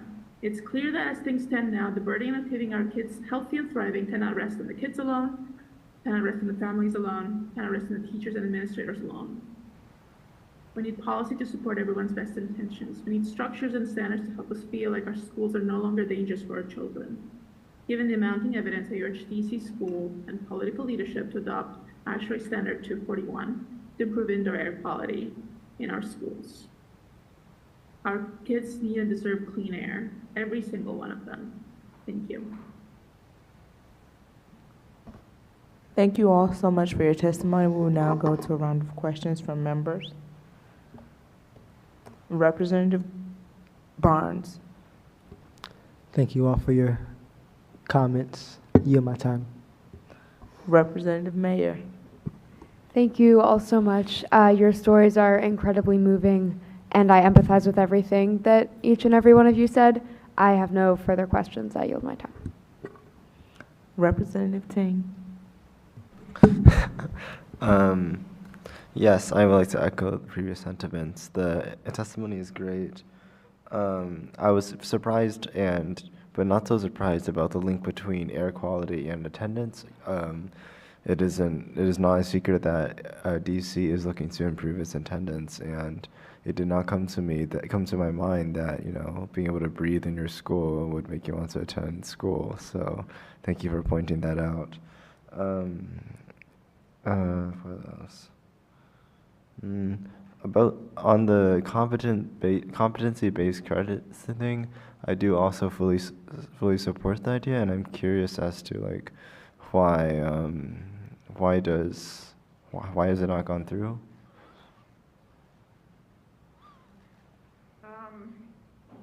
So this is information only secondhand through board members at the time, but it's my understanding that OSSI simply just didn't have the capacity. I don't think there was any language person on staff, and they just chose not to move it forward. So I think, again, it was 2 different times, maybe 2 different superintendents, but I don't think they have the internal capacity to even consider it. That was what I heard. Yeah. Okay. Thank you. That makes sense.如果我知道中文，我应该当然不上中文课。If I already know Mandarin, I don't need to go to Mandarin class. Actually, I don't know Mandarin. I'm not fluent, so that's actually why I'm in Mandarin class. But so I'm very thankful that you're taking your time to help DC students be able to prioritize their time, resources on classes that really matter and push them forward. I yield my time. Representative Goulet. I want to thank everybody for their testimony. I appreciate you all taking the time and staying late with us here tonight. I do want to address the comments made by Ms. Mitchell. I'm very sympathetic, Ms. Mitchell, to the situation that your family experienced with that. I do want to state what my position is, though, on masks. I respect the right of any individual. If they would like to wear a mask, that's their prerogative. I certainly support that. My position, though, was to follow Dr. Fauci's guidance, that of federal health agencies. I supported fully the mask mandates in D.C. prior to the COVID vaccines being available to everybody. So let's be clear about that. I fully supported the mask mandates. However, after vaccines were available to everybody, I, like federal health officials, no longer believed it made sense to have our youth being mandated to mask in schools. That's not to say that they shouldn't be allowed to do so if they choose. I certainly would never tolerate or support any students bullying another student for choosing to wear a mask. I chose to wear one tonight because I was exposed to a rather bad stomach bug. I came in here being exposed. I actually think the symptoms are kicking in right about now, so my colleagues to my left and right are probably pretty grateful that I wore the mask. So I think it's a matter of trying to be respectful to people wearing a mask and just trying to be nice to others if they choose to wear one, and if they choose not to, hopefully they're trying to look out for their fellow man. So I wish you guys a very healthy weekend, and that's why I wore the mask tonight, and I'll leave it at that. So thank you all. Representative Henderson.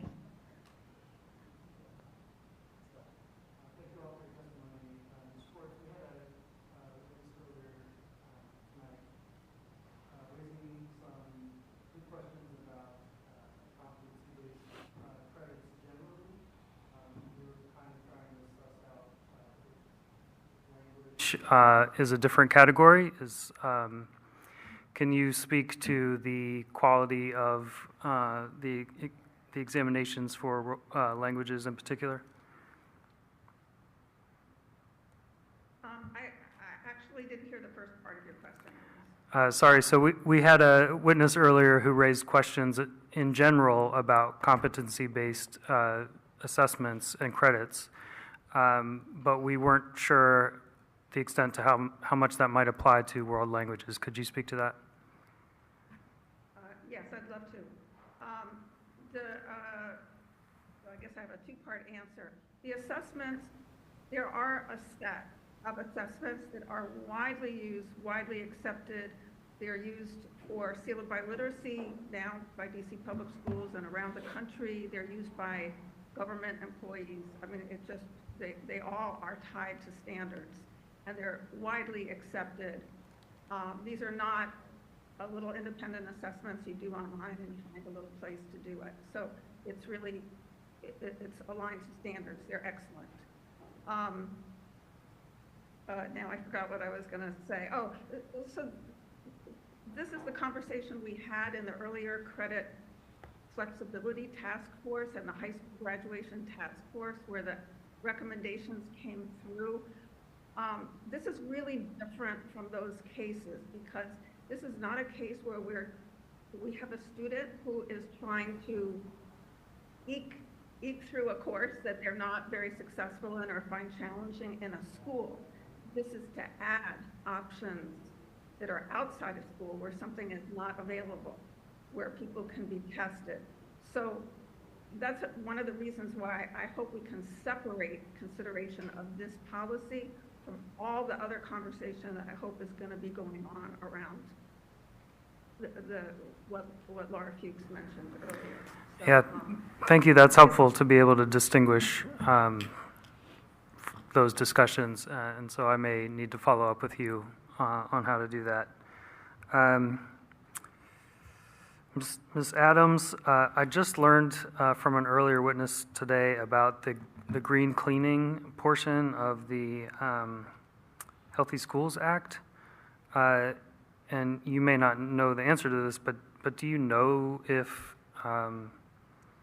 do you know anything about compliance to that law? And I'm out of time. Sorry. I will follow up with you. Representative Johnson Law. Thank you all so much for your testimony. Just a comment and a question. Ms. Mitchell, thank you for bringing up the special education report as it relates to special education in the district. I know I brought it up, Representative Henderson brought it up in our working meeting, and so I'm going to follow up with you, and more to come. I don't want to say too much because the board has to vote on it. So thank you for all you do for special education. Ms. Vinson, I know you were talking about specialized programming. Is there a certain, because again, it varies, so is there like a certain number with that as far as the budget that you all are asking for to do diverse specialized programming?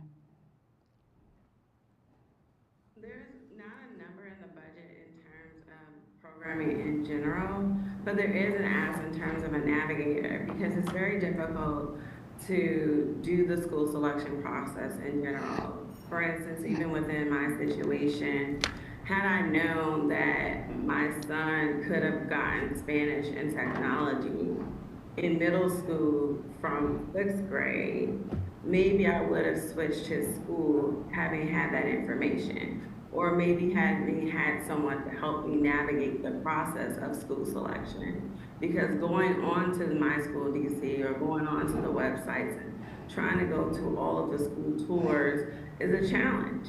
And so there's a lot of schools, especially west of the river, that say that they have programming or say that they have specialized arts or language immersion or STEM, but there's not a verification system in place. So there would be a budget ask once an assessment is done, maybe a third-party assessment that's done it before somewhere else where it works. Can come in and say this is how much it would cost to put together this system, so that we have a model, a specialized model to catalog our programming, and families can understand which each of those models represent. And then of course having qualified teachers are going to require training. And so there will be a budget around that. And again, that assessment, if someone is going to, particularly the Office of Department of Education, is going to increase the seats for these programmings and these expanding these program access, he would do a cost analysis to ensure that these things take place, because this is the way of the future. I mean, a dual language is almost a must to stand out in jobs. STEM, technology is in everything. And so the ask would be done post-assessment. All right. Thank you so much, and I'm out of time. Madam Director. Representative Thompson. I'm going to thank everyone for their testimony. I'm going to mostly focus my time with Ms. Swartz. Sally, you sent us an email Thursday, maybe, detailing a couple things around the graduation requirements, and you didn't speak to the third thing at all this evening, which was about fleshing out models for how DC students can add global education and language courses. I don't know if you had like additional thoughts you wanted to share before the board, but it sounded like you had done some good thinking after watching our working session until like 2 a.m. So I wanted to hear the opportunity.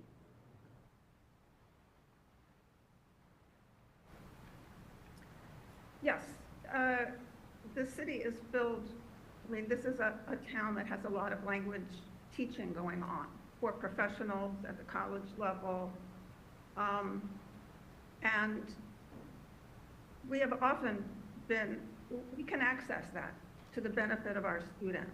So it may mean having a program. We have an after-school program that targets students citywide. Any high school student can apply.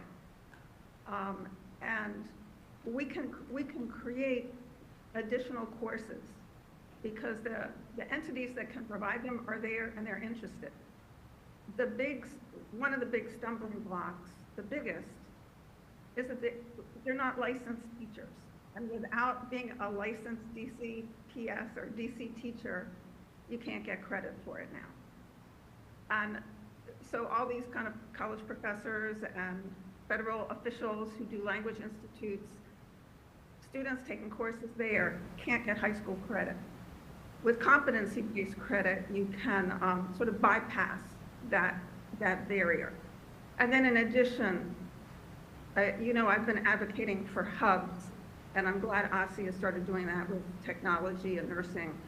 There should be language hubs. There should be one east of the river, and there could be one west of the river. There are a lot of languages out there, and we are offering just a very small percentage. And there's a lot of student interest, and they're teaching themselves languages. So yes, I think there are a lot of models and a lot of ways to kind of set those programs up, but we want to do it for credit. We don't want it to be like a club after school. So it's the seriousness, and the students are putting in the work, I guess, sort of a quick way. Thank you, Sally. I appreciate that. You know, my academic background is in international relations, and so I understand the potential of this city is not just a local, but a national and an international city, and preparing our students for those pathways. And I do see still an opportunity for us to have something like a language hub. I'm happy to continue that conversation. Thank you again. Representative Best. Thank you for your testimony. I yield my time. Representative Colson. Thank you, everyone, for your time and your testimony. I yield my time as well. Vice President Williams. Thank you all for your testimony.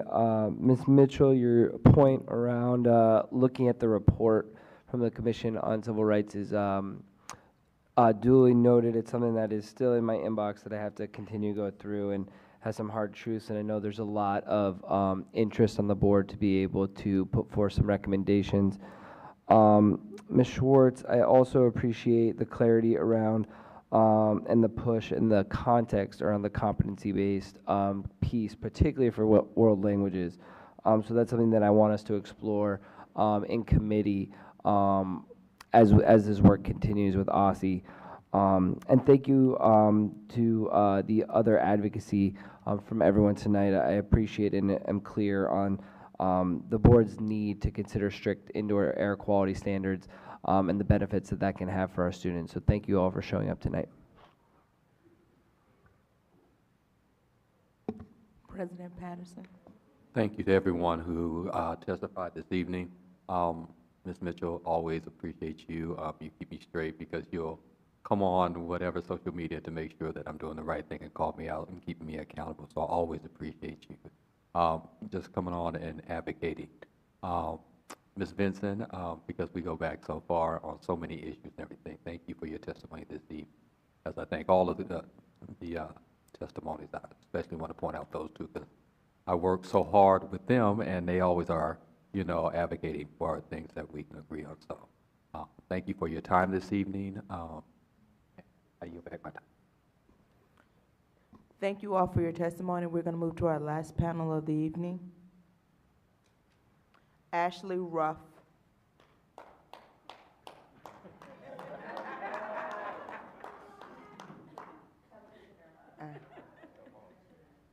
Latia Loring.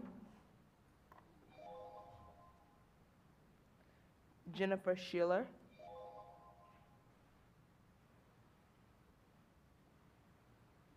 Jennifer.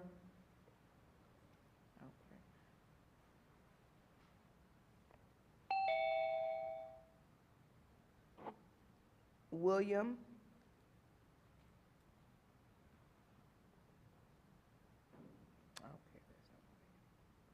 Patricia Stamper.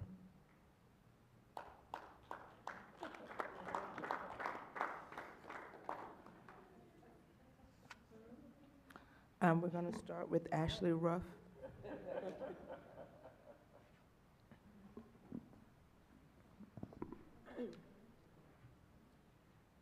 Good evening, members of the State Board of Education. My name is Ashley Ruff.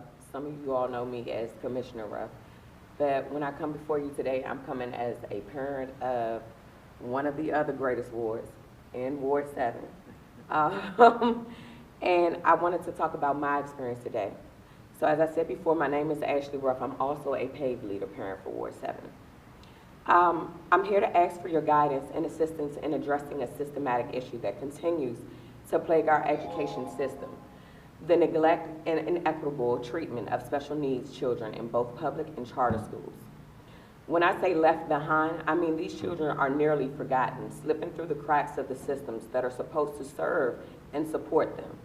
My personal journey navigating this system has been fraught with challenges, frustration, and exhaustion. As a parent of a special needs child, I was looking to originally enroll my son in DCPS, but ultimately opted for a charter school, believing it might provide better support. Despite being an educator myself, I struggled to obtain the necessary services for my son until his 3rd year in school. His language immersion school lacked a feeder system, forcing me to start over when he transitioned to middle school, where we landed at a public charter in Ward 5. What I have learned is that no matter where you go, DCPS or charter, the issues remain the same. One is inadequate services. Many schools lack the clinicians and trained professionals needed to support special needs children.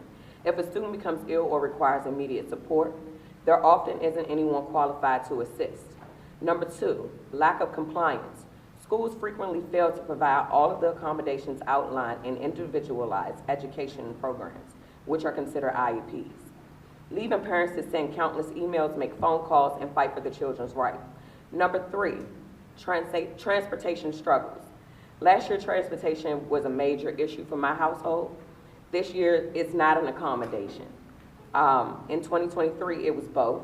The system is inconsistent at best, and at worst, it is failing our children entirely.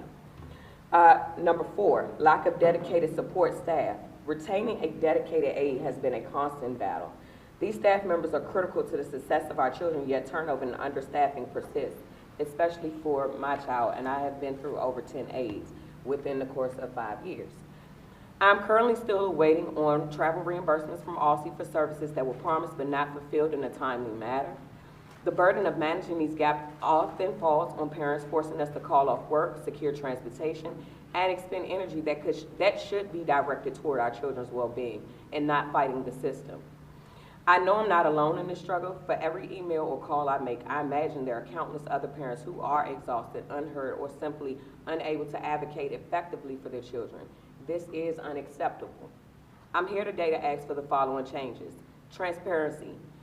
Families deserve clear, accessible information about the services and accommodations available to their children, as well as updates on how these services are being delivered. Training and professional development. Schools must prioritize training for educators, staff, and administrators to ensure they are equipped to meet the needs of special education students. Thank you, ma'am. Thank you. Jennifer Schiller.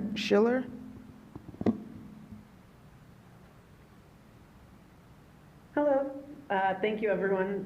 Thank you to the State Board of Education for allowing me to testify today. My name is Jen Schiller, and I'm a current kindergarten parent at Whittier Elementary School, hopeful future Whittier parent of another kid next year, Whittier PTO co-president, and decade-plus resident of DC. The Whittier community is more than I could have ever dreamed of when our first son was born and we moved into the neighborhood. It's that quintessential neighborhood school where you know you'll always run into someone at the playground or running an errand or just out for a walk. As we speak, or at least earlier this evening, the school hosted the opening night of its annual high school musical this year. Across the street at Coolidge High School is its own small auditorium, can't contain all the proud faces of family and friends supporting the Whittier Performing Arts. From the administration led by the incredible powerhouse that is Principal Johnson, along with AP Wiley, the teachers, staff, and families, Whittier is really a shining example of a DCPS school that gets it right. It's diverse, it's welcoming, and it's boisterous in spirit, heart, and learning. Unfortunately, the building that holds Whittier Elementary School is none of these things. It is old, run down, and seems to spring new safety concerns weekly. Since we joined the Whittier family, my son's classroom has been evacuated due to mold, evacuated due to a gas leak, the fire system stopped working and required physical spotters in the school. The school had an entire leaking wing, non-working toilet facilities, a still inaccessible non-ADA compliant floor plan, and more. And as I said, he's in kindergarten.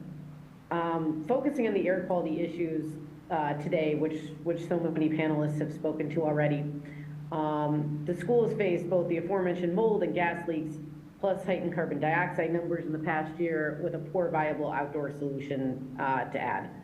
While my son's classroom was able to relocate due to mold, it was only after the PTO conducted an independent test which showed 3 strains of mold spores, including a carcinogenic mold strain.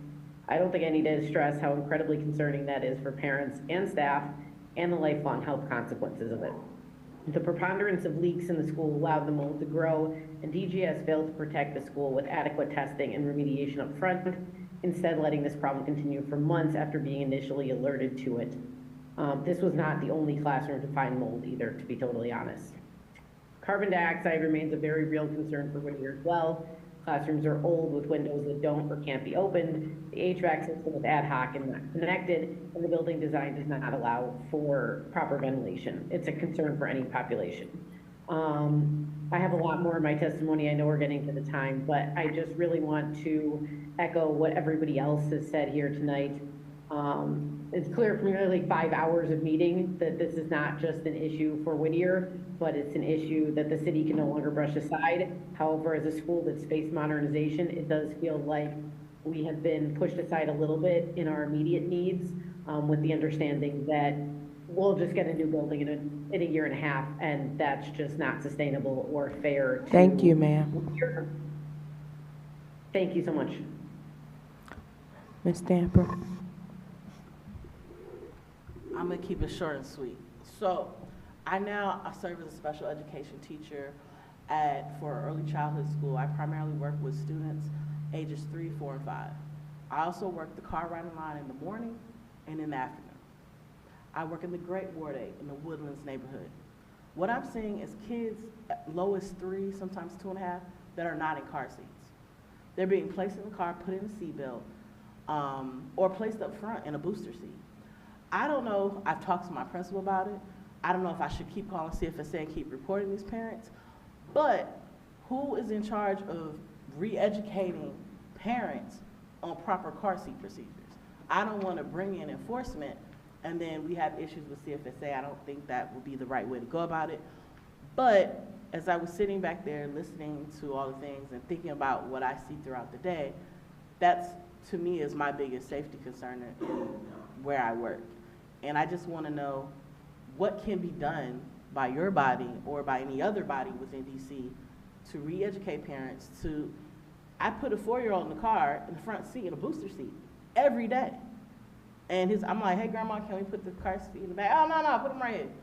So that's I stopped putting kids in car seats because I don't want to be liable if it's not put in right. So I say all that to say, that is my concern. That's why I came here before you tonight.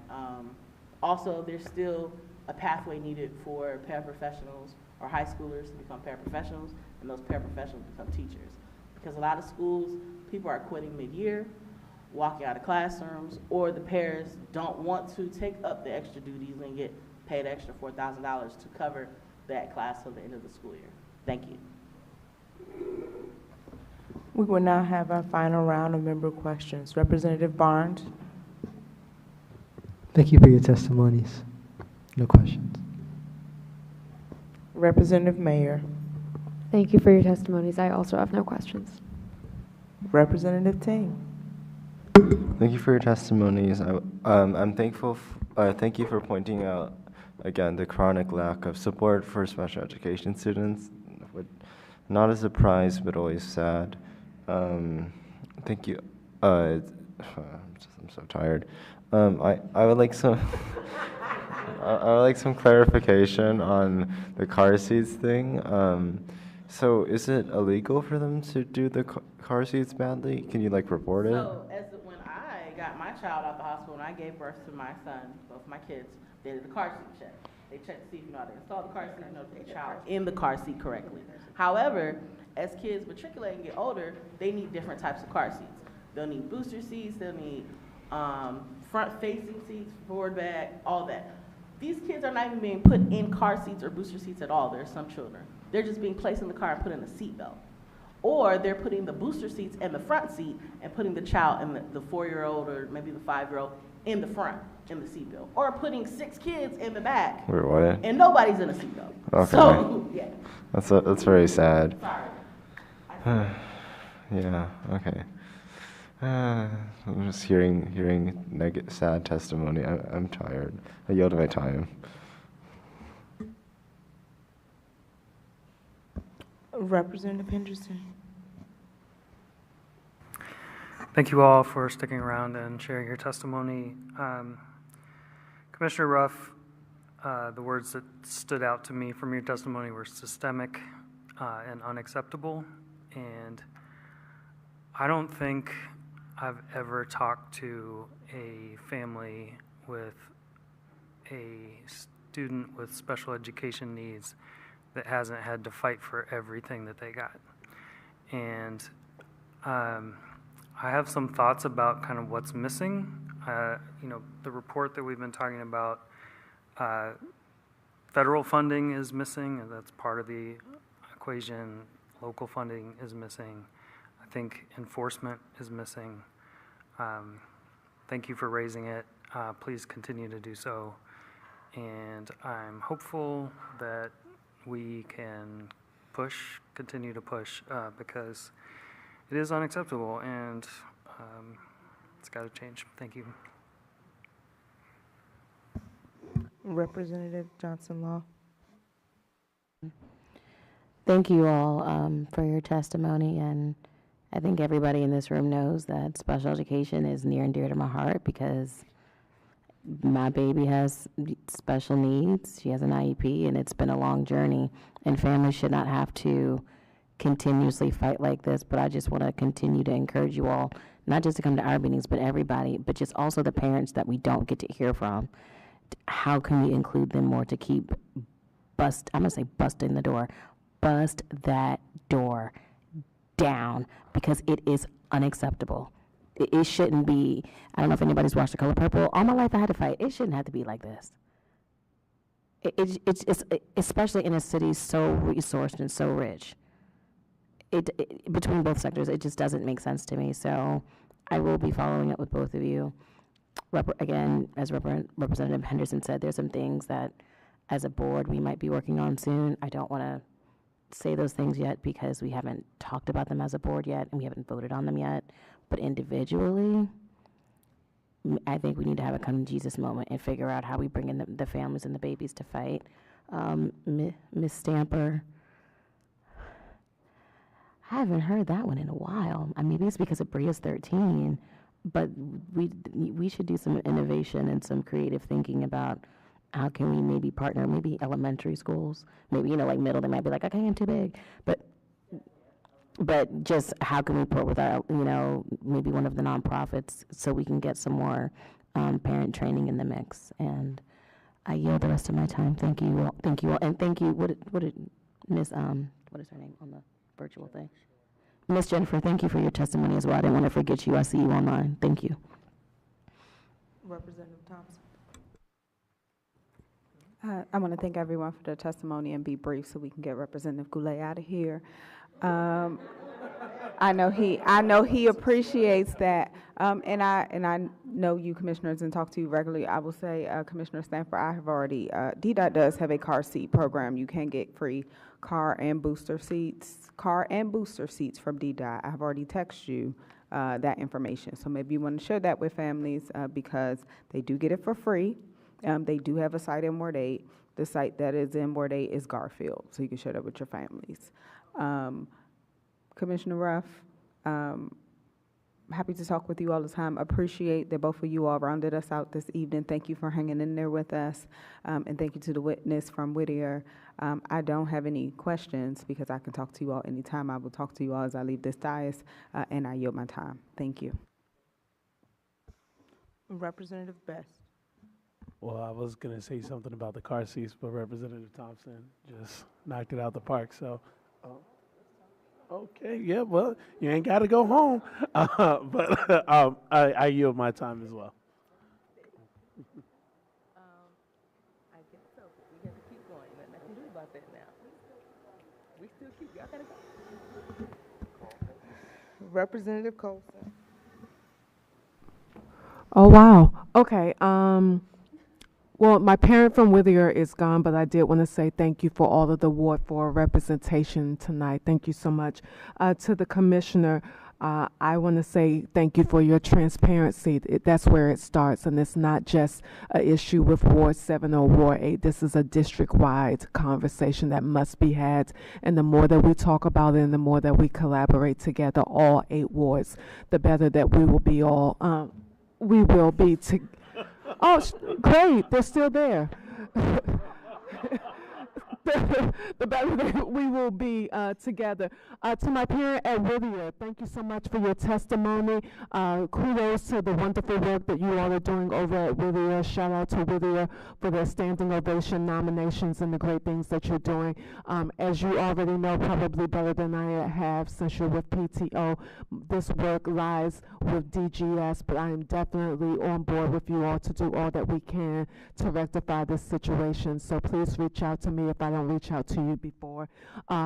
And I could not concur with you more in terms of all of the things you said, but specifically with supporting our para staff and other staff members to move up. I think that's something that we're missing, especially when we have such vital, wonderful people who are doing the work. I mean, some of our staff members, as you know, have been holding down schools for 10 to 15 years, and they should be earning the pay. And it's not just paraprofessionals, but I also believe that the men that we have working as behavior techs should be groomed to move up to be male teachers in the classroom. We need them. We don't need everyone in the hallway policing and holding students accountable. But when we get them in the classroom teaching and they're still building those relationships, I think that's a better use of our time and our resources. So I'm happy to talk to you more about that. Thank you so much. I'll yield my time or whatever's left. Representative Goulet. It's an honor getting to spend 2 consecutive nights with you both. I want to thank you for sticking around and for your testimony. I really appreciate your testimony to you and to the witnesses, but I have no questions at this time. Thank you so much. Vice President Williams. Yes, thank you all for your persistence. Ms. Schiller, it's not the first time I've heard about the facilities challenges at Whittier, and I do know that you also have a council member who's very active at being able to be responsive there, so I hope you can get some progress and a clearer plan soon.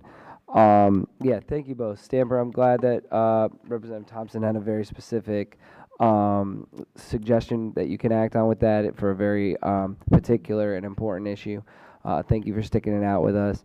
And Ms. Ruff, the issue of special education has become more clear and clear that it needs to be more urgent and united with how we address it. We have an upcoming kind of conversation retreat to think about our priorities in 2025, and I encourage my colleagues to really think about what we've heard and what we know is needed to be able to figure out the issues that we can tackle within special education to make it to serve kids better, but also to make it easier for parents to make sure that their kids are safe and getting the education they deserve.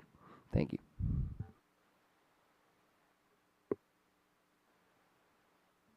President Patterson. Thank you so much.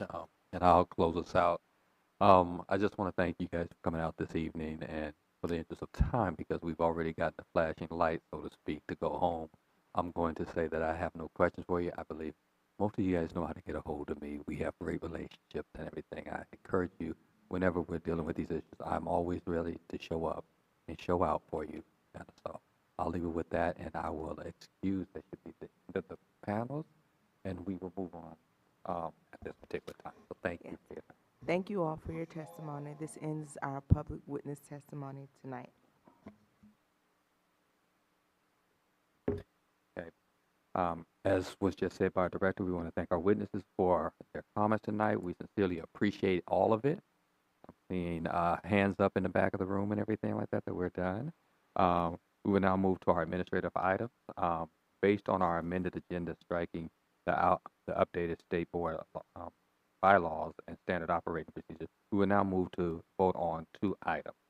First, we will move to vote on the 2024 State Board of Education Annual Report.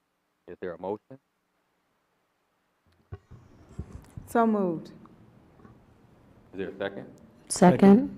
It's been properly moved in second.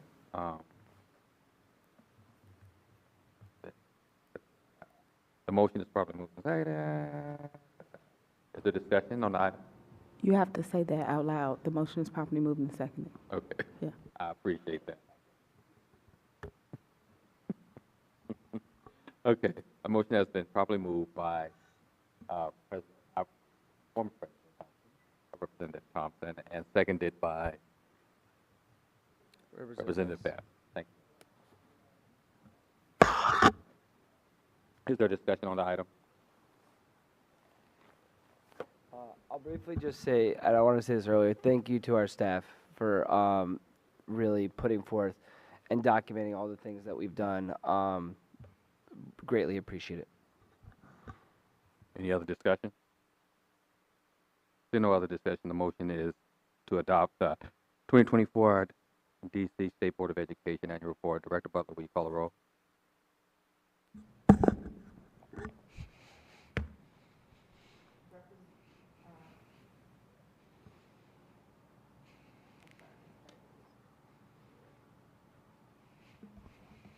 gonna go from the bottom.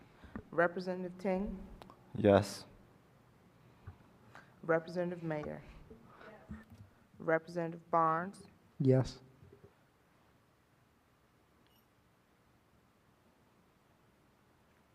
Representative Best, Yes. Representative Chang, Representative Colson, Yes. Representative Goulet, Yes.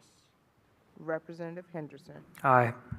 Representative Thompson, Representative Johnson Law, Yes. Representative Thompson, Yes. Vice President Williams, Aye. President Patterson. Yes. The 2024 annual report has been passed.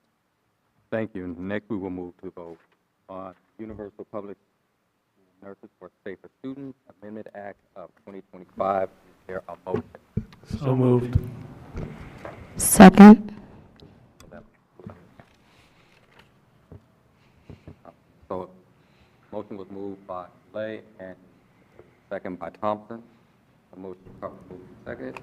Is there a discussion on it? None of no at this moment. Okay. We love our nurses.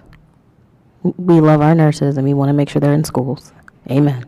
I also want to thank Representative Goulet for taking the time to make sure we can actually vote on this today. And I'm encouraged that we will be reintroducing this. Thank you, Representative Goulet. I want to thank all of you. We passed this unanimously. Last council period, it was near the end of the council period, so reintroducing it now, I think, gets it going early and hopefully before the budget cycle, because we lost nearly half our nurses due to the cluster model, and we can't afford to do this when students don't feel well.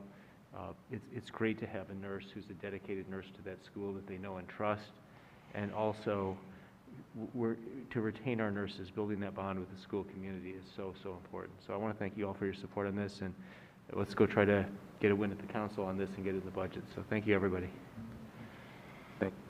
Thank you so much. Seeing no other discussion, the motion is to adopt the Universal Public School Nurses for Safer Students Amendment Act 2025. Director Butler, will you call the roll? I just want a point of clarification. So it's not to adopt it because it's not a resolution. Is that correct? So the vote is to transmit this to council? Yes, I know that, but it's not an adoption. But it's 2/3 vote to transmit to council. Yeah. Right. With that, Representative Ting, Yes. Representative Mayer, Aye. Representative Barnes, Aye. Representative Best, Aye.